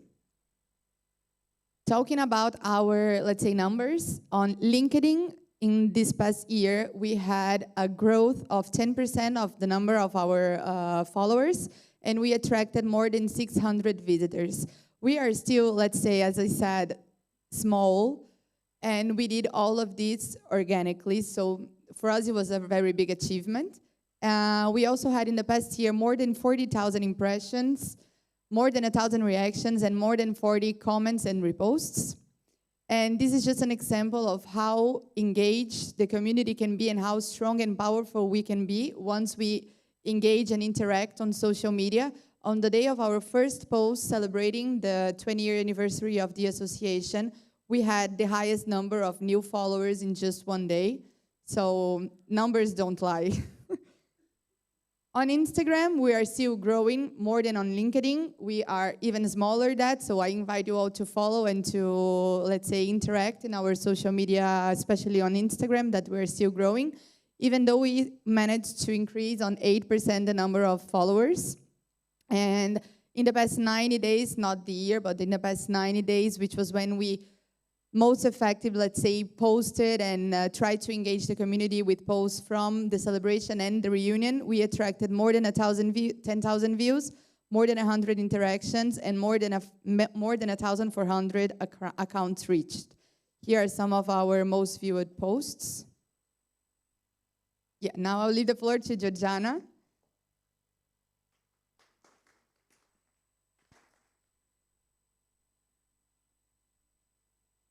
Good evening, everyone, and wow, what a day, first of all, and what an audience. I'm so proud to, and it feels truly special to be here on the stage today. Okay, my name is Georgiana Ion, and I graduated 17 years ago, my MBA in International Business. That was the 18th edition. Now I know that the MBA 36 is already starting their story. Please raise your hand. I want to see all of you. And thank you for being with us. We appreciate a lot your efforts to join us. And of course, good luck with your adventure. It will be a truly challenging adventure. Yeah, since 2008, when I graduated, I've been proud to be part of this incredible alumni association that today we can say we are celebrating 20 years of association. So over these years, I have seen this community, evolve, expand, and keep the same heartbeat, the unique mix of passion, curiosity, and international spirit that makes MIB so much more than just a school.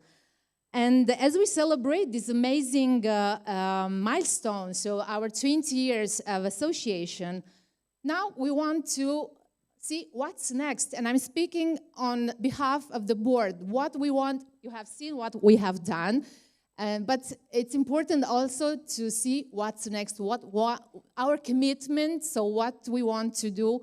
We still have 1 year, so let's see what's next.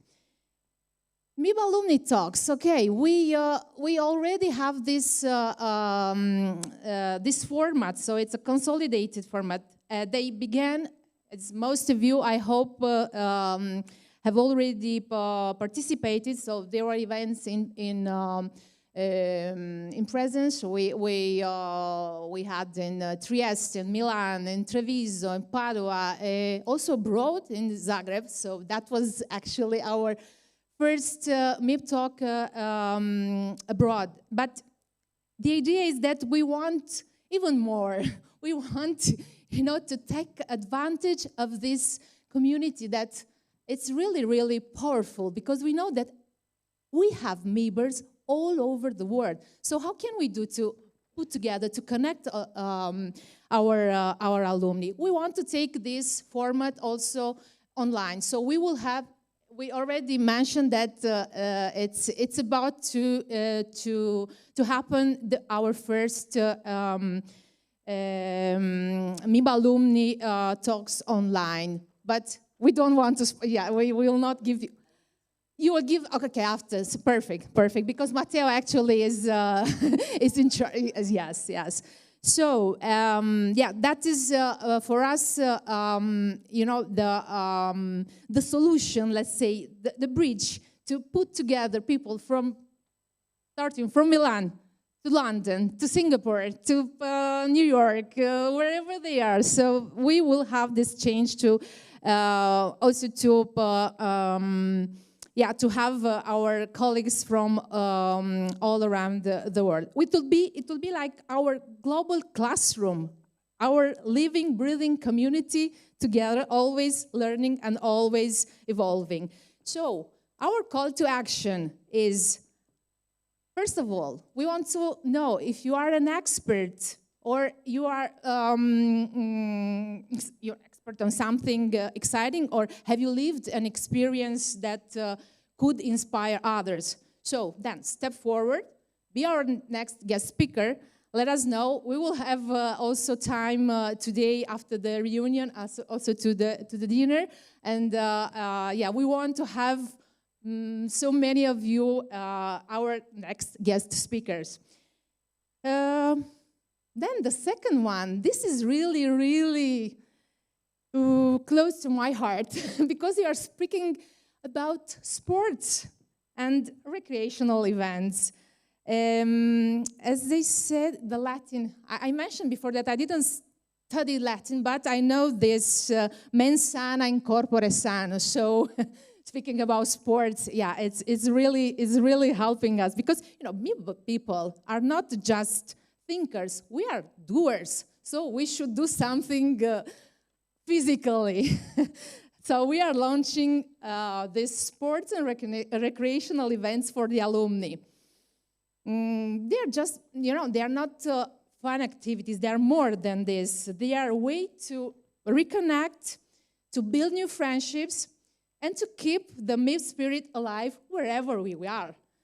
Running, tennis, paddle, golf, hiking, cycling, swimming, sailing, whatever you get your heart racing and your spirit lifted. So imagine a MIB alumni running community, running together in the same day, wherever you are in your city, in your country, or, I don't know, a friendly tennis tournament where new partnerships are born over a smile and a handshake, because connections don't just happen on LinkedIn, as we are all used to create connections. They happen when we are, like, you know, together, when we share our passions, our challenges, and yes, maybe a little bit of sweat.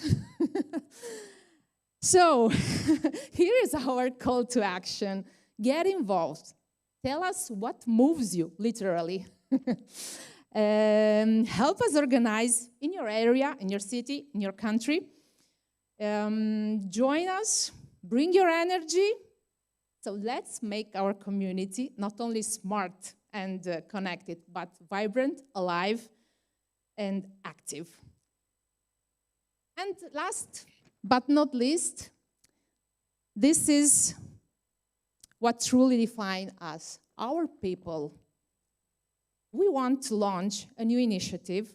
This is Meet Our Alumni Initiative, a space to tell stories.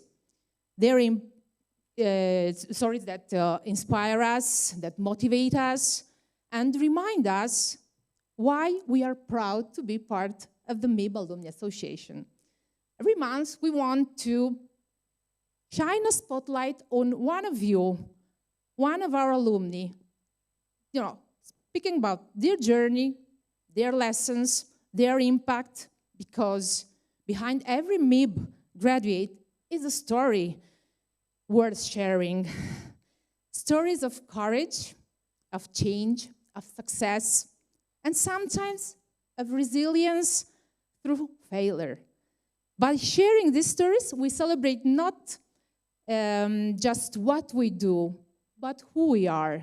So, do you know an alumna that is doing something remarkable? Recommend them. Or maybe it's time to share your story, your own journey since your graduation, your challenges, your victories. Because when we tell our stories, we inspire the others. And that's what we want to do, to inspire each other. So our call to action, it's tell us your story, inspire others, mentor someone, be visible, because together we are living the proof what MIB stands for: excellence, diversity, and heart. So what's next? It's simple. It's us, it's our ideas, it's our energy. I put a lot of energy, as you can see. And I will do my best for the sports and recreational activities. I'm a runner, so I will create the MIB running community in Milan. So who is in Milan, you can join us. At least on Sunday, we can do some running. Okay, so now I will leave the floor to Matteo to give you some more information about what's next. Thank you, and happy anniversary to all the alumni, and long live to MIB Alumni Association. Thank you, Geo. So as we spoiled the MIB Alumni talks, sorry, I need to read something because I would like to give you some more information about the first online webinar, the first MIB Alumni talk, that the alumnus, is it correct? So I do not study Latin, and so it's alumnus correct. Is Marco Mihalic. Marco is a MIB 6. And Marco will share real-world insight from over 20 years of experience in brand protection and global investigation. So basically, the title of the webinar will be From Black Market to Smart Tech. And we will talk about brand protection and fight against illicit trade in the age of AI.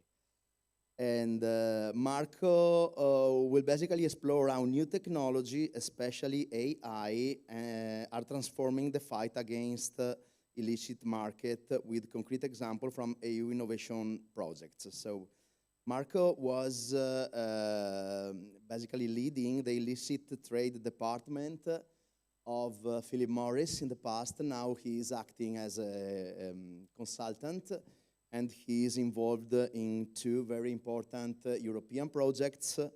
One is Arien, which is artificial intelligence in fighting illicit drugs, and the other is Armadillo, which is revolutionized the detection of GHB in forensic science.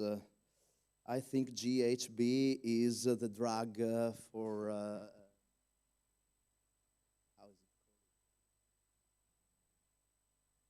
okay, anyway. And so this will be the first one. It will happen end of November. Now we have not fixed the date. It will be done in the next few days. And we believe that the right time will be around 6 p.m., something like that. It will last, the duration will be of about 1 hour. Yeah, it's another touch point that we want to activate, basically, for the community, because sometimes it's difficult to also to go to the local events and so on, also for us that are maybe located in the areas where there are a lot of alumni, and it's also a way to reconnect with people from abroad that would like to participate, even if they are in countries that are difficult to reach, also by the association, but not by Professor Pilotto, because he can be everywhere. We saw him everywhere.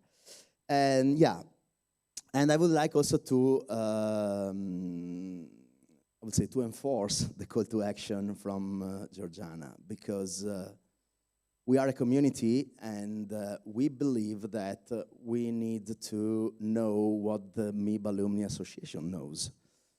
And I think that this can be an opportunity, also a professional opportunity for some people, because sometimes it's also good to explain others and to share with others your experience, because the experience of the people is experience from the community. And we can also help each other, making our experience and our know-how be known from the other people.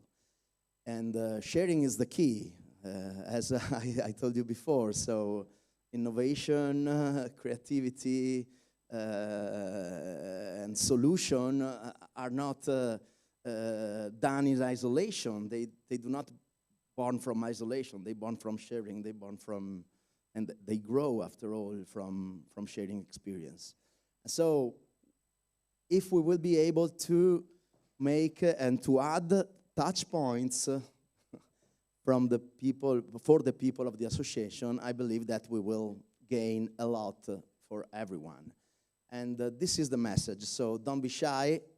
We are here today. We are reachable through our emails, our phone numbers, if you want, you can contact the school, and the school will share our details, our contact details. But we really need to have an active association. We really need to have people from the association that will love to share their knowledge and their experience, because it's putting together all these experience that we can grow a stronger and a more active association for the future.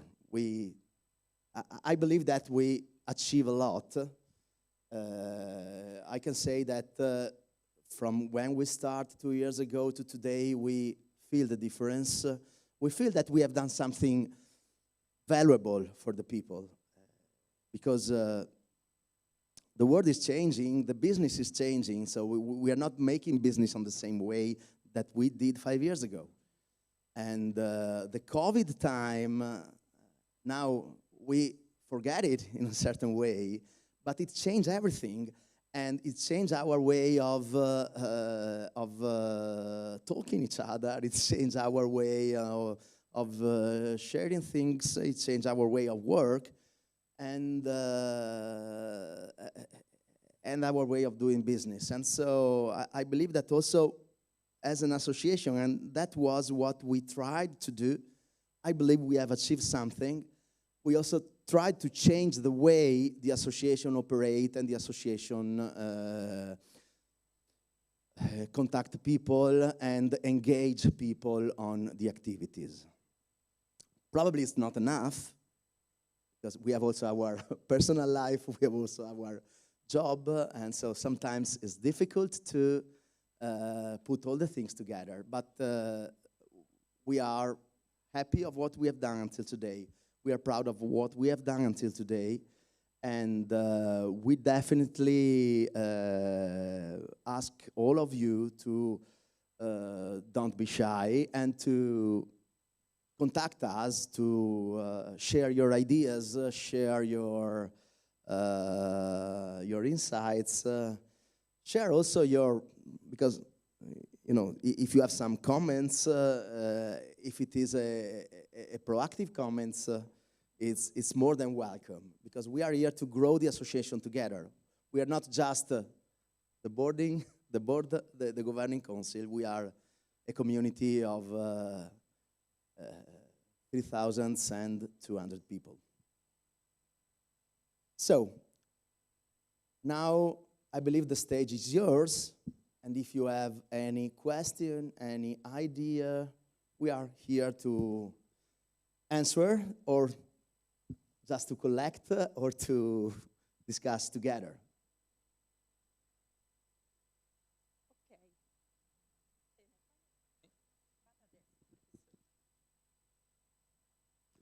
Thank you, Matteo. Thank you to all of you.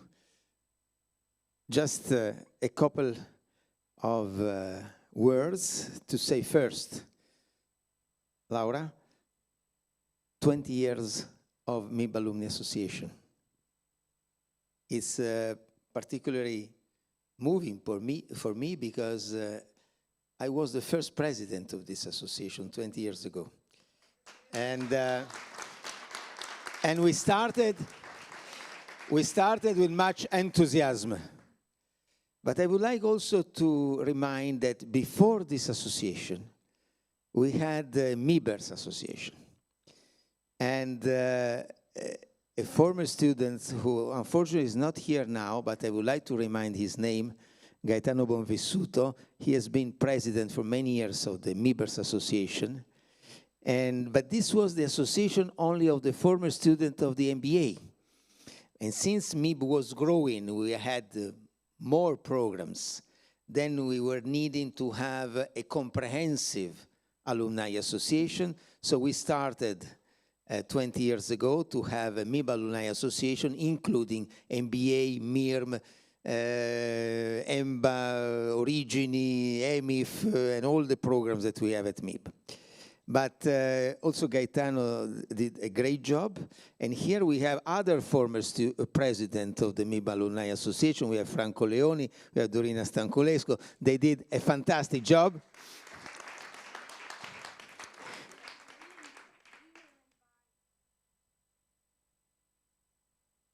Fantastic, fantastic. And so passion is fundamental to go on with this. We are growing in numbers because the more we go on, the more we have alumni. It's true what Matteo said. When I was traveling to teach, I was creating some MIB club all over the world. Hong Kong, Moscow, Belgrade, Munich, Paris, Buenos Aires, Cordova, Porto Alegre, San Paolo, and then in Italy, Rome, Bologna. We tried to create MIB club almost everywhere. And the proposal that Matteo showed is very important, and Georgiana. Now, the MIB talks, you find the people that are really know something and they can offer to you their knowledge. And it's a pleasure for me to say that you were mentioning Marko Mihalic. Marko Mihalic is MIB 6. And Marko Mihalic, together with Valentina Orsini and Morgana Mastrocinque, are all from MIB 6. They were 1 month ago meeting in Trieste, 30 years after their program. And it was fantastic to have all of you in Trieste at the mystical Ferdinandeo Palace, meeting, staying there, enjoying and sharing their time. And I had the privilege to be with them that day. So it was really a moment in which they showed their affection toward the school, and we really appreciate that. So Marko Mihalic then in November will have a MIB talk. Fantastic. He is from Slovenia. Very smart guy, very smiling guy. So we will appreciate a lot its intervention. Then sport and recreational. I offer to you 2 potential events.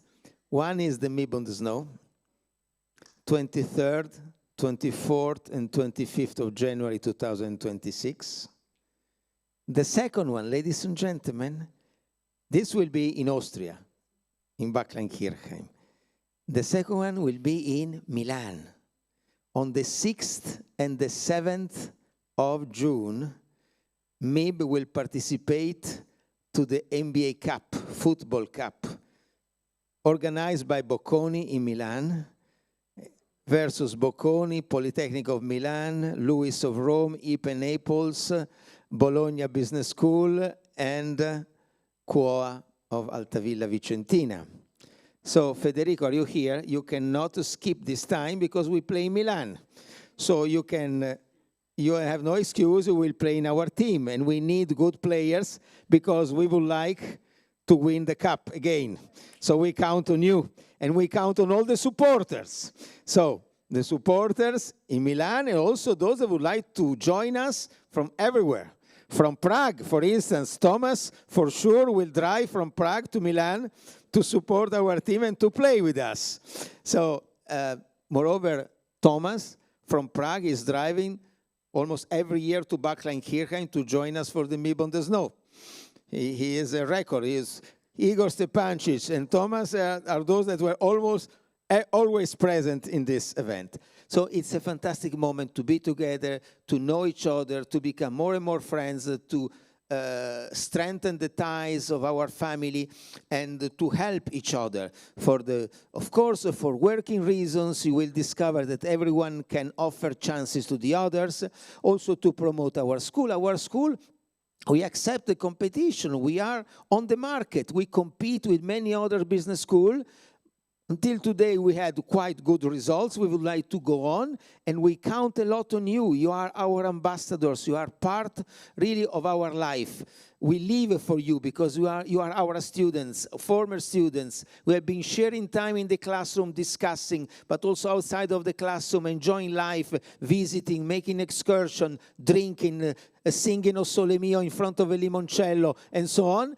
And this was so important to create our MIB spirit. And our MIB spirit is really the strength of our school. So we count on all of you, and we hope that the MIB reunion will be bigger and bigger. We will have more and more participants in the future. You will involve other participants. Come. It's good to be there, to be present. You will enjoy your time. You are not losing your time or your money if you go there, and it will be, of course, you will get an added value. With this, I don't want to abuse of our time, but it was a way to reiterate my congratulations to all of you for organizing this, and to confirm that I will continue to be your unconditional supporter. Thank you very much. I don't know if we are collecting memories, so maybe we can anticipate. So Franco or Dorina? So let's share some memories as past president. Dorina, come with me. Yes, you first. Thank you. So much has been told today, and I even sent a video, so I would just like to say 3 words. MIB Trieste Alumni Association, and these words are belonging, inspiration, opportunity. And I also want to say that, as Stefano said, we need to go beyond words, so we need to be supporters. I've been involved with the association, I think now for about 15 years, since the year I graduated, and I think this is very important. Also, I haven't missed a reunion, even if it's in Milan or in Venice. I'm based in Trieste. Thank you. And yes, that's it. I support Laura and the board when they say you need to participate. We all know it's difficult. We all know we are busy and life is complex and chaotic sometimes, mine as well. But you can all support, you know, with a like, with a share, with whatever. You can be there, and every contribution is important. Again, for me, MIB Trieste Alumni Association is my second family. I came to Italy from Romania, and I didn't have my, let's say, my entourage, and I came to MIB, and MIB was my family. So it's 15 years that I keep joining events, I keep attending, and some of the people that are here are some of my best friends, also some of the people in Taiwan, in Mexico, around Italy, and I invite you also to do the same. I studied Italian. I studied Latin, so we also say do ut des. You give in order to receive. Yes. So this is the meaning. If you want to get the most out of your MIB experience, you need to be able to give. You cannot simply take. After you give, you will be able to receive or to take. Thank you. I have one. Thank you, Dorina. Yeah. I know it. She was my vice president, then she won by a landslide. You can understand why? Yeah. So, well, thank you very much for coming here. Thank you, Laura. We know how difficult it is to organize those kind of events, how much effort and working on your home, taking away your time from your family for organizing those events, how difficult it is to bring the people together. So thank you very much.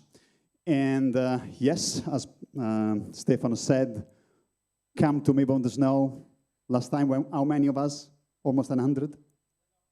More than 100? 65, okay, let's make it 100 next time.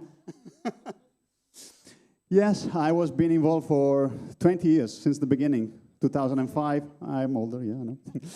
Since the foundation, I was in the foundation assembly in 2005 in Ferdinandeo, and it's been a great honor for me to be the president from 2011 to 2014.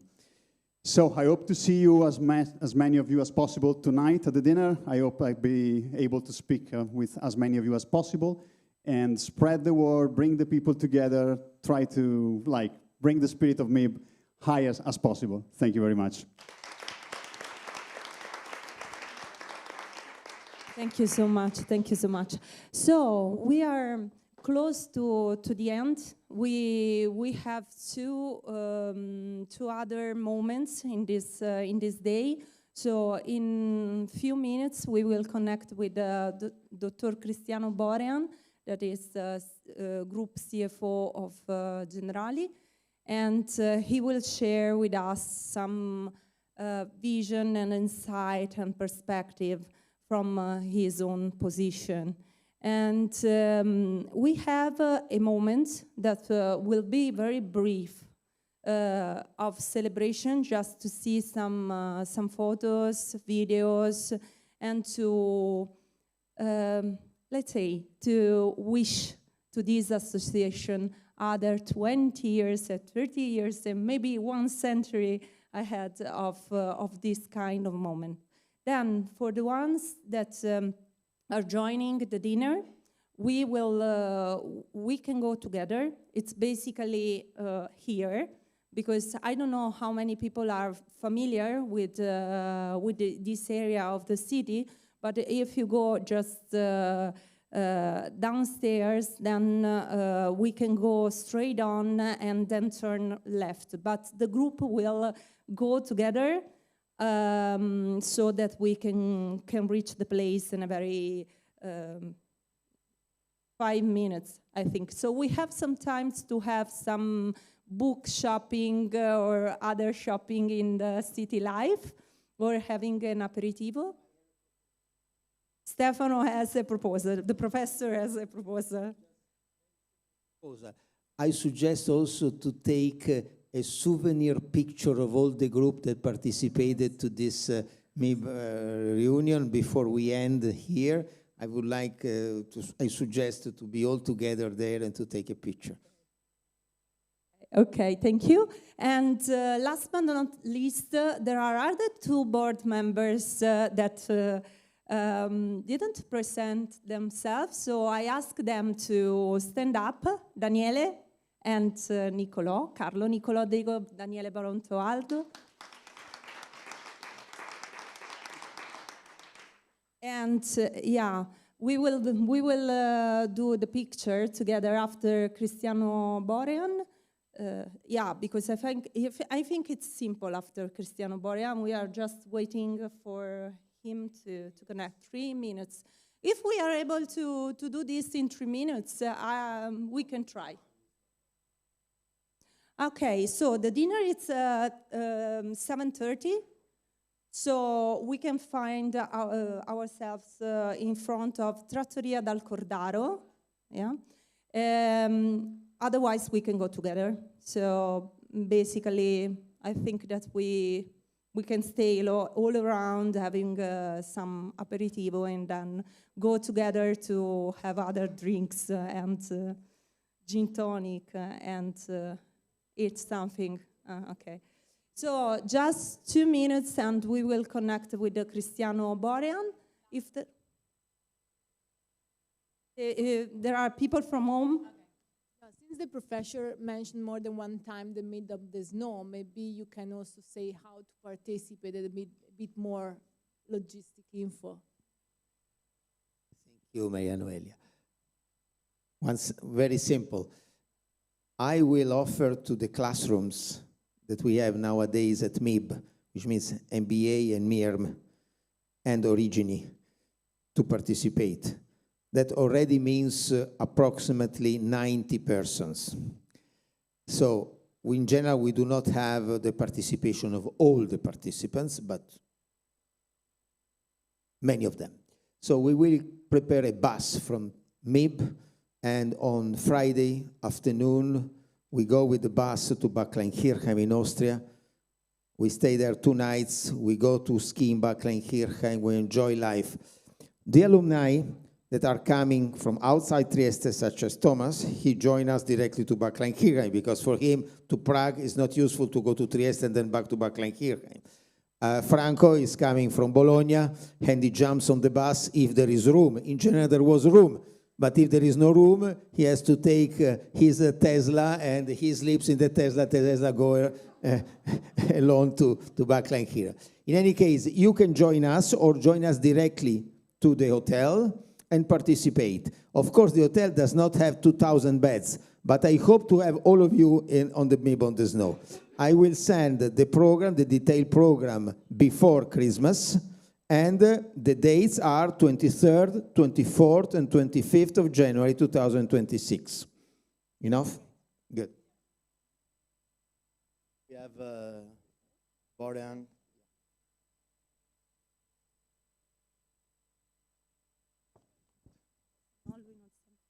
Okay, so now we have Dr. Borean that is already with us. Hello, hello, hi. Hello. We are honored to have you here, Dr. Borean. So I have already introduced you, so we are really delighted to listen to your insight and your vision in this specific moment of our history. Fantastic. So first of all, thanks a lot for your invitation. I'm pretty happy to be virtually here with you in the PwC Tower, which maybe someone knows that it is half owned also by Generali, which has the tower close to that. So it's really an honor that you decided to choose this place, which is pretty much in the center of the financial Italy so far. The Alumni Reunion is a very important moment, and I was explained today that your main theme is solutions for humanity. So first of all, when we speak about solution, we have to talk about what are the problems or the risks. And for humanity, it is something which is really embracing worldwide many aspects. For sure, unavoidable, and I think you spoke a lot today already. I've seen Professor Pilotto, so I'm pretty sure he did, speaking about geopolitics and as well the hot theme of the moment, which is artificial intelligence. So I would like to start from the end. If we want to have solution for humanity, we need to start from one very important thing. You, as alumni, you represent, I would say, the upper 1 or 2% of the educational ladder that you can find around the world.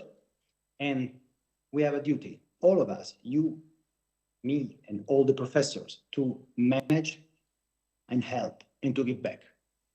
The concept of giving back is pretty much important. You have seen that there are different forms, and does not mean only financially aid. It is also giving your time to something that you do believe it is worth, because it makes world progress.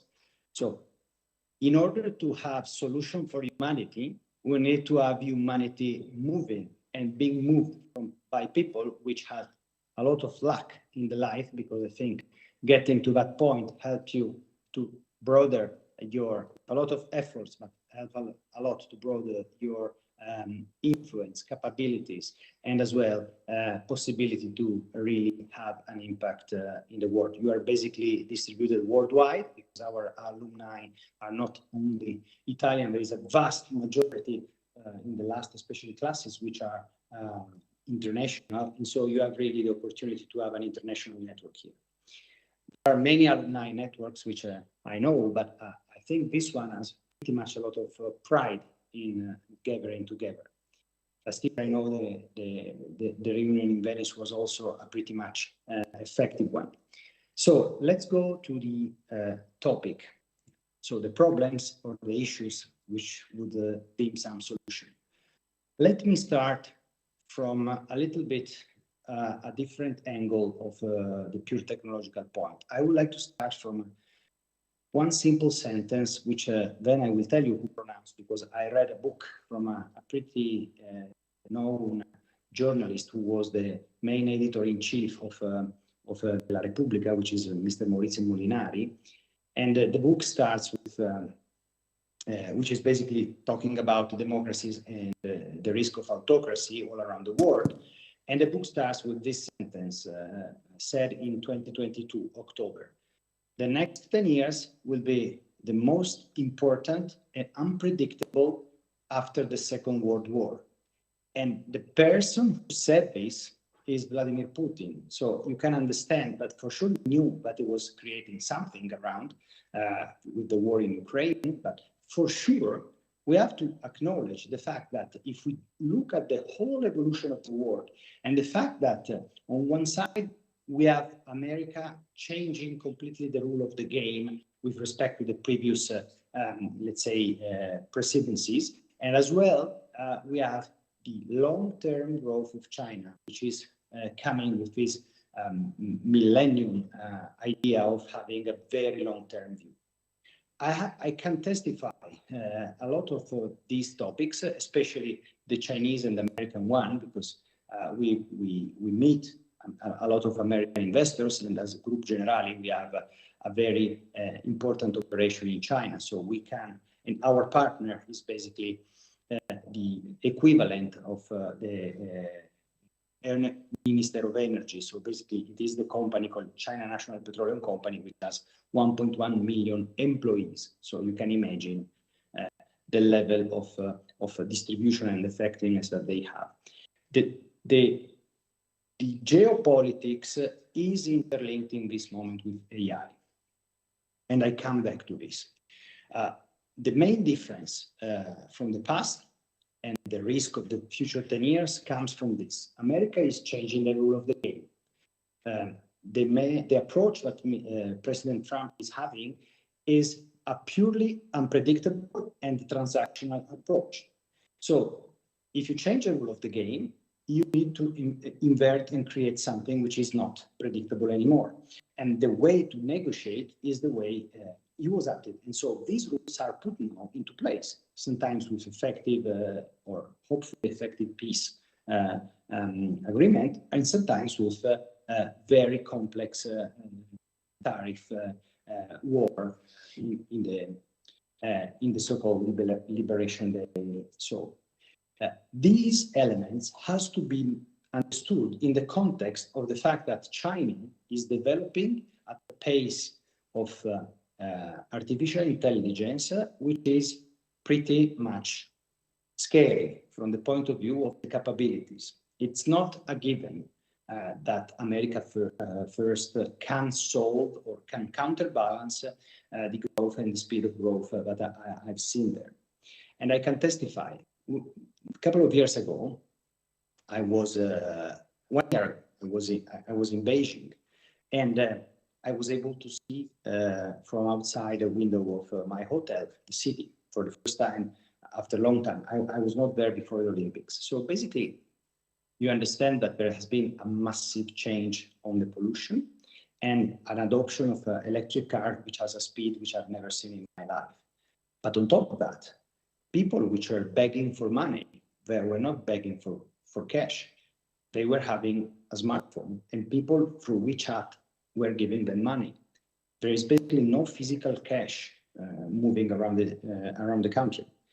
And you know that there is a difference between US, Europe, and China about privacy rules. All the three, let's say, macro area have a very different approach. And clearly, you don't need to be a mathematician or an expert of AI to understand, but if you put a problem with no constraints about information and you try to solve it, you have a much more effective solution than if you put constraints about those information. And this is the difference between China, Europe in particular, and for sure a little bit less in the US. So just to testify, I've seen a tool that was sampling your voice for 15 seconds, and it is not a long time. And after 15 seconds, with a pretty high level of effectiveness, they were able, with a sentence, to repeat the sentence with your voice. So you can imagine, my role, for example, is being CFO of a global group. Imagine if a wording saying that the results are much better or much worse than expected is spread around. Think if this is used for people which works in the military, saying that they want to act or not act on something. So the level of copycat perfection and so-called deepfake is amazing, because 15 seconds were sufficient to sample my voice in English. This is an example, practical, of what we are saying. On the other side, there are 3 big players still, which are by everybody considered still influential and not local or regional. US, Russia, and China.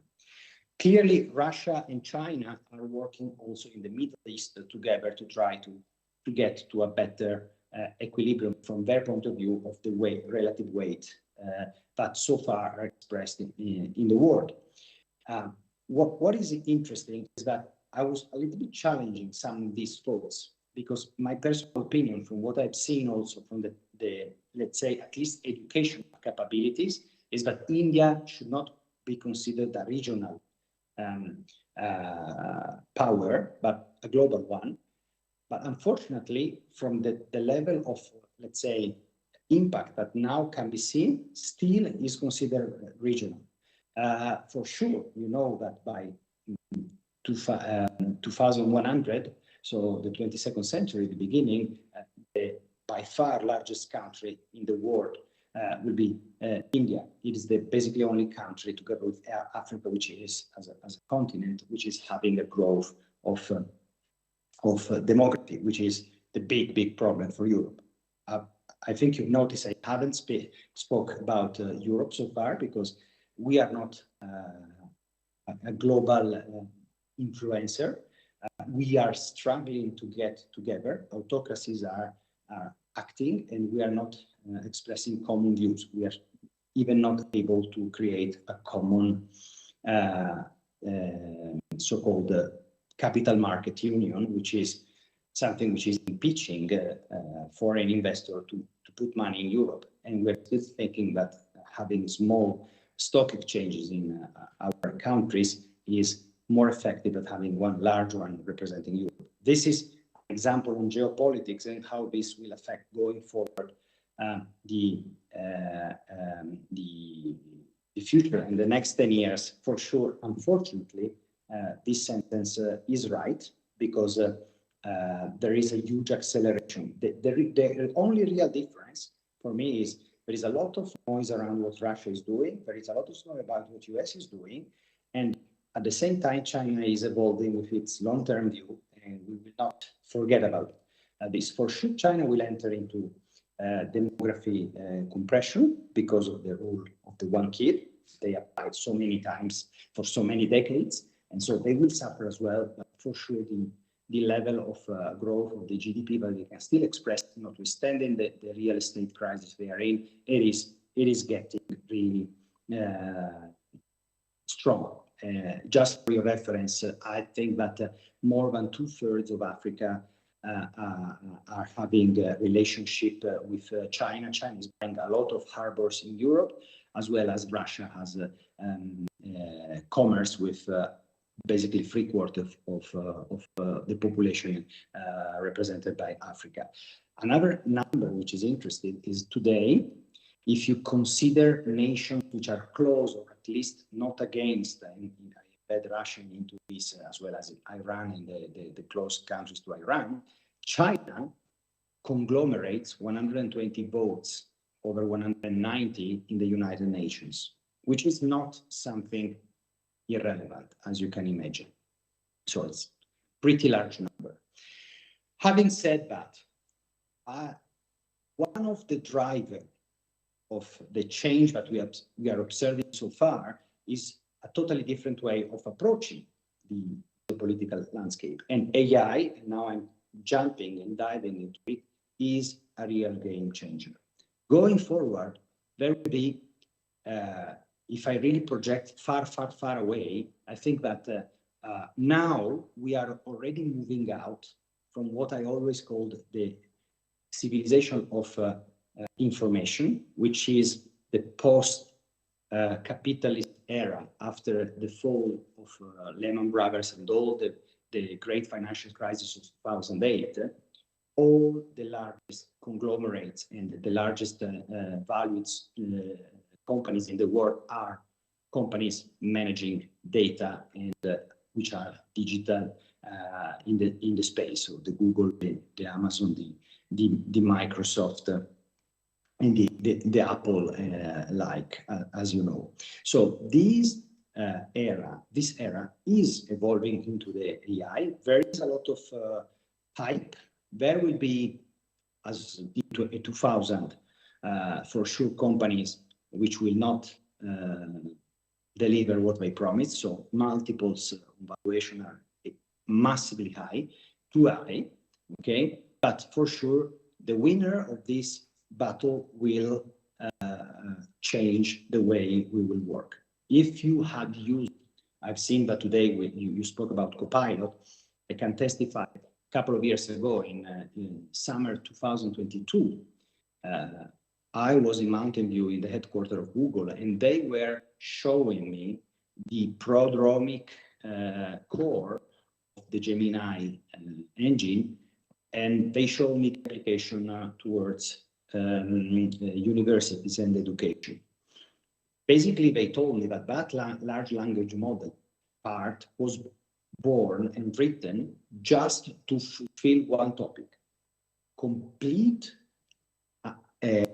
scientific articles, non-scientific articles. So basically, you just train with all the articles, and then if there is a theorem or it is a demonstration, it is a paper, the tool, the large language model should be able to complete it.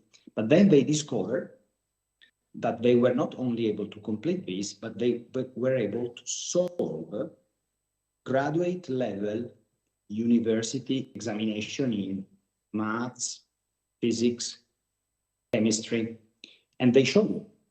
I have a physics, I have a PhD in physics as an education, and they showed me how this language model was able to solve a problem of quantum mechanics, which is, I would say, pretty much advanced. You should be able to solve it only at the PhD level. So basically, that was pretty intriguing and interesting. Having said that, what now this civilization gives as a use of information is totally apted to this. And the fact that we know and we think that the great winners will be the one managing AI is now shifting. In a certain sense, I'm not saying of post-era, because we are very far from the artificial general intelligence. We are just an artificial intelligence, and some tools are also stupid because they are not able to solve, and it is just depending on the degrees of freedom you give them to invent or make guess. But still, we are in an era where this is going to be deployed at a massive scale, which will create a lot of changes in the way we work. But now, I think that the algorithm and the maths behind it and the data is not a limiting factor anymore. For your reference, the impact that AI will have will be the same impact, but joint of the invention of the personal computer and the invention of the internet. Because you are putting in the hand, if you have this kind of stuff in your hand, and that is run already by many of these algorithms, okay, and can be used and scaled.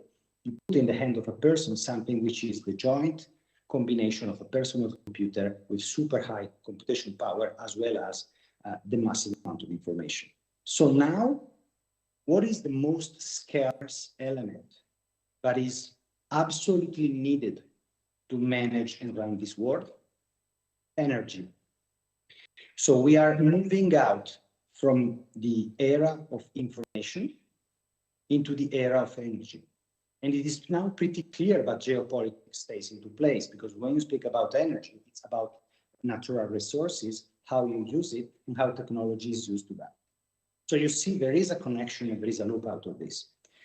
And the era of energy is moving forward. So the leap forward to put all AI to a next level is the use of energy together with the use of a new technology, which is still far from being scalable, but now has a huge hype. Maybe you heard it is called quantum computing or quantum computation. And for your reference, a quantum computer with 1 million qubits, now we are able to manage at the maximum 1,000 quantum bits, which is the logical 0-1 when we were doing the first PCs with assembler. Basically, with 1 million qubits, which is a normal computer, you can crack in a matter of seconds any algorithm of cryptation. At that moment, all the payment system will be destroyed and will be changed with new topics. Here you understand that why a lot of people are using blockchain and are using a different amount, a different set of payment system versus the one we are using with our, let's say, credit card and debit card system payment. That is going just to be a piece of the iceberg of the change, because many problems which would require more than a lifetime of all the computers existing today could be solved in a matter of one day by a quantum computer. So you can imagine if you crunch AI with this kind of computer, you get to a level which is extreme. This is the reason why everybody now is running into this, but we are still, in my personal opinion, far away, because there are very complex technological problems to be solved to create this. But for sure, only if we use the normal NVIDIA chip and the normal computer approach we have today for AI, we are in any case shifting into the era of energy. So these years will be pretty much important to understand what things and how things are happening.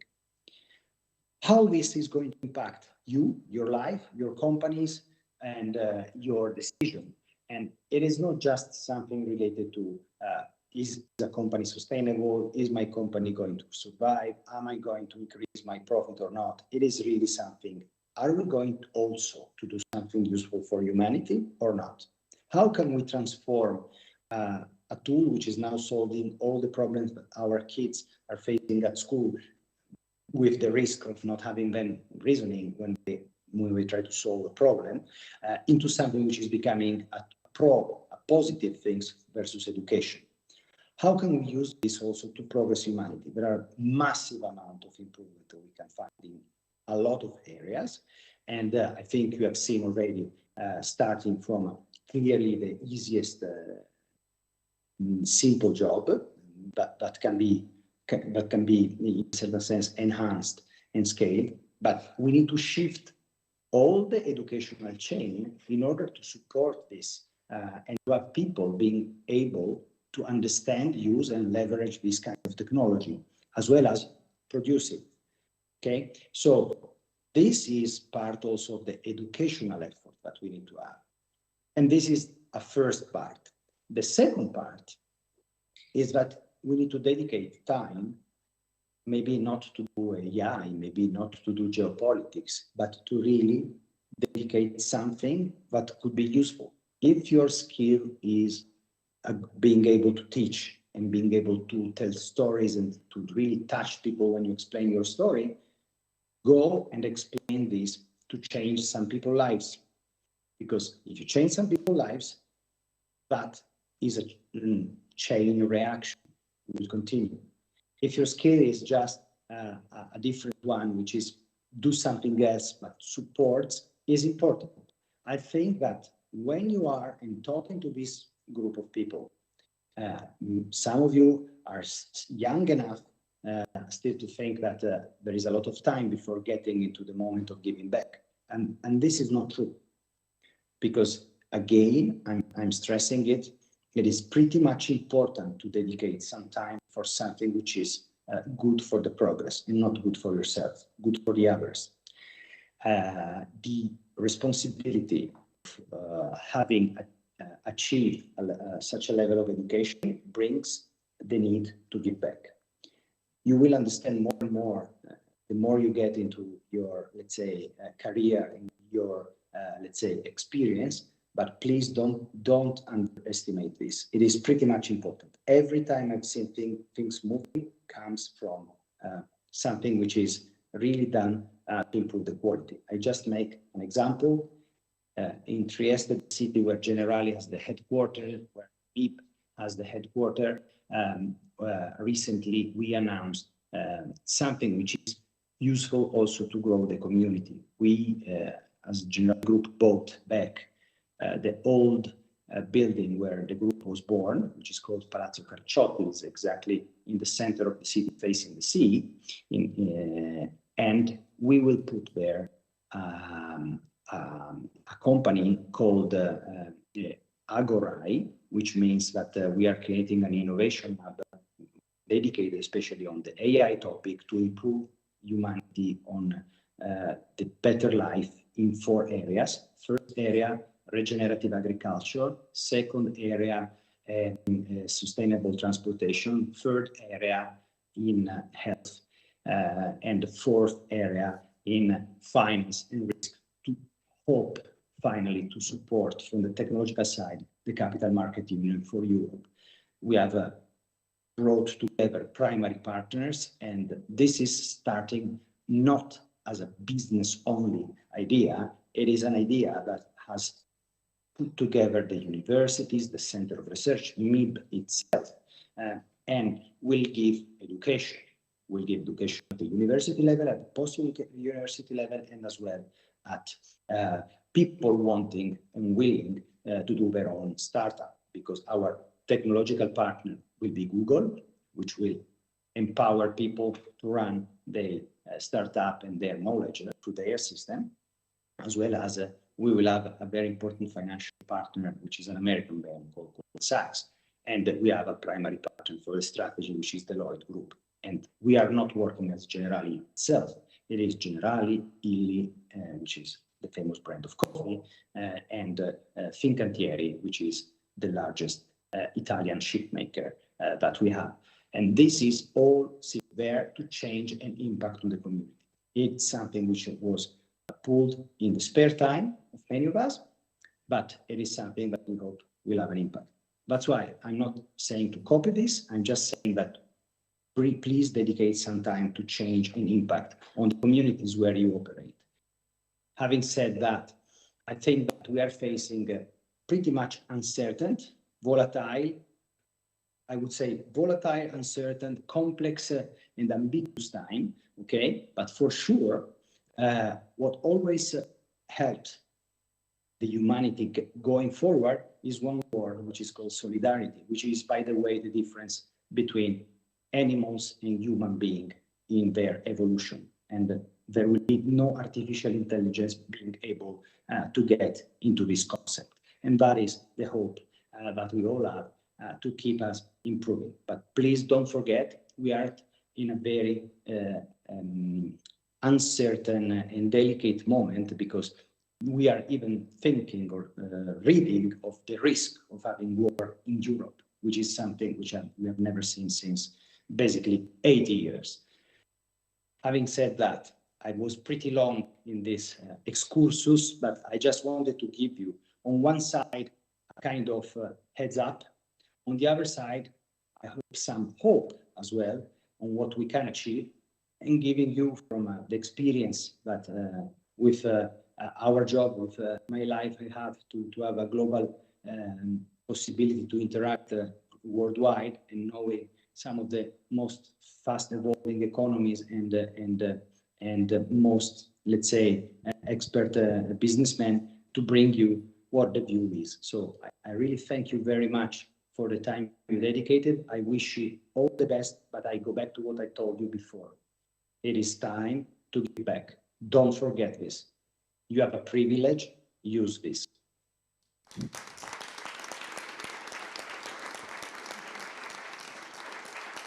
Thank you so much, Dr. Borian.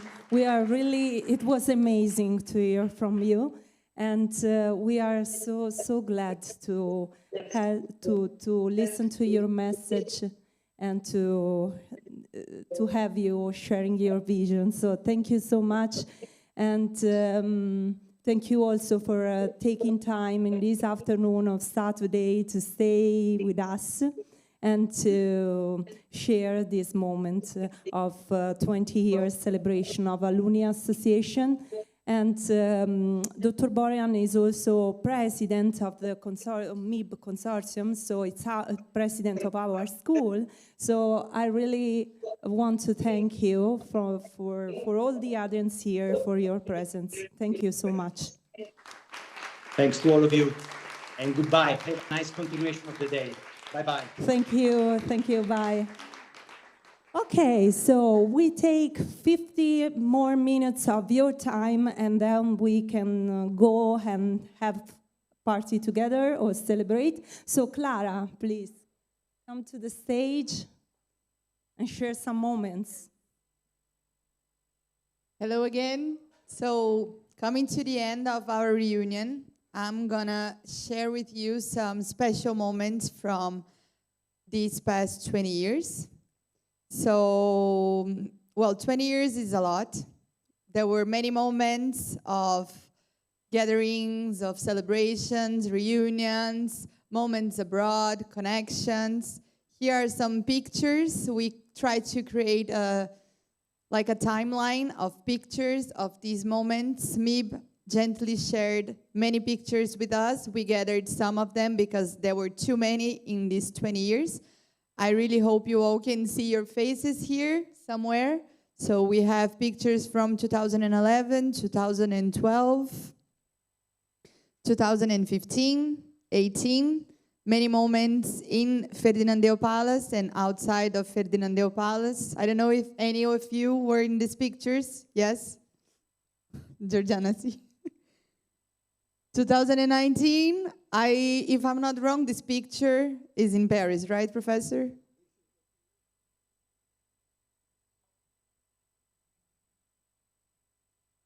Okay, so Professor was saying that this is the creation of MIB Club in Paris with a document signed with all the participants. 2021 in Trieste, in the Castello Miramare. 2022, 23, the last reunion of the previous board. Then, of course, 2024, our first reunion that we mentioned, the first one we did outside of Trieste, that we did in Venice with one partner of ours, that is Generali, that we just heard Dr. Borian. So many moments, many things to celebrate.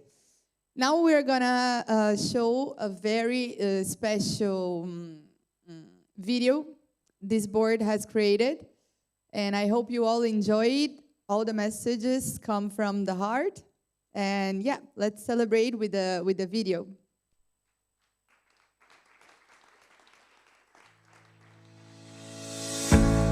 Buongiorno a tutti, cari alunni del MIB Trieste School of Management. Anche come nella veste di presidente onorario ho il piacere di salutarvi in questa occasione importante della reunion, ma anche del 20° anniversario della fondazione. In effetti l'associazione degli alunni è un asset importante della scuola. Io credo che siamo tutti uniti nel cercare di promuovere il brand della scuola, le sue attività e in modo da poter conseguire traguardi sempre più elevati.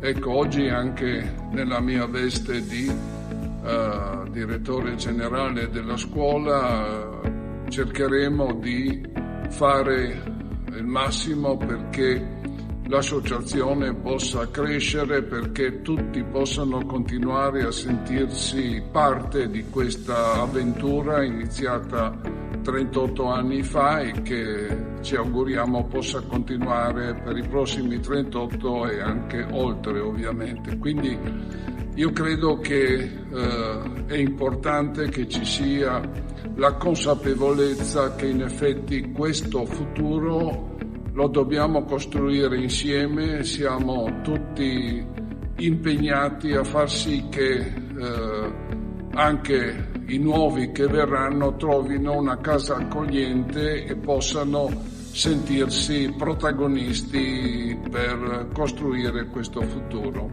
Quindi buon lavoro per la giornata di oggi, auguri ancora e ad maiora. Hello everyone, Dorina Stanculescu here. I'm originally from Romania, but living in Italy for over 20 years. I am currently a senior marketing and communication strategist, and since last year I have been building my own consultancy company. Talking about MIB, I attended the MBA 21 program back in 2010, 2011, and since that moment on, the MIB Trieste Alumni Association became part of my life. For 14 years I have been an active alumna. And for 9 of those 14 years, I have been serving on the board of the association. 3 years as a member, another 3 years as vice president, and the last 3 years as president. It's been an enriching experience. The Alumni Association, as the mystical Ferdinandeo Palace, has always been my second home. So for me, it's about belonging and inspiration. It's about believing in people, in networking, and in the incredible value of sharing knowledge, sharing opportunities that can last for a lifetime. One of the most impactful experiences for me has been the fortune to transform, to turn my classmates or other alumni into real friends. So still today, from Mexico to Taiwan, back to Italy and beyond, I still have connections that shape my professional and my personal life. So on this important celebration, happy birthday to all of us, MIB Alumni Association community, and very happy and proud to be part of this global family. Dear MIB friends, I am Franco Leoni, Italian, MBA class of 98. I was part of the Alumni Association's board for many years and served as its third president. The moment I cherish the most is when, at the end of my term as president, Professor Pilotto told me he had found a damaged print of the Ferdinandeo Palace, and he restored, framed, and gave it to me as a gift. Since then, it has been hanging in the house where I live. Happy anniversary, MIB Trieste School of Management Alumni Association. Hello everyone, I am Gonzalo Moreno Micheli, MBA 28, and past president of our Alumni Association. Wow, 20 years so far, it's quite a lot, I guess, huh? I come from Argentina. I'm currently based in Italy. And well, if I had to pick just a single moment of all the ones we've shared together with some of you and a lot of people of our community, it would be the first day of my MBA, in which I met a lot of colleagues, a lot of friends who became family and with whom I forged unforgettable memories.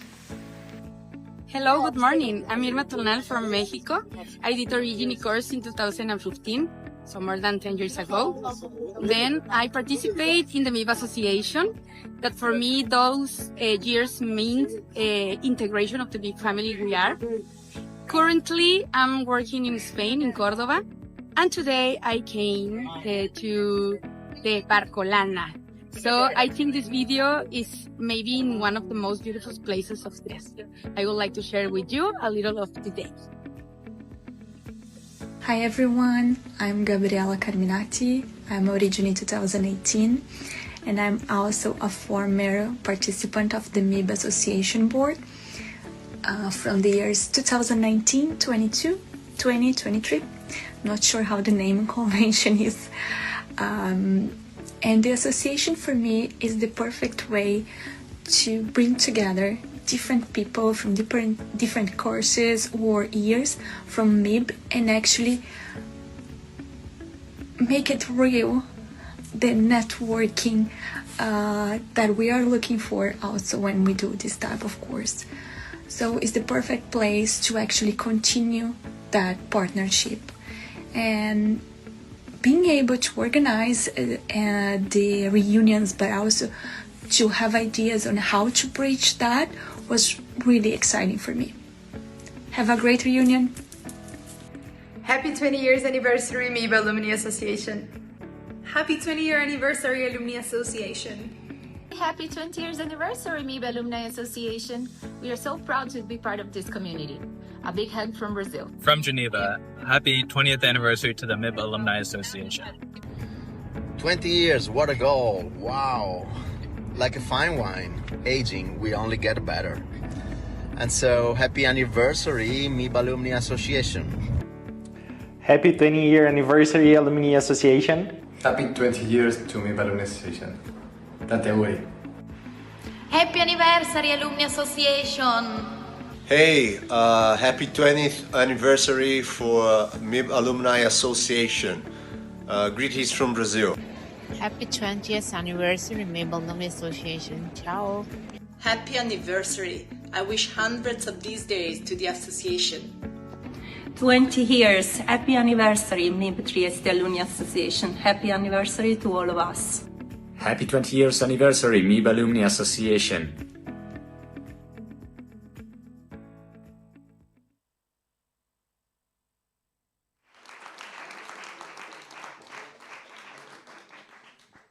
Okay, so we just saw a video with a lot of messages. Of course, we couldn't make a video without some of us got a bit emotional. Well, we couldn't make a video of all of us, but we tried to gather as many as we could. So thank you very much for the ones who sent us the video. And thank you to Dorina and to Franco for the words, for the videos, for all the support. Thank you, all of you. Thank you, Professor, for your words.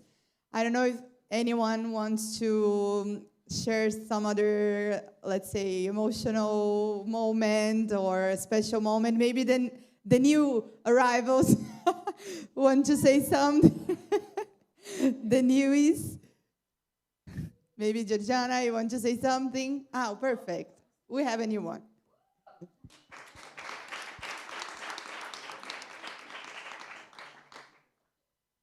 Can you present yourself, or maybe how excited you are to be part of the... I'm very excited.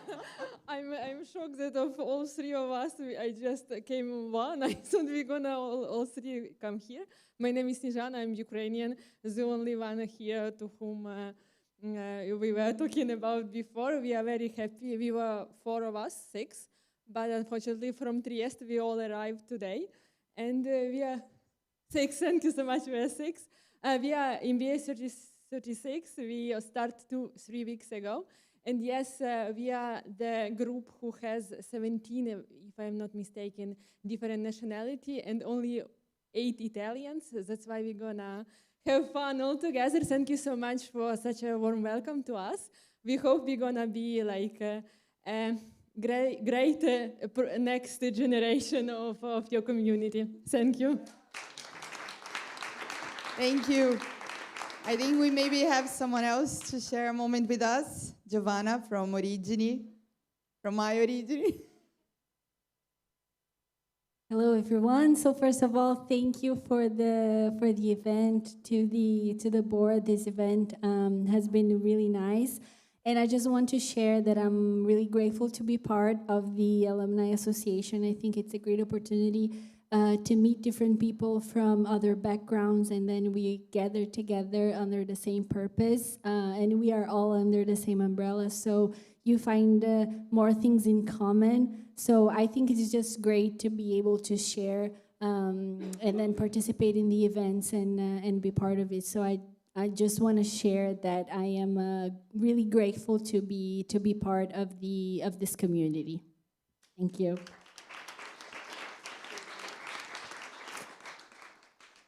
Tito, come here. I left. Franco, come here. Okay, Tito already left. Tito Roda is in the new group of MBA. He is a champion of sailing. Franco is a great sailor. He has a fantastic boat, sailing boat. Let's hope that maybe next year, MIB may participate to the Barcolana Regatta with a group of MIB, with the flag of MIB in the beautiful Gulf of Trieste. Trieste, which lays in its unbelievable beauty. Do not forget Trieste, its beauty, its charm, our mystical Ferdinandeo Palace, and the greatness of our business school. Tanti auguri, alumni! Now everybody comes here for the picture. Exactly. Okay, I just want to thank you, everyone, and I want to share a special thank you for everyone who is under this, behind this part of the room, because they did a great job for us. So Ivan, Mariani, and the team that support us in connected with the other people from home. And so thank you so much, Ivan and the crew. And of course, another thank you to Valeria Bassani that is over there, because she was amazing, and to everyone who contributed and participated to this meeting. Thank you. So have the picture together. I think also we deserve the thank you to Laura, because she basically did a lot for this, and you will sleep tonight, I believe. Thank you. Restituisco questo. Sì, sì.